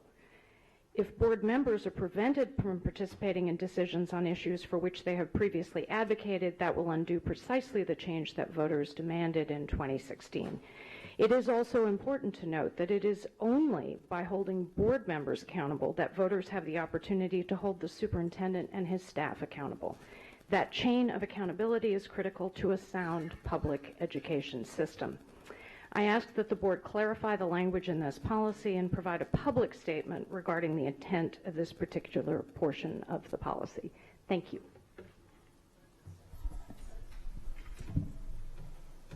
Good afternoon. India Oaks, Hillsmere Elementary parent and Board of Education candidate. I did provide hard copies of my suggested edits, and will also send them electronically. However, I wanted to take a moment, or I should say 3 minutes and 12 seconds, to share some comments in person. As someone who has been president of 5 boards, along with taking an oath every year to serve as a Coast Guard Auxiliary Flotilla officer, I am thrilled we finally have a policy on board member conduct. At the same time, as a compliance officer that constantly sees regulations misinterpreted based on vague wording, there are parts of this policy that need to be addressed if we want proper enforcement of the policy while also not violating basic human rights. First, while the other ethics policy, BAF, has 17 definitions, there is not even a definitions section in this policy. This goes to how the policy can be misinterpreted if not clearly outlined, so we need definitions for words like disparaging. There also are items in the new policy described much better in policy BAF. So I recommend removing everything already cited in BAF, especially one that conflicts with BAF, and inserting a line that board members will also abide to policy BAF. Moving to the item on not having employment that conflicts with board activities, it should be removed not only because it is sufficiently addressed under BAF, but the way it is worded in this new policy could be interpreted as eliminating any working person from serving on the board, since conflicts can come up at any time, which is why board members already have the opportunity and responsibility to recuse themselves in specific situations. 2 final things. The line about abiding by board decisions has the right intent, but one could easily interpret it as being a stop-all, with no ability to change things later, which is why it's important to put in writing that such decisions need to be abided by, until changed through proper board procedure. A sentence also should be inserted saying both the majority and minority respect each other's differing views. And that leads to my final suggestion of inserting language addressing right to free expression, so board members understand when they are allowed to speak on behalf of the board, while also clarifying when they are allowed to speak their personal views. No one disputes the board acts as one unit, but we also cannot limit individual freedom of speech, as long as it's clear it's not on behalf of the board. Thank you. Thank you, Ms. Oaks. Excellent comments and suggestions. I particularly like the minority-majority aspect that you brought to the table. Thank you very much. Thank you. I am speaking on Policy BK on behalf of the Anne Arundel County branch of the NAACP. As before, what I'm about to say has been reviewed and approved by Branch President Jacqueline Boone Alsop and Education Committee Chair Latika Hicks, with the exception of a personal example that I'm going to provide. First, as the NAACP, we have learned of the importance of centering those who are most important in our wording. That means the most important persons come first. In this spirit, we find it discomforting that ethical conduct and professionalism are named before improvement of publication in the first sentence of Section B. Similarly, the phrase, in the best interests of Anne Arundel County Public Schools as a whole, is the only interest named in the second sentence of that same section. Both of these sentences unintentionally place AACPS as an institution at the center of concern, without any specific mention of the board's duty to serve the students. The same concern applies to item 1J in section C. We recommend this statement be reworded to place the AACPS students first, while keeping AACPS as an institution last. We believe this policy and all policies need to place the students at the center of concern. We know you do, and that this needs to be clearly reflected in the wording of the policy. In the same context, we advise the board to consider explicitly including the board's mission statement and the key work of school board statement from the National School Boards Association in the policy statement. Please note that the key work statement includes public advocacy in its description of community leadership. Second, the prohibitions listed in subsection 2, item C, rather broadly prohibit advocacy by board members. This is a concern because we expect our board members to be advocates for the needs of all students, their constituency if they are elected members, and those groups and individuals that are at risk of inequitable outcomes from board decisions. Here I will use the personal example. I was recently appointed to the Anne Arundel County Human Relations Commission. I have submitted an inquiry to the chair of the Anne Arundel County Ethics Commission to see if I can still serve. I may be in conflict because of my testimony in front of this body. In fact, in answering their questions, I'm going to send the video of this day's testimonies, pointing out where I'm speaking. I don't find that entirely appropriate, that because I'm an advocate, I cannot serve in an additional position. In conclusion, we thank you for your attention to these concerns as you further deliberate Policy BK. Lisa? Good afternoon, Board. Lisa Van Buskirk, speaking as a private citizen who has been sitting through these meetings for 6 years. So, unlike in the 20-page ethics policy, which has a long list of definitions, none are provided in this policy, as Ms. Oaks pointed out. And specifically, I'm concerned about what does advocacy mean in the context of this policy.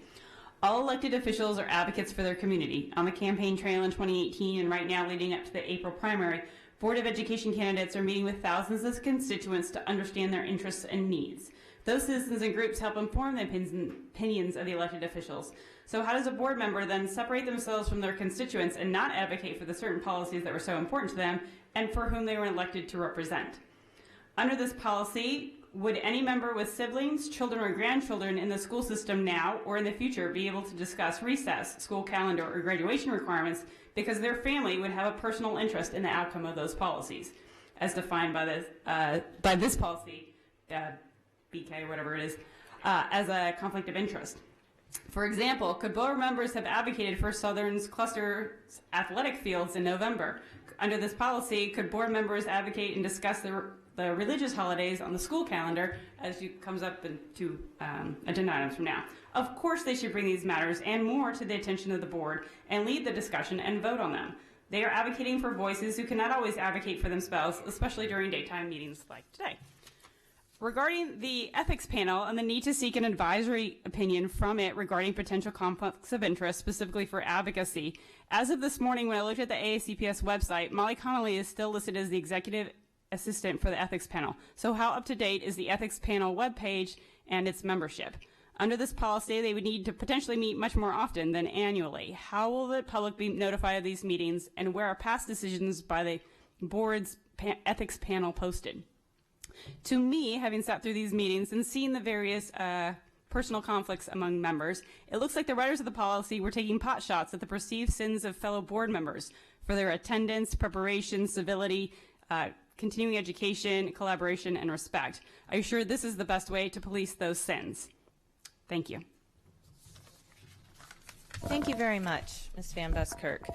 Okay, public testimony has concluded, and we have a motion. Ms. Schalheim, you had a final comment? Yeah, I do. With regard to advocacy and the way it's currently written, although I'm sure it'll be edited now, would also eliminate the student voice. And that student voice was very loud this year, and it was very loud last year, especially with regard to the conversation and the eventual voting on whether or not to get rid of class rank. And Josie, when she was our vice president and our student board member, collected, student voices from around the state, all of which showed up in this room and testified accordingly. And so to keep it unedited would be also to squash the student voice both now and in the future. So I'm glad that we're working to amend that and a whole bunch of other points in the policy. Thank you. Thank you, Ms. Schalheim.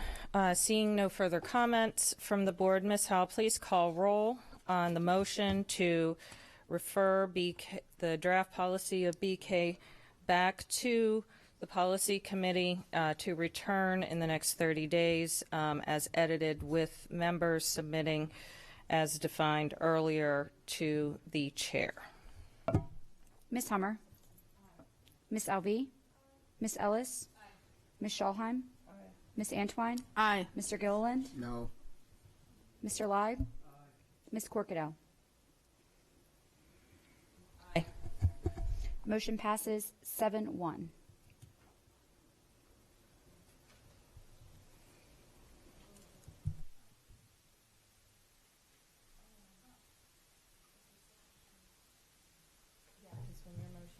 No, but then he never, we didn't have a chance to.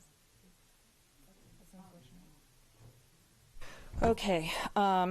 Well, we will have an opportunity to be revisiting this in our first meeting in March, most certainly. Next item is items of legislation, item 6.06. And I will give Ms. Ortiz a minute to come on up.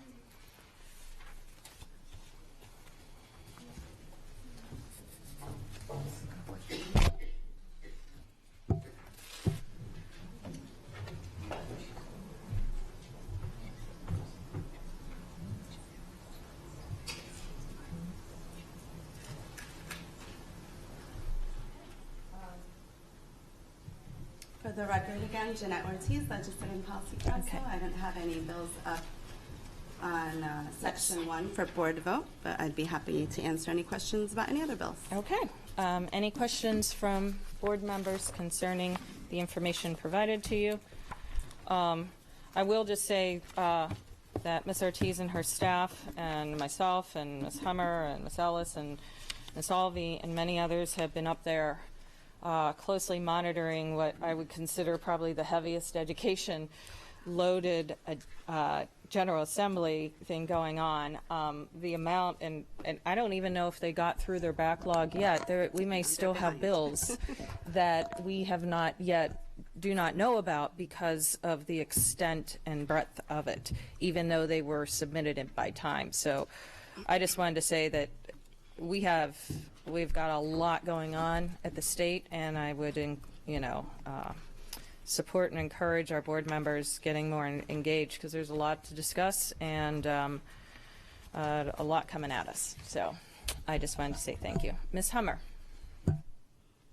So word I get is that Kerwin is going to be announced at the end of the week, and the bill will be available next week, and hearing is scheduled for February 17th. So any of those who are interested, that will be when the big bill comes through, February 17th. So is it really going to be over 300 pages? No, it actually 127. Yes, we heard we had been hearing 300, but now we're hearing that it's going to be 126. So It's much Well, smaller. And that's an edit. And I can say that every legislative aide is very happy to hear that, because the thought of trying to digest 300 pages and parse it out, 126 will be quite enough for everyone. But we'll see what the final is, but that's the word right now is 126. All right. 126 is definitely better than the 300, and maybe some more people will actually read it before they vote on it. Great. Okay, item number 6.07, the 2020-2021 school calendar. And just to refresh everyone's memory, just for the public's benefit, it is spelled out clearly on your yellow bag. But we had held 2 amendments to obtain additional information as it regarded professional development and parent-teacher conferences. And to that effort, let me just get my paperwork here. I want to thank Ms. Alvey. It has and continues to be a pleasure working with you. Ms. Alvey had, as you recall, made a motion that was held. And so to that effort, there were several questions, and that I have some additional information on for this.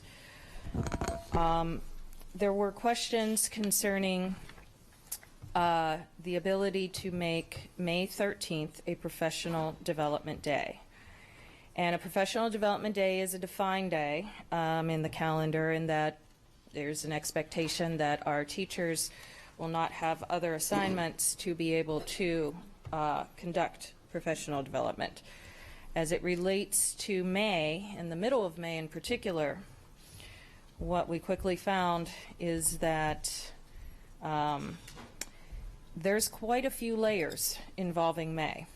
And so, although we have neighboring municipalities that have demonstrated the ability to work through those when things come up in May for professional development, in the interest of perhaps coexisting a professional development day with a religious holiday, in this particular upcoming year posed unique challenges for a board, for a school district in particular, that has not already established the tradition and had instituted it from the beginning.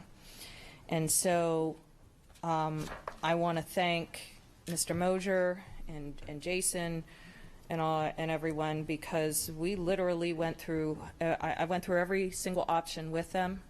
And we addressed snow days, we addressed the August days leading up to the school year. We addressed the different holidays that we exercise. We looked at the beginning of the school year categorically, the end of the school year categorically. And when we didn't run into the AP issue through the college board, we fell flat into the practical yet necessary obligation of our staff to be engaged fully on days off, particularly when we get to the middle of May, addressing the extensive testing calendar. Now, it's noteworthy, of course, that on May 13th being a religious holiday in the year 2021 does have a restriction as it relates to testing. But I just want to reiterate that which all of our board members have already had the opportunity to read and assess, is that makeup testing requires most schools to use every day in the state-defined May testing window to ensure that all students complete the required tests. Students who need accommodations often take longer to assess, and some students have specific accommodations that require one-on-one testing. AACPS also has students taking fourth marking period district assessments during this time in May. Per the Maryland State Department of Education, districts can only give makeups for these statewide assessments that are going on that month on Eid al-Fitr and other religious holidays. Having students who do not observe the holiday available and able to take a makeup test on those days, Dr. Olato expressed being critical in the makeup testing schedule of our statewide assessments.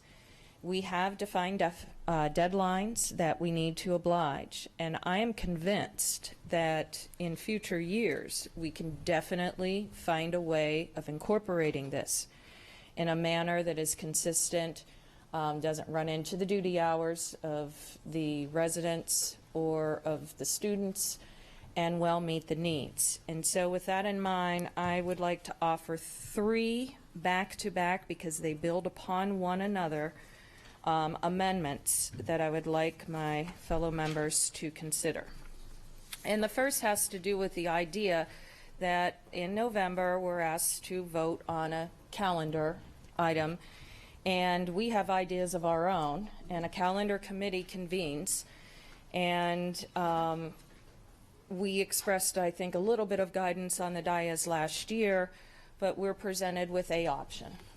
And when we have, when we hear from stakeholders and we want to advocate, and I used a phrase from the previous agenda item, for matters that we feel will be on everybody's best interest, it does pose a catch-22, as it were, as it relates with the board, not under the auspice of the superintendent or how the calendar committee conducts themselves, but recognizing some of these issues when they arise, or state legislation that comes down the pike in April.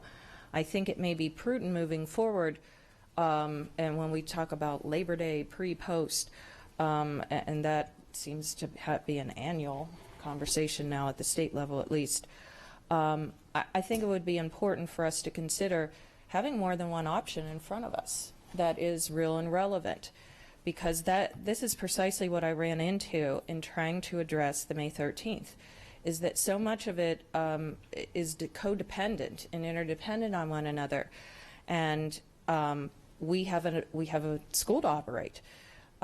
So in a practical sense, can you, in theory? Yes. The answer is yes, you can.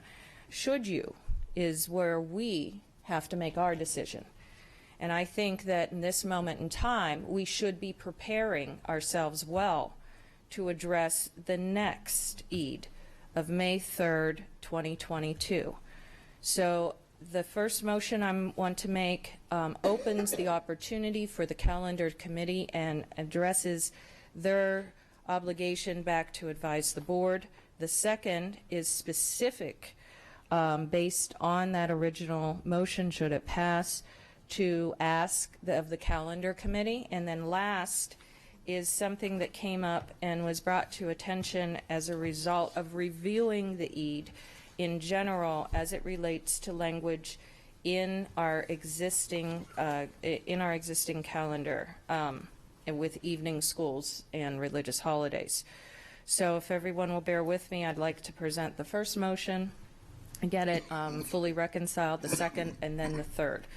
I hereby move that the calendar committee present to the board no less than 2 fully detailed calendar choices for board consideration each year in preparation for the adoption of the calendar in November.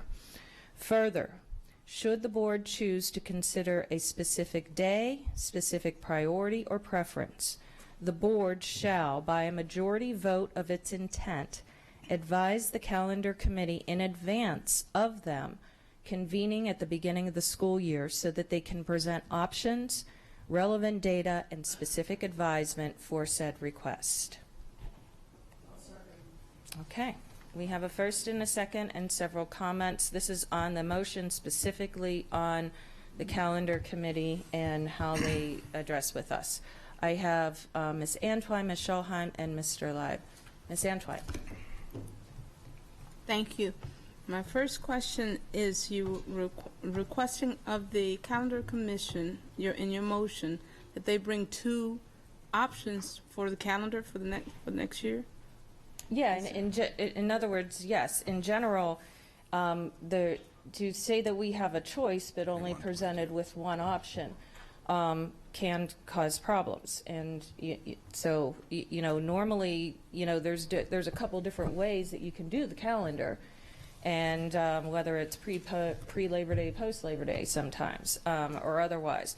But allowing them the opportunity to give us more than one so that the board can have a choice or a say would have avoided perhaps that last-minute amendment where we're now looking at 2 calendars and the second one quickly, when that could have perhaps been vetted and presented as two options.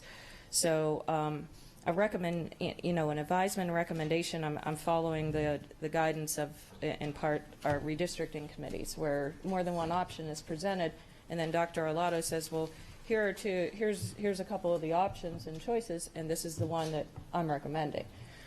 So I don't believe it would be an interference with the intent, spirit, and also our policy on calendar adoption has been vetted through in its language. Did that answer your question? That part of it. And so, and then the second, so you're making two different motions in this moment? Yes, and so this first one, I want to get this one done because this is secondary. They're not entirely germane. One is in general a request of the calendar committee on an annual basis because, as I said, recognizing the cleanup of it. And then second to that, I have amendments specific to the opener as it relates. But for us to request that the calendar committee detail us an option for the May 3rd, making sure that they understand that it is our desire to have multiples so that we just don't end up with the May 3rd when there may be other options or other choices we may want to consider. Gotcha, but that is in consideration of the 2022 calendar, not the 2021? That is correct, of my specific motion in particular. So the motion is in first to that the calendar committee present to, and in the language that I shared. Right, and then the about the board members advise the calendar committee in advance.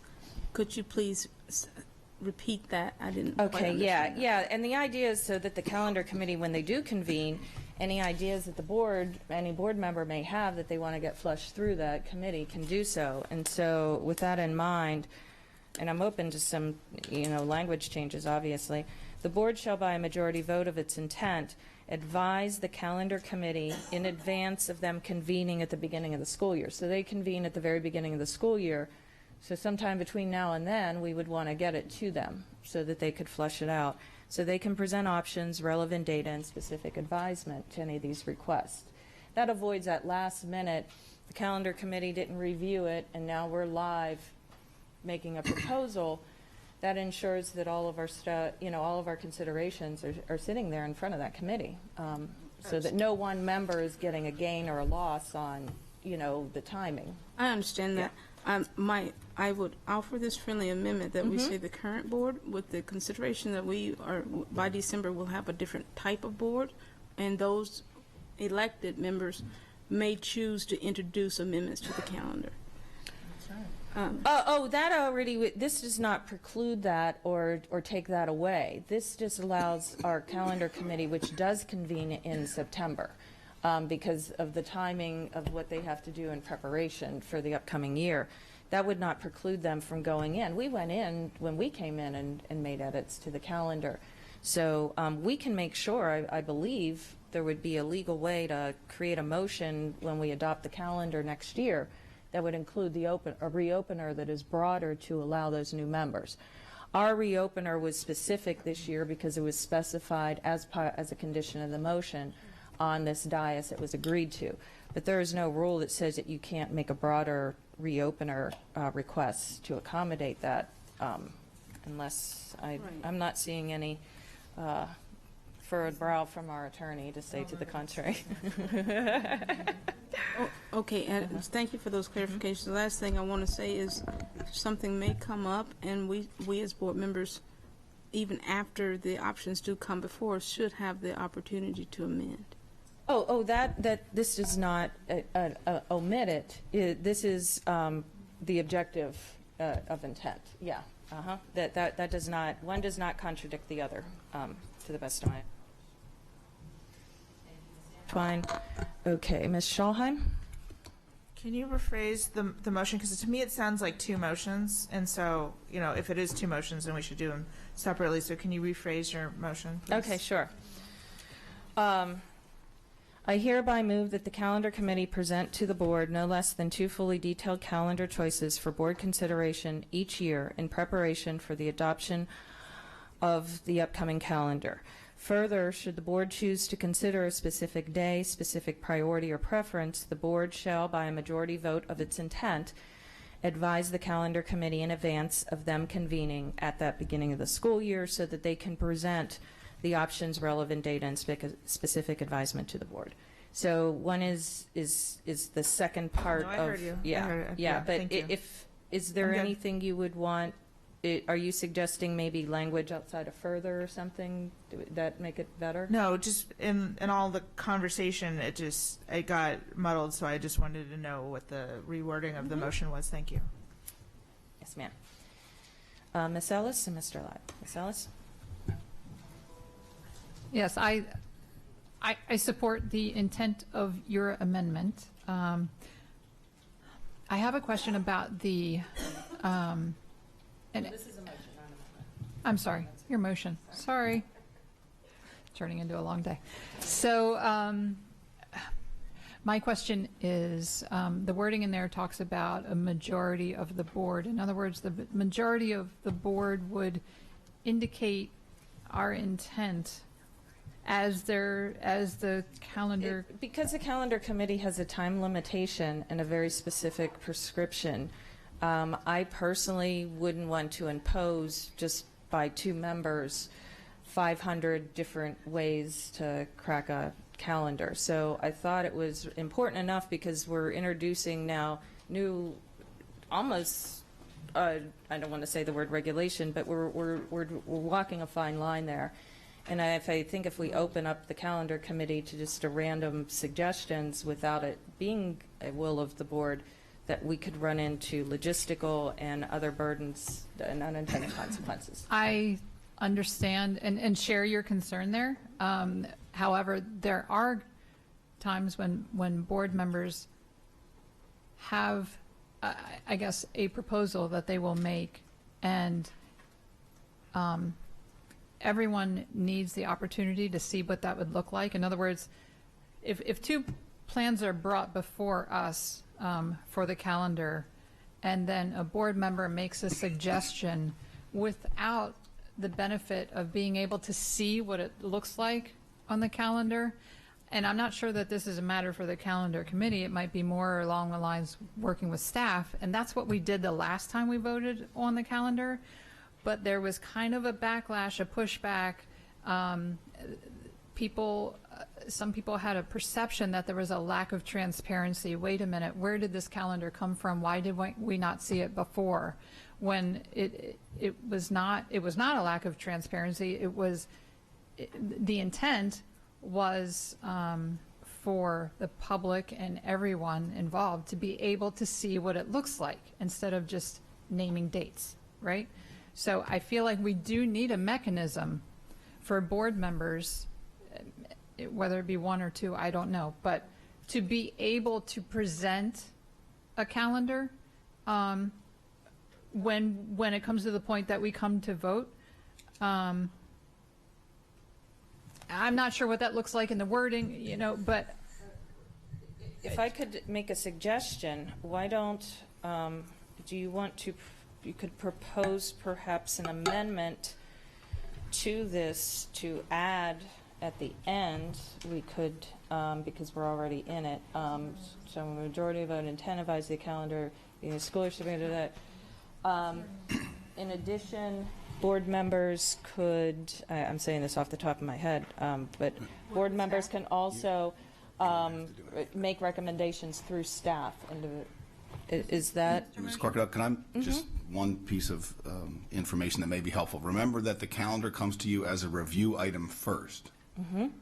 So at that time, board members could say, when you bring it back as an action item, we'd like to see a mock-up of, right, and then you would have it.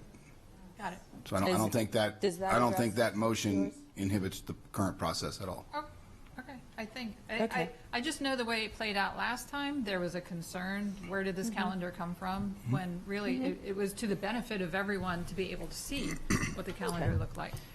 Well, if it's any consolation, I was not among that opinion. But I do see that. Okay, if we're good, we're going to proceed. Here, Ms. Bob?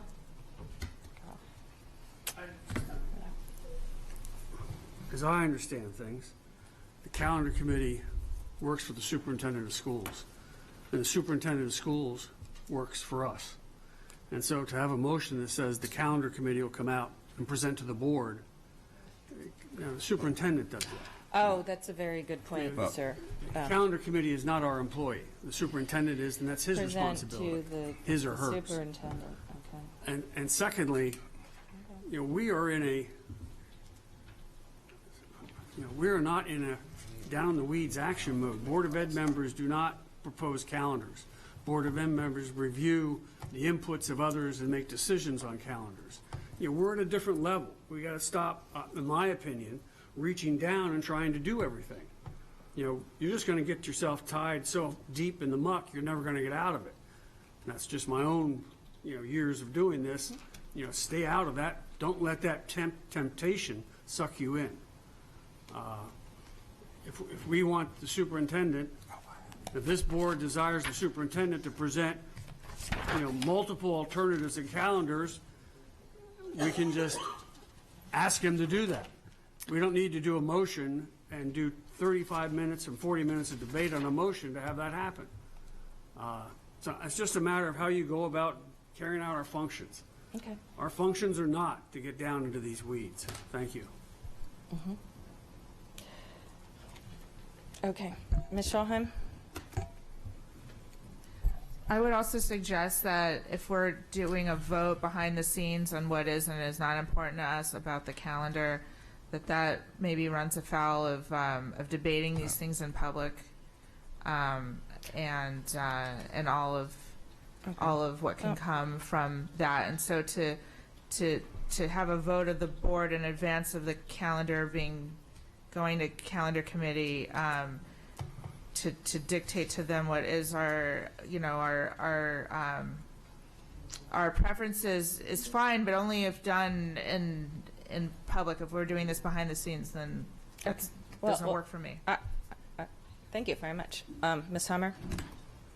Yes, I'm with Mr. Leib in that I fully support the intent of this. I think, asking the calendar committee to put together a couple of options for the superintendent to review and then to present to us is acceptable. I mean, we know how much debate is there. I'm with him that I don't know that we need a motion for that to direct them, that it's just the board can request that of the superintendent and ask that that he recommend, that he come forward with multiple things for us to consider. I don't think it needs to be into a motion. I think we need to kind of leave that out there. Okay, I'm happy to do that. I wanted to make sure, though, that my upcoming motion, my subsequent motion, was able to be supported and was not limiting any other member from being able to do the same. And that is why I came up with it, not to try to micromanage Dr. Alato and his staff, but rather to make it fully aware that although I am going to be, because that's exactly what I'm going to be requesting, is that we have an option that contains this. But when I read and observed how we received the information, it occurred to me that that could be limiting or have a perception of limiting other members. And so I thought that maybe revisiting the idea that, a couple presentations should be there, and to have a standardized vehicle like we have with all of our other processes would be appropriate. But if there's not a clear and evident will of the board to do that, I am happy just to withdraw it. And it doesn't seem like there is. But one that I will not be withdrawing regardless of debate is the next one coming up. So motion withdrawn. That's fine. I was thinking of the equity piece, but that's okay. I hereby move that the calendar committee that shall convene later in 2020 present to the board for consideration at least one fully detailed calendar option that shall include May 3rd, 2022, the date of Eid al-Fitr, as a professional development day. Okay, we have a motion and a second. Ms. Schulheim?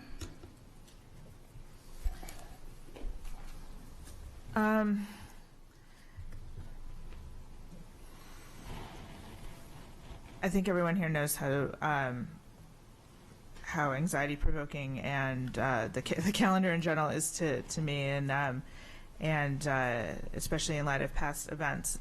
And it was never just about one group or one set of students or whatever. It has to be about inclusion and equity and everybody. Although I did second this motion, I think we also have to look at next year's as well, because isn't this day enormously important to a ever-growing group of students and teachers in our school system? And that's kind of like saying, well, don't celebrate, I don't know, X holiday next year, but you can do it the year after. So while I did second this, I'm hopeful that we can make some changes that will affect next year's calendar as well, and that we can support all our students. So there that is. Thank you, Ms. Shulham. I don't see any other. Oh, Ms. Antwine. Okay. I'll listen. So it was my understanding that we are already including that holiday for the 2021 calendar. So that has changed? That's not the case? I can answer that, Ms. Antwine. It is included as a religious observation, observance. Thank you, Ms. Shulham. And so this is because for the reasons that I had stated prior, we found ourselves in a unique year. And the calendar committee has traditionally not been, our engagement with that presented some challenges. So of getting that vetted in its form. But what was clear to me was that we have a workforce and a student body that has testing obligations. And for us to get it right moving forward for whenever this EID is, I think getting it right means that we get it fully vetted through the calendar committee. And the calendar committee will be convening next for that year and allow for that full flush out so that we're getting it right. And it will hold up to a lemon test, and it will hold up to appeals, because these things are often appealed. And I believe that it also does not suddenly impose upon the employee, especially our employees. I mean, this has the biggest impact on our teachers for May 13th, and that is why, although I recognize that it would be, of course, better to everybody take off instead of some, we do have a process in place for religious observance currently in the calendar. So yes, you are correct. So then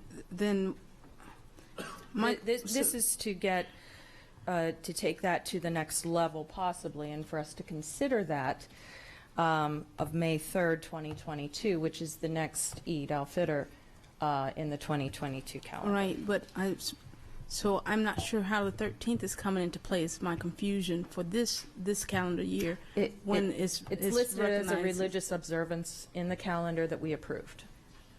This is what I understood and thought. Mm-hmm. And now the concern is for the teachers that's going to keep them from doing No. I'm not proposing a change to what we've already adopted. This is a motion to get us prepared for the following year as a result. In other words, we opened up the calendar conversation again to dispose of the information at the AP College Board provided, and that the information on the test data of MCAP provided to us. Dr. Alato and through Jason and Mr. Mosier and others actually didn't hear. We had thought we could put it on the last agenda, but we didn't get enough of the information back from the AP until now.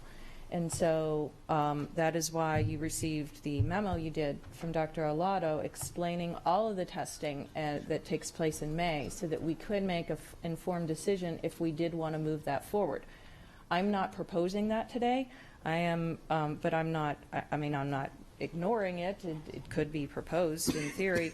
But from the information that Ms. Alvey and I reviewed, the can versus the should kind of came into play in a way that was a little more unique than we thought.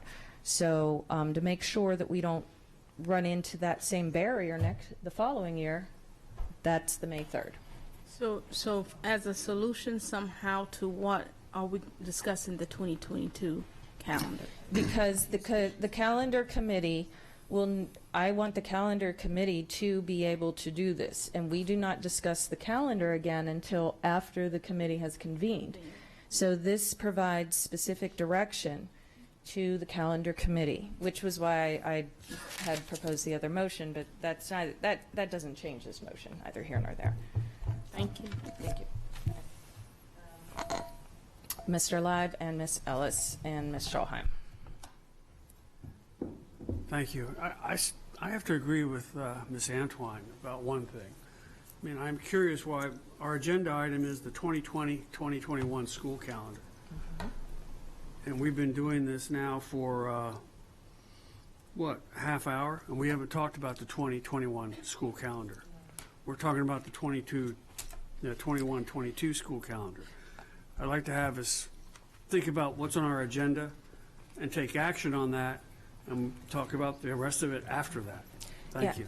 Thank you, Mr. Leib. I just as a point of clarification and of information, the reopener for the 2020-21 calendar was to discuss and deliberate on precisely those particular things. This is germane to that in that we are not able to, it appears that we are not able to, in a practical way, accomplish what we were intending to do, and this is a motion as a result of that, not directly to it, but I do, the motion, if we can get through it, the second motion is directly to and on the calendar to correct a issue so that the religious observance of the Eid this coming year in the 2020-21 calendar can be appropriately observed by our evening high school students. I don't want to limit debate on people when they say that, but I duly noted, sir. Ms. Ellis. So if I understand correctly, the motion on the table is regarding the 21-22 calendar, correct? Yes. Okay. And all of the discussion I've heard since then has been on the 2021, right? 2021 calendar. Sorry. You're right. No, not. So so voting on the motion on the table does not preclude any action on the 2021 calendar. It simply involves the 2020, 21-20. Okay. So my suggestion, I call the question, and then we can move on. Okay, we're calling the question. Ms. Howe, call roll. Ms. Hummer. Yes, to call the question. Ms. Alvey. Ms. Ellis. Aye. Ms. Scholheim.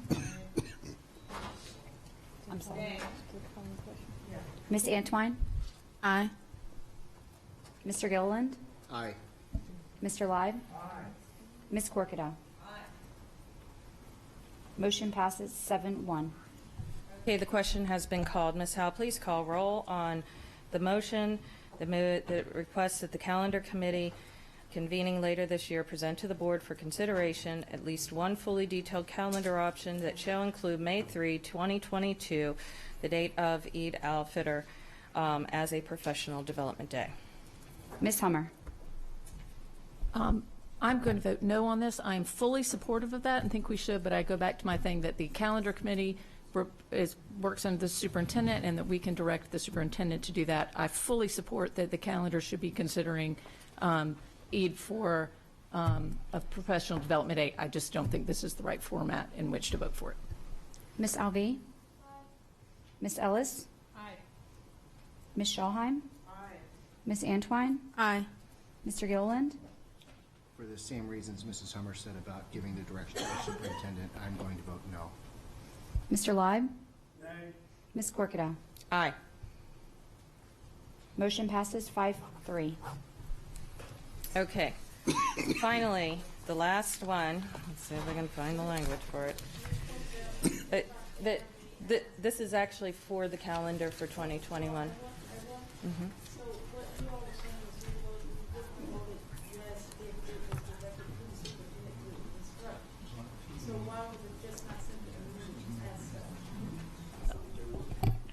That wasn't the motion. That wasn't the motion.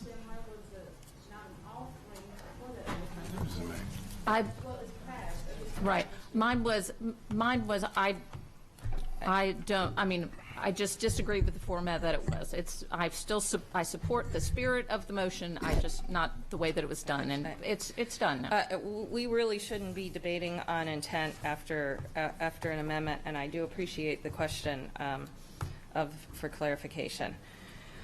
Okay. Lastly, on the calendar, in the section of religious observance, it was brought to my attention that the way Eid al-Fitr is observed, the existing language could pose a limitation for the evening high school students because of when sundown occurs and when they are in class, that other students who would otherwise be a regular day would not be encountering.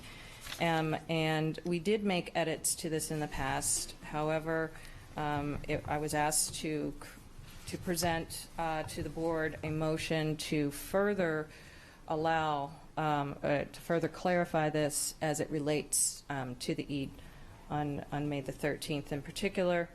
And the new language shall read, where it says, for evening high school students shall also not be scheduled on the evening before or the day or evening of a religious observance. This captures the variety of ways that our faiths choose to recognize and perform to the religious observance. It does not remove any existing religious observance freedoms as it relates to being subject to testing and similar and the likes. This adds, with the addition of the before, provides for flexibility in that regard for the varying days that do vary year to year.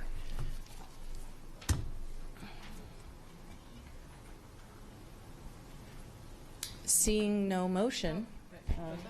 Yeah, that was a motion. Let me do it in brief again, because I don't want to run into that. For evening high school students shall also not be scheduled on the evening before or the day or evening of a religious observance. Okay, we got a first and a second. Ms. Schalheim.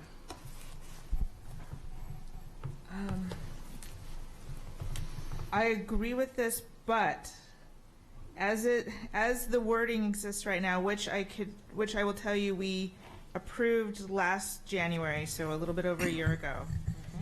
It said that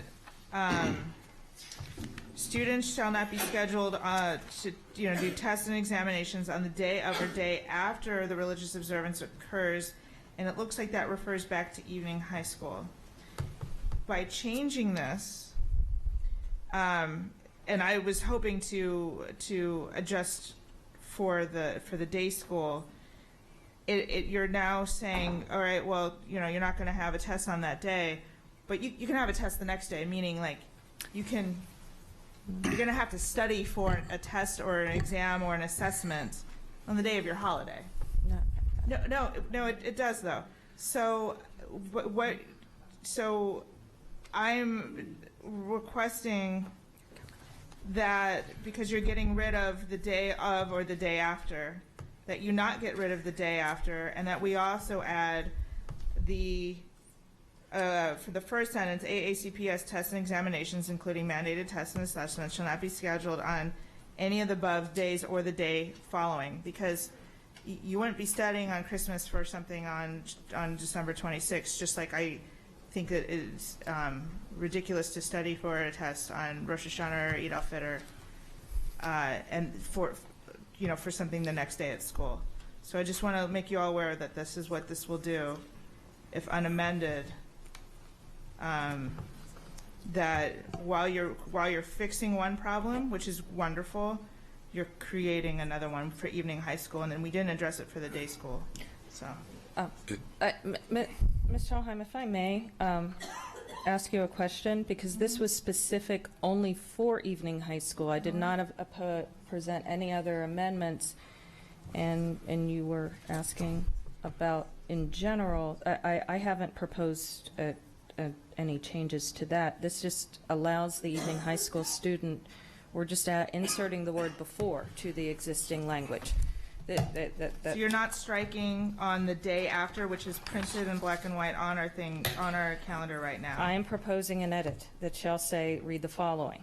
For evening high school, students shall also not be scheduled on the evening before or the day or evening of a religious observance. I'm not understanding how that ends in the consequence, but that's fine. So let me explain.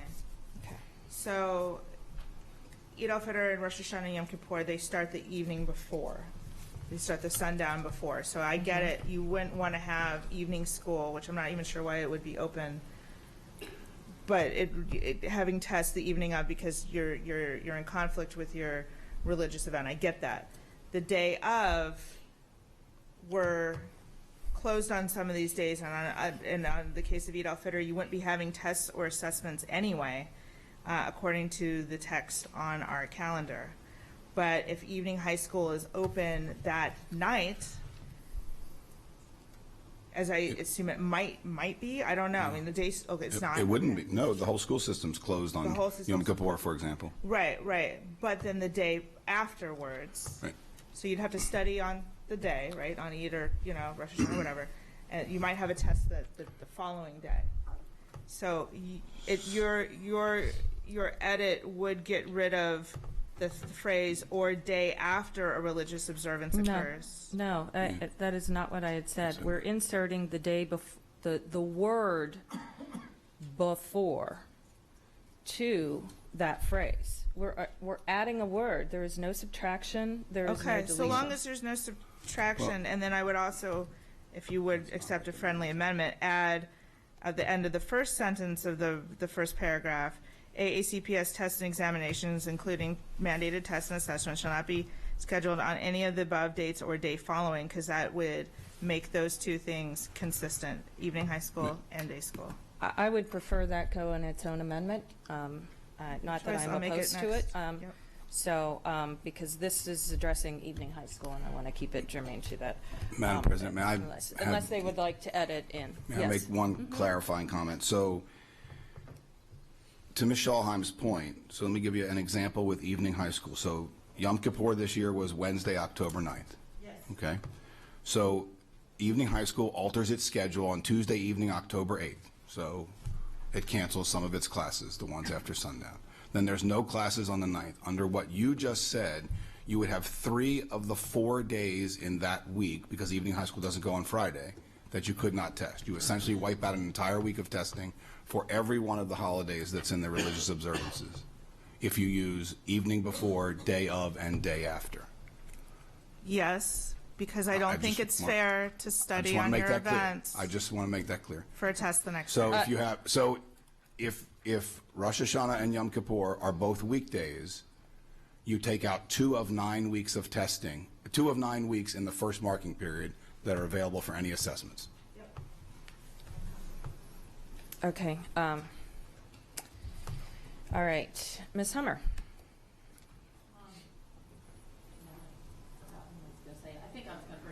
I think I was going to bring up what Mr. Live said, that would take out, that would be a great burden on even evening high school for accurately assessing students to add in that 3rd day of no testing. It is evening high school. The students do have that day to study beforehand. They don't have to study on the religious day. They have that whole day before evening high school. Okay. Okay. Thank you. I don't see any other comments. I do believe we do have a comment card on this topic, but we have several amendments, so I don't know if Ms. Oakes wanted to speak on these particular amendments or in general, right? You're good. Okay. Seeing no other further comment, on this amendment? Okay. Yes. Yes, you may. Come on up.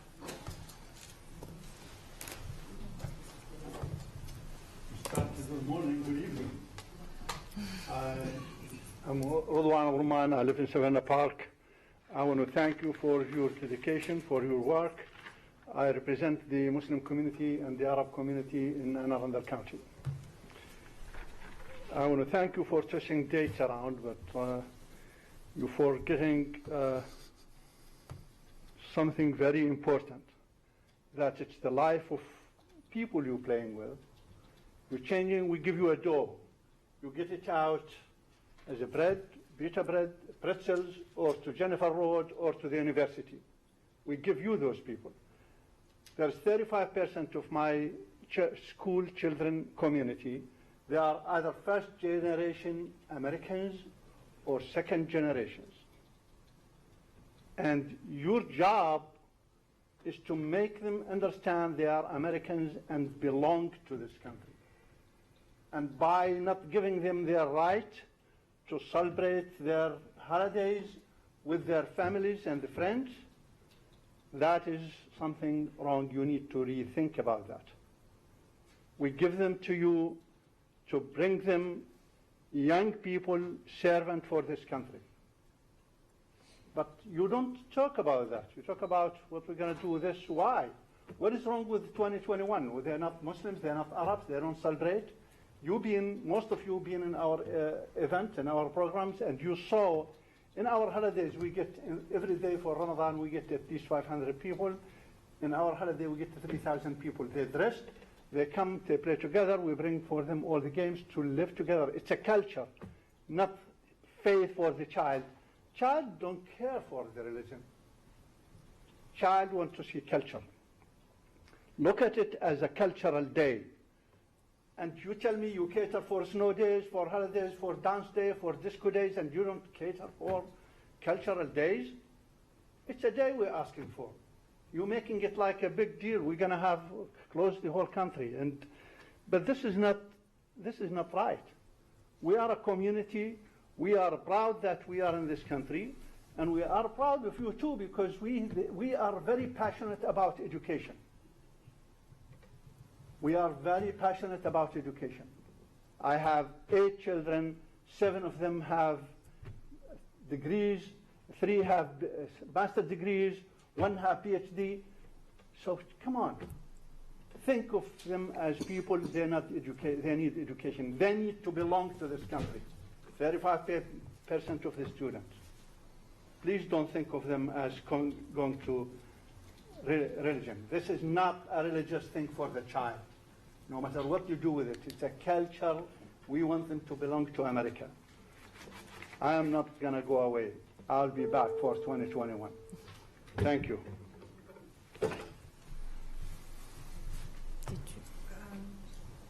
NAACP will speak on the original proposal. Yes. Thank you, ma'am. Okay, Ms. Howell, seeing no other comments, please call roll. Ms. Hummer. Oh, whoa. Right. So first of all, I want to make sure I understand what we're voting on. But I also I'm feeling a little confused, and forgive me for not following. But I'm hearing what Ms. Corkadell is saying, and I'm hearing what Ms. Schalheim is saying, and I'm not entirely convinced they're in contradiction with each other. But what I'm trying to get at is, if there were 2 days of religious observance, one being the observance and one being the not requiring students to study during their observance, I'm still a little confused about what would be beneficial to the students affected by this? In other words, for evening school, I'm hearing maybe the day before and the day of should be observed, and maybe for day school, it should be the day of and the day after. Am I getting that right? Yes. Okay. So I'm trying to get to the point of avoiding 3 days of restricting, but still being sensitive to the needs of our students. So now that I guess, stated my confusion, can Ms. Corkadell read your motion one more time so that I can? Yeah, because I just signed it. Well, the motion is not, I mean, I'm not opposed to what Ms. Schalheim is necessarily saying. I haven't thought about it because it's not been presented, but these are two different things. This is specific to evening high school. This is a single word being inserted, or two words being inserted. And the proposed amended language shall read as follows, with the insertion of the one word and article. For evening high school students shall also not be scheduled on the evening before or the day or evening of a religious observance. So we already have, for evening high school students shall also not be scheduled on the evening of the day, on the day of or evening of the religious observance. By adding before, that does allow for those listed holidays. So I'm reading what's currently So it's just the word in their before. wording. So, right, but currently it says, evening high school students shall also not be scheduled on the day of or day after. So you're adding the day before incorporates 3 days. Are you removing the day after and replacing it with the day before? That's where, right. Okay. Oh, I guess it, yeah, Correct. I guess Okay. that, okay. That was- Okay, yeah. Right. Okay, no, you're right. No, you're right. There were two different calendar versions I was Yeah, falling yeah. off of, and so I may have that word inaccurate. But let me restate the motion one more time. For evening high school students shall also not be scheduled on the evening before or the day or evening of a religious observance. And as I said, this is specific to evening high school. And that's replacing what's This current. language, yes. And that is, yeah, and we've already done debate, and we've already done public testimony, and so if, Mr. Gilliland, yes, sir. Thank you, Madam President, and I know the hour is getting late, and I don't want to belabor this anymore, but Mr. Mosier, if I may, you had indicated 10 minutes ago roughly some of the implications. I just want to understand this a little bit better. The weeks, I guess, I'm paraphrasing your words, so forgive me, give me a little latitude here. We would be losing weeks potentially based on how these holidays may be sequenced in a particular 9-week segment.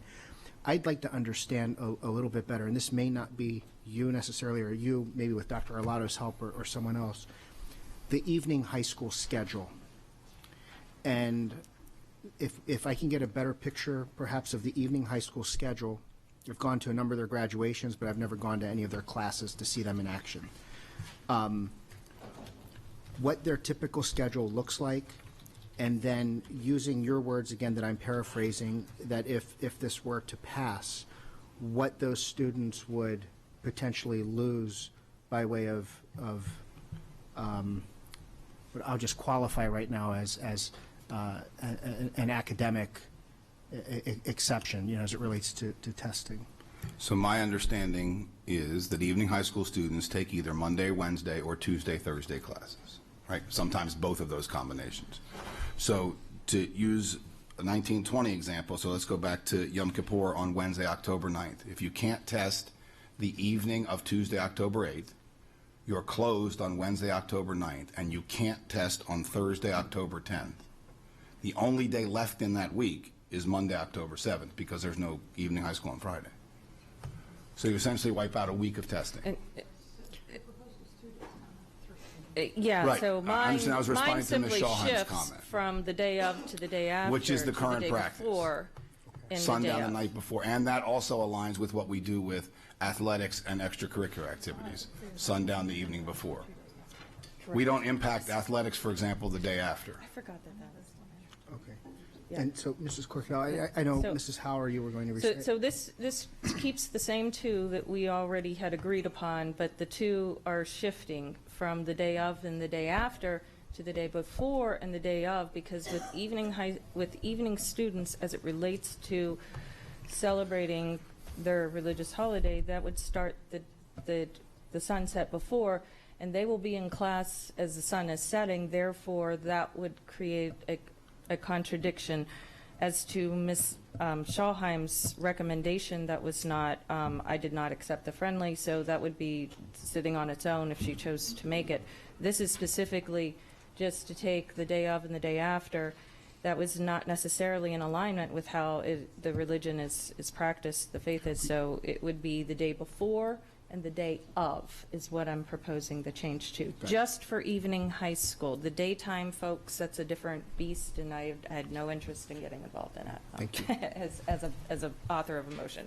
This is just to make sure that our evening students who do practice the faith have that opportunity to, well, conduct their religious observance.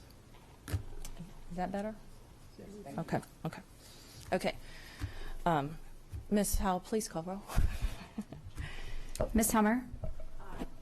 Ms. Alvey? Ms. Ellis? Ms. Schallheim? Ms. Antwine? Oh, I'm sorry. Mr. Gilliland? Aye. Mr. Live? Aye. Ms. Corkadow? Aye. Motion passes 7-0. Okay, I am so done. Ms. Schallheim. All right, so then let's address the inequity with regard to the day school. So as it stands right now, the tests and examinations, including mandated tests and assessments, shall not be scheduled on any of the above days. But that doesn't apply to the day following, whether or not the school is closed or not. So we still have students studying on their very important days of the year for something that might come up the next day. And so my amendment is then adjusting that first sentence to say AACPS tests and examinations, including mandated tests and assessments, shall not be scheduled on any of the above days or the day following.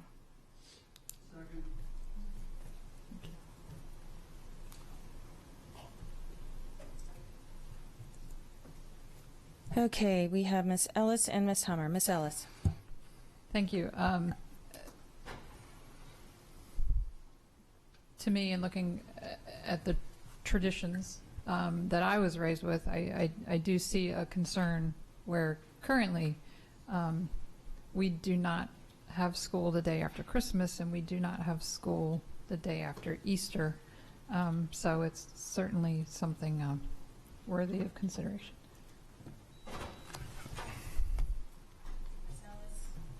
Summer?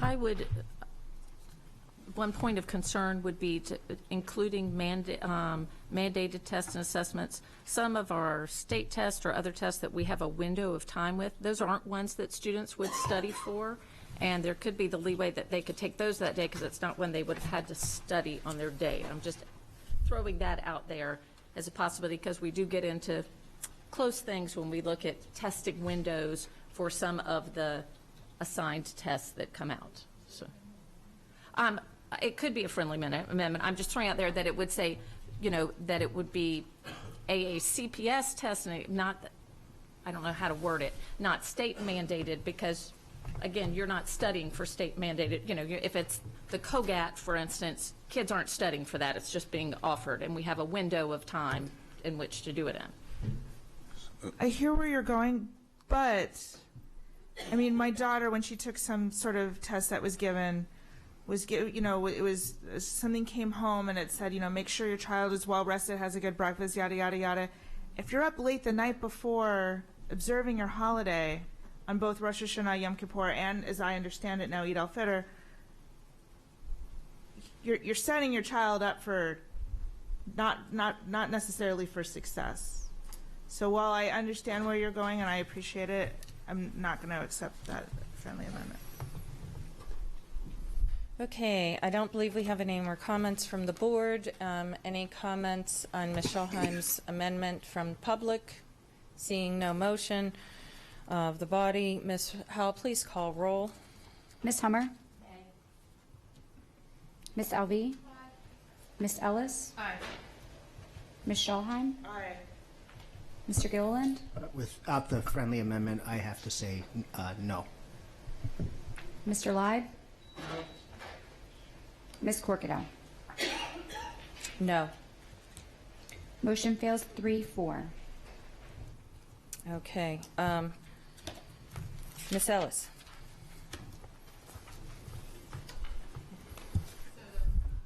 There was another item of discussion on the calendar, and it involved 2-hour early dismissal days.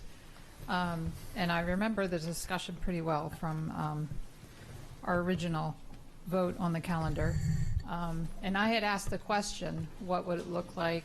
What are the possibilities?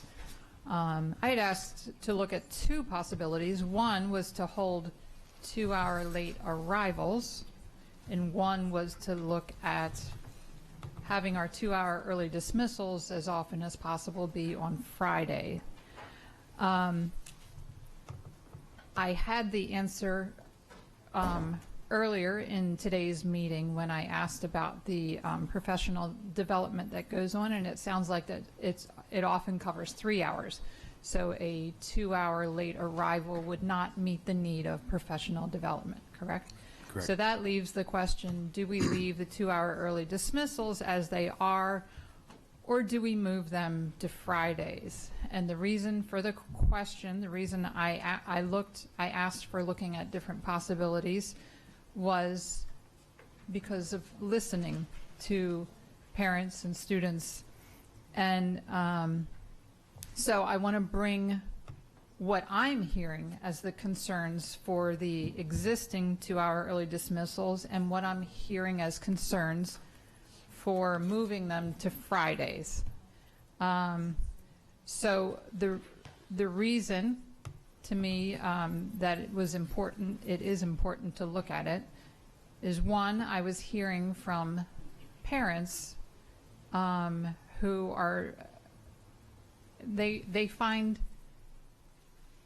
the calendar a bit exhausting to keep up with all of the sort of irregular school days and having to make arrangements in their lives. I heard the message. I heard their concern.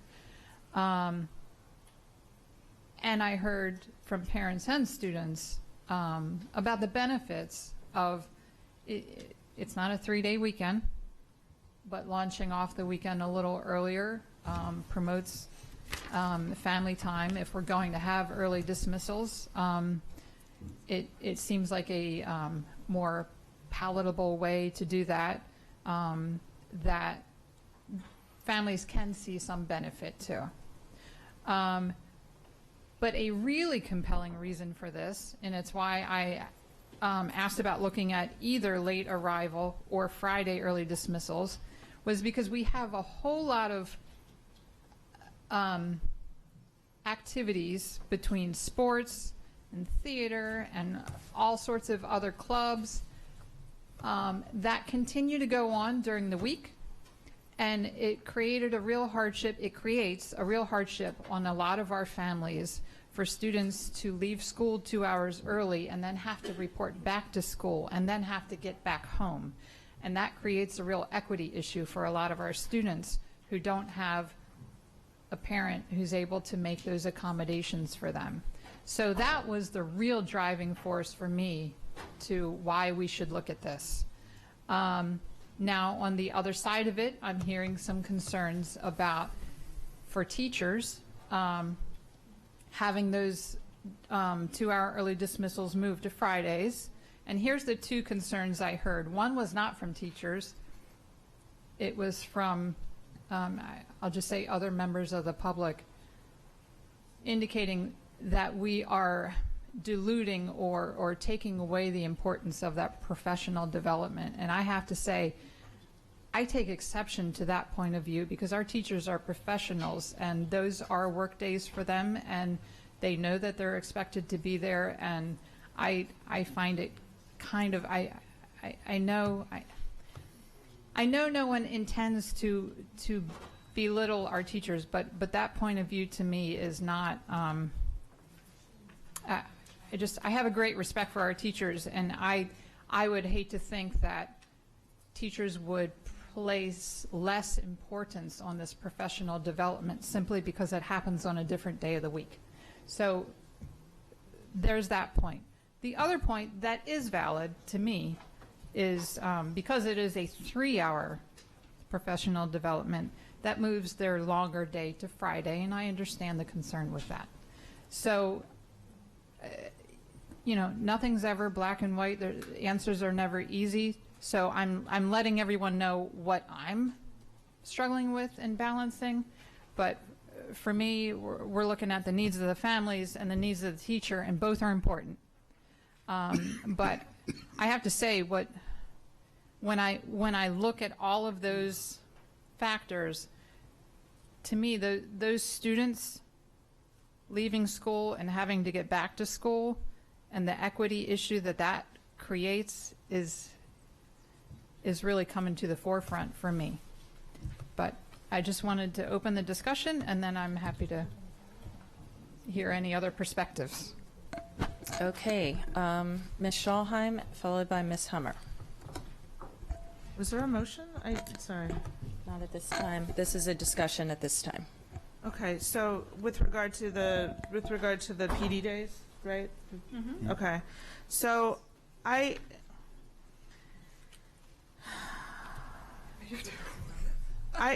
understand that families want to have an early Friday. I get it, but we heard earlier today that PD days are generally on their late day. That you have you have to report at your normal reporting time. I would imagine you go through your entire day, including the 2-hour early dismissal part, but then there's extra there because it's your long day. And so by putting it on a Friday, you're saying, guys, have your long day on a Friday. I don't agree with that personally. I think that if we want our PD days to be as successful as they possibly can be, we need to send the message that we're not going to screw over the teachers on their Friday Madam night Vice to do President, it. we do not have a quorum.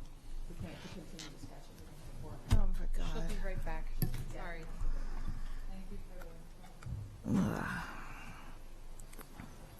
Then I shall wait. Does anyone want to have the Jeopardy theme song?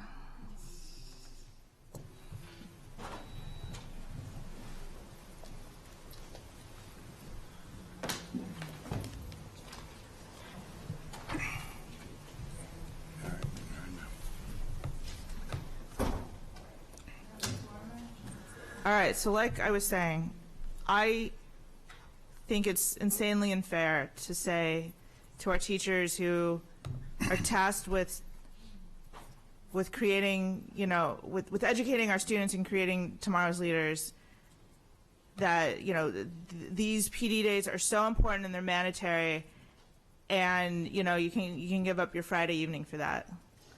I personally disagree with that. I like them where they are. And I know we disagree. It's so rare, but we definitely do on this. So I like them as vetted by the calendar committee and as printed on this calendar. I want them to stay as they are. So, I fully appreciate the equity concerns about students on an early dismissal day having come back for sports. I think that's a separate issue that we can perhaps address a different way, because I think we all know that we'd like to have more activity buses and things like that. So that's something that could be a different discussion. But excuse me, I agree with Ms. Schalheim. We heard today how important we've won national awards for our equity training that we do in schools.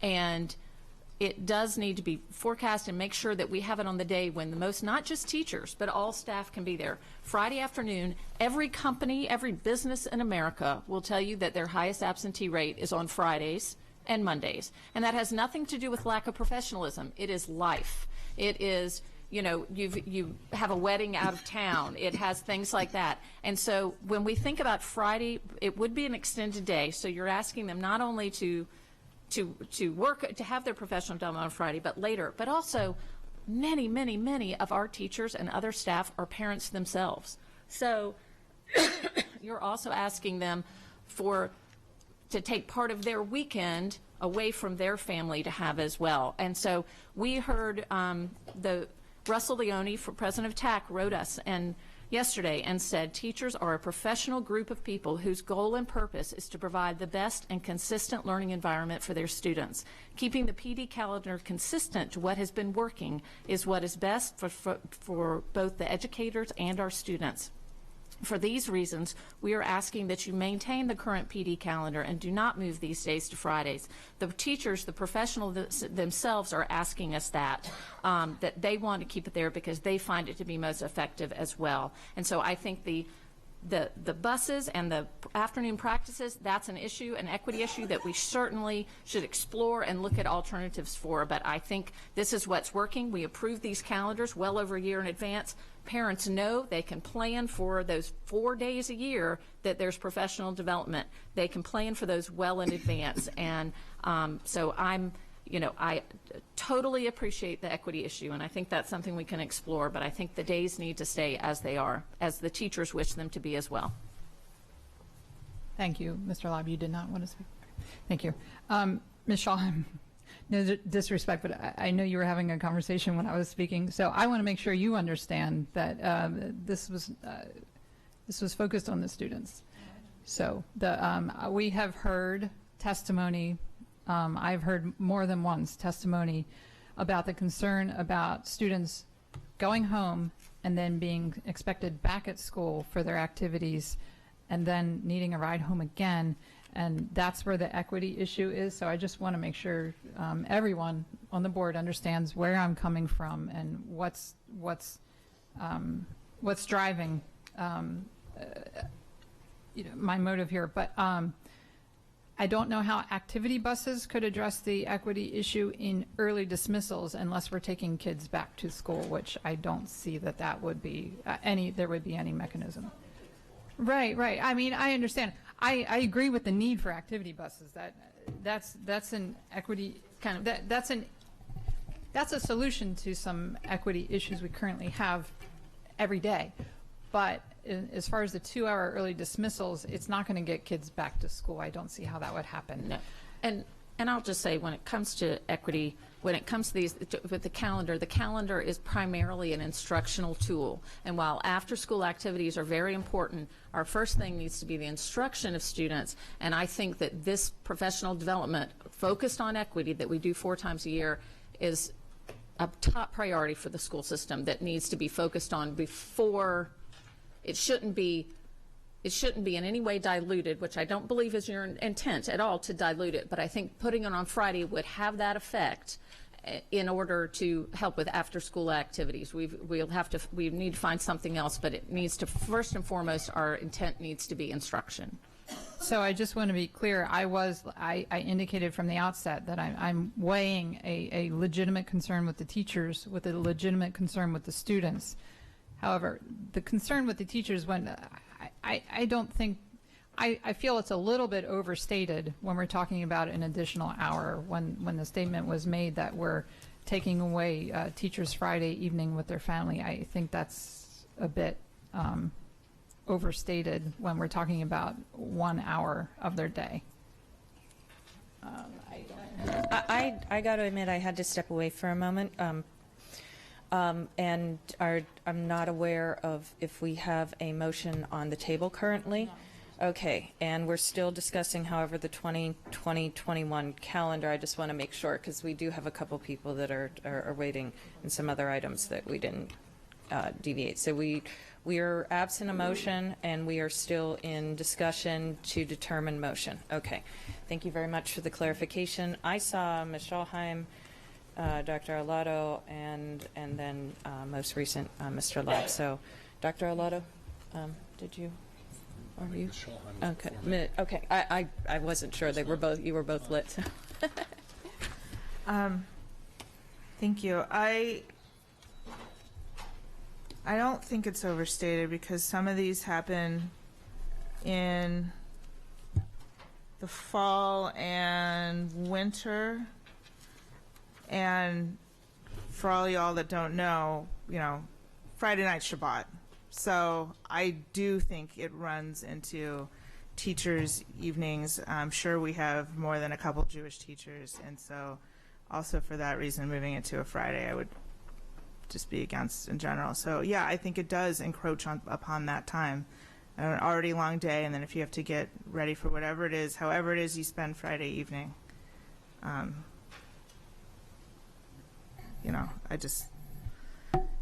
think I like it how it is.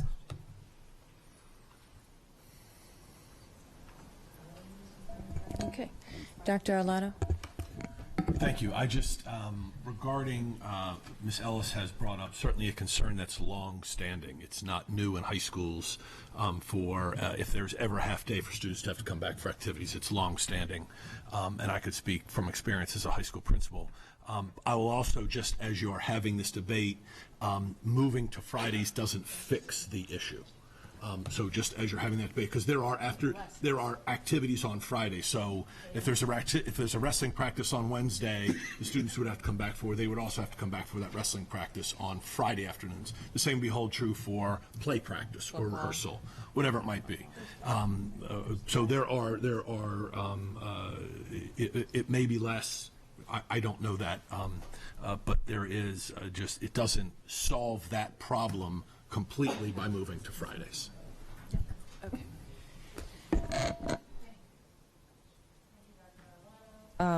Mr. Ladd. Thank you. I respectfully move that we bring discussion on this agenda item to a close.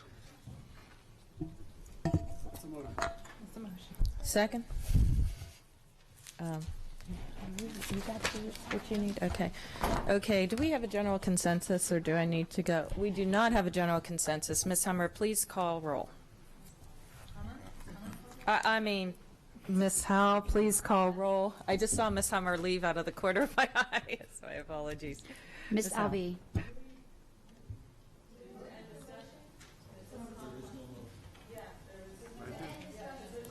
That's the motion on this agenda item. Just go ahead, Mary. On this agenda item. Ms. Alvey. Ms. Ellis. Ms. Schulheim. No, because I had another motion coming. Mr. Gilliland. I'm sorry, I didn't. This is to end discussion on Ms. Ellis's matter. No, end discussion. Oh, got you. Okay, now we have clarification. Ms. Howell, please call roll. I believe not everybody heard specifically with it. Ms. Alvey. Aye. Ms. Ellis. Nay. Ms. Schulheim. Mr. Gilliland. Mr. Leib. Aye. Ms. Corkadell. Aye, motion fails. 3-3. Yep, motion fails. Okay, discussion is continuing. Ms. Schulheim. So I understand all the previous discussion about the issue, but I'm still gonna take it to the bridge with regard to equity and inclusion and move that May 13th, 2021 be a professional development day.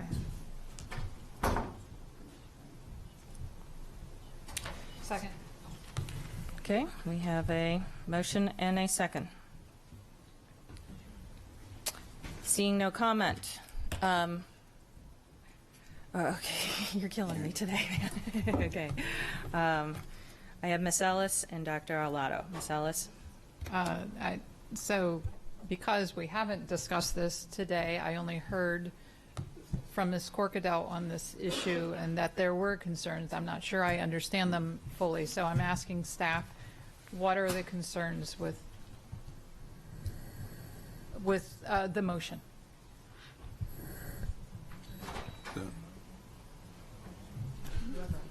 Okay. So no, with the motion, you would then have to then alter the, you'd have to then extend the year. So with this motion going to a professional development day, that would keep teachers working, or staff working, and schools closed for students. Because we have to have students in school 180 days, you would then have to have an additional motion to alter the end of the calendar year by moving, and I'm going to look quickly, the final day of the school year currently, as in your unamended calendar, is the last day for students is Friday the 18th of June, and you would have to move that to Monday the 21st of June, because you'd have to add a day to the year. So if that then occurs, you now have an issue where you've got students and teachers finishing on the same day, and you have no time for teachers to close out their grades, their classrooms, and get ready for the summer. So you would have them finishing school on the same day, and our history has been to have students finish on one day and the next day teachers to give them time to complete their grades, turn them in, keys, clean up their rooms, those kinds of things. So, in other words, it wouldn't move the last day for teachers another day because they're already contracted. They're contracted to work 191 days. Right. Okay. I'm trying to understand. But we're using teachers in general. There are other classifications but using teachers in general for this conversation purposes. Correct. Their days. If to add a day to the teachers, you would have to change. You'd have to negotiate that.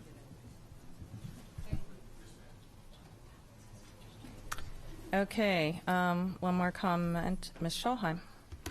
Isn't it true, though, if we ever end school on a Monday, that we can get a waiver and are generally granted one from MSDE to not end school on a Monday? I think isn't that the practice? We can request it.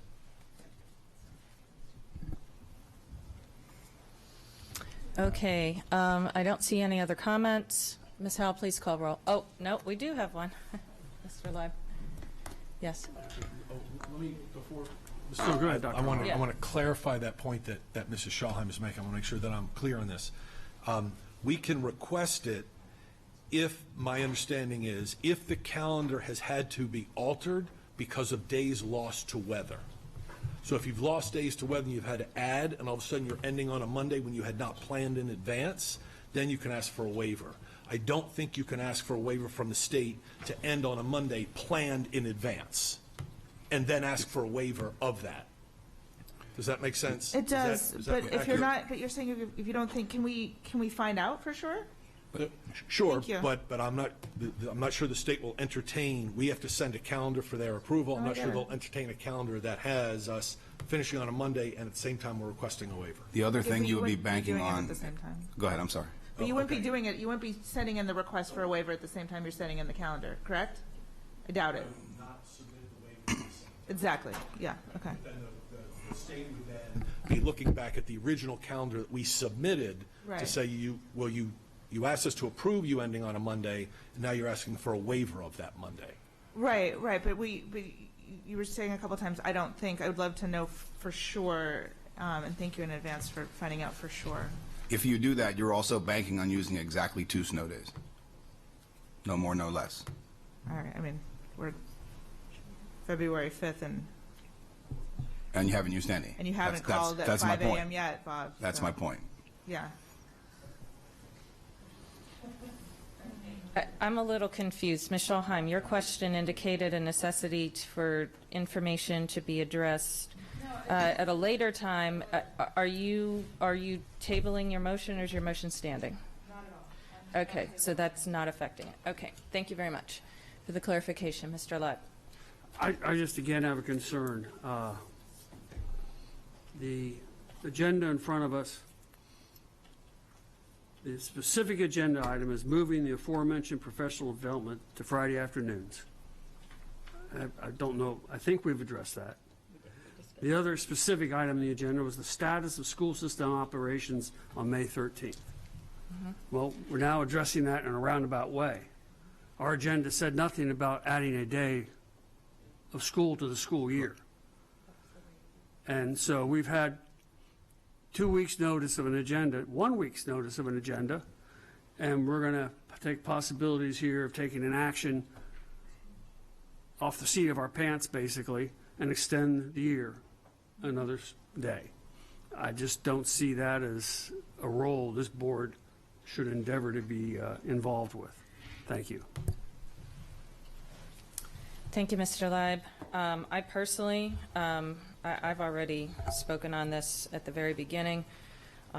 For these very same reasons, we now have information that we need clarification on, and yet we are choosing to vote. And the complications of this are now very apparent to me. So I will be a no on this. Ms. Howe, I do believe, Ms. Oakes, did you want to make comment? This is on, I believe, the main part of all this. Are you good? And Dr. Dodoni, did you want to come and speak as well? Because I think we may be approaching the final of this. Not hard to say. Not really sure yet. That's fine. Well, this is the last two. Everybody's spoken twice. Hello again, India Oaks, Hillsmere parent and Board of Education candidate. In regard to moving the 4 professional development days to Fridays, I actually am on the fence, since as a working single parent, I am just like all the other families who would like the half days on Fridays. But if there is any truth to the fact that the trainings on bias behavior and diversity are more productive on a Tuesday, Wednesday, or Friday, then I would much rather put what is in the best interest of our kids, to make sure staff are interacting with our students appropriately, than what might be in the best interest of my own schedule. That said, and I realized there was some discussion of this earlier this morning, but regardless of the decision made today, I do not want to keep hearing stories of staff not being held accountable for missing these mandatory trainings, and so I ask that the administration reinforce the mandatory part of these trainings, along with collecting data to see any trends in who is missing the trainings, such as whether it's specific schools, younger or older teachers, or staff not in the classroom. But whatever the case, if we can see any actual trends, it will further support your efforts in addressing such absenteeism. Thank you. Thank you, Ms. Hooks.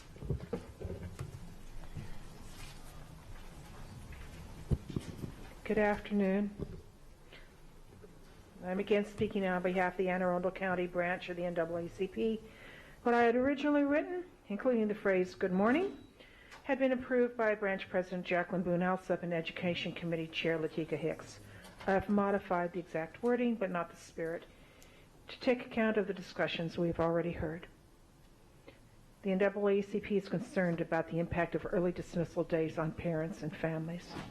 They affect those for whom we advocate. Whenever those 2-hour early dismissal days fall on the calendar, they are a problem. We agree with the importance of protecting religious and cultural holidays equitably. And we are especially concerned about doing anything with the professional development days that would potentially reduce the effectiveness of the anti-bias training scheduled on those days. We've already heard and discussed the issue of accountability and make-up days and the importance of having the opportunity to be present, fully present, to participate in the discussions. It is now Wednesday. I put all I can into being an advocate and into my job.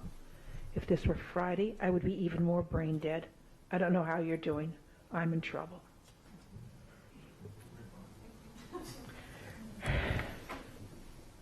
Some parents have said that they want early dismissal days moved to Mondays or Fridays to make it easier to get away with their families when they can.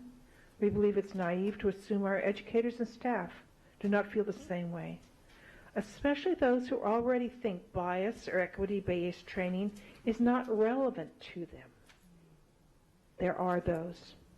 The Anne Arundel County NAACP is concerned that the proposed schedule change would have the unintended consequence, and I am quoting from MABE Equity Principles, the equity lens, would have the unintended consequence of undermining the important support and attendance for training that was put in place to change the culture in the school system that is already desperate for people of color.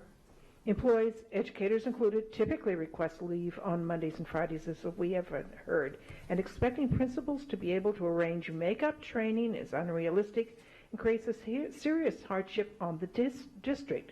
There's already a shortage of substitute teachers. 2-hour early dismissal days, equitable protection of religious and cultural holidays, and protecting the anti-bias professional development training all need to be addressed. We thank this board for addressing them.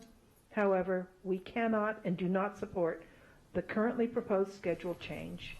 We believe it endangers what we have all worked to put in place to address, that is, facing the racism and implicit bias in AACPS. We believe a better solution is possible. We're asking you to look for it.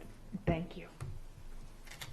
Thank you very much. Anybody else on public testimony? Ms. Ellis has requested a final statement prior to going to vote.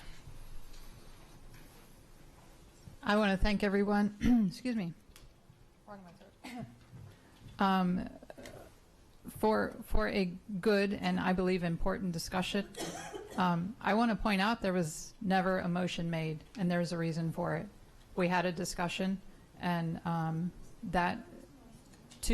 sorry, for the 2-hour early dismissals. I've still heard it. Right.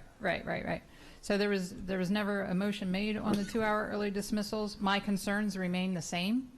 I was bringing it up as an equity issue. I've heard from our parents and our students. My concerns remain the same, but I do want to remind everyone that there was no motion made after discussion. Thank you.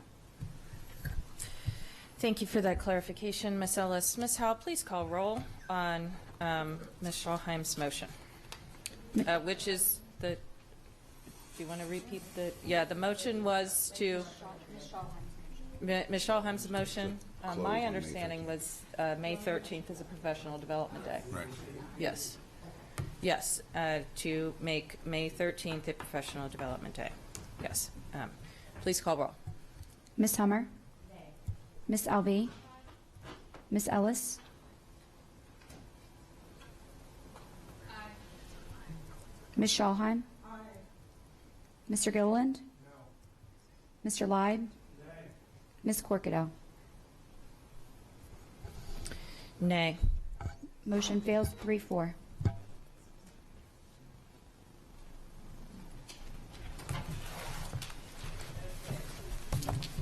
Calendar's item is officially closed. I think that's on that. Because we've addressed all the issues that were apportioned to the reopener.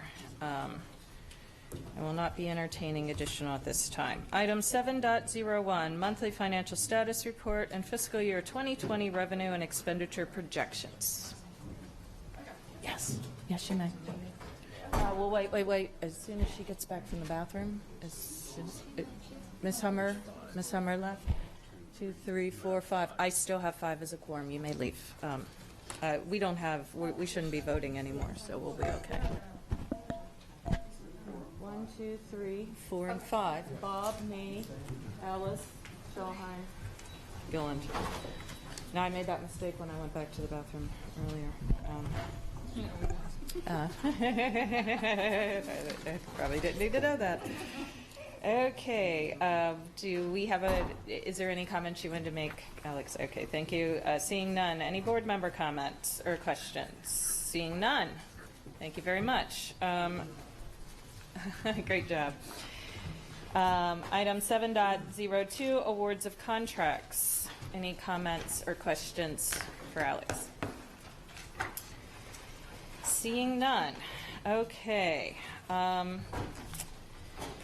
Before we motion to close, I'd like to make a couple announcements. That the next general board meeting will be Wednesday, February the 19th, 2020 at 7 p.m. There is a additional date of February the 20th should the budget need further deliberation or a weather-related event occur. We have the Budget Committee will be meeting right here upon conclusion and dismissal of the board today, and of course the Budget Committee will also be meeting again on Wednesday, February the 19th at 4:30 p.m. here. The Policy Committee meeting will be scheduled for Wednesday, February the 19th at 3:30, and as Ms. Antwine has suggested, and great idea to that, I'm just going to reread the vacancies for the CAC into the record, that we are now accepting applications for openings on the Executive Committee of the Countywide Citizen Advisory Committee, a 30-member panel that provides input and advice on specific issues surrounding education throughout the county. The panel consists of 2 representatives from each of the 12 high school clusters, 1 representing elementary schools and 1 secondary schools. 2 at-large representatives serve in addition to a military representative, and 3 representatives appointed by other parent groups in the county. Members serve 2-year terms with an option for a 3rd year if they so desire and have been approved by the board to do so. The following seats are currently open: the Arundel Cluster, an elementary representative; the Meade Cluster, an elementary representative; Annapolis Cluster, an elementary representative; at-large secondary representative.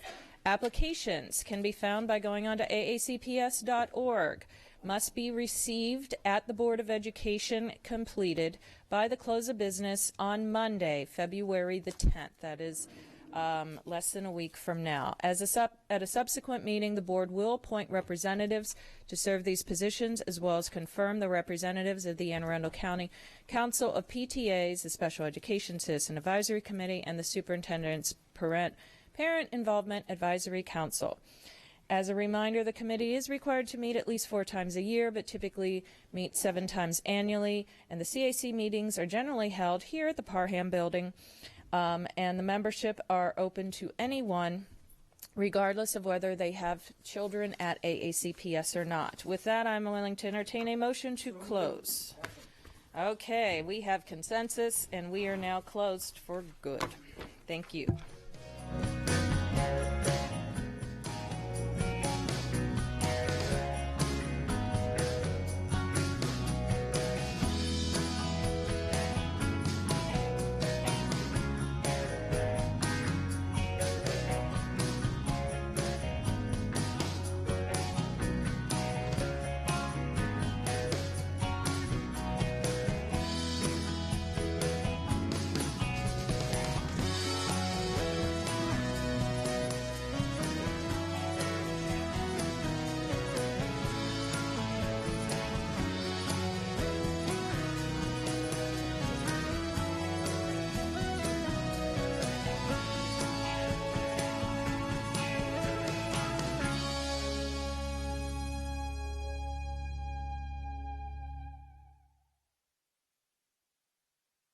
Thank you.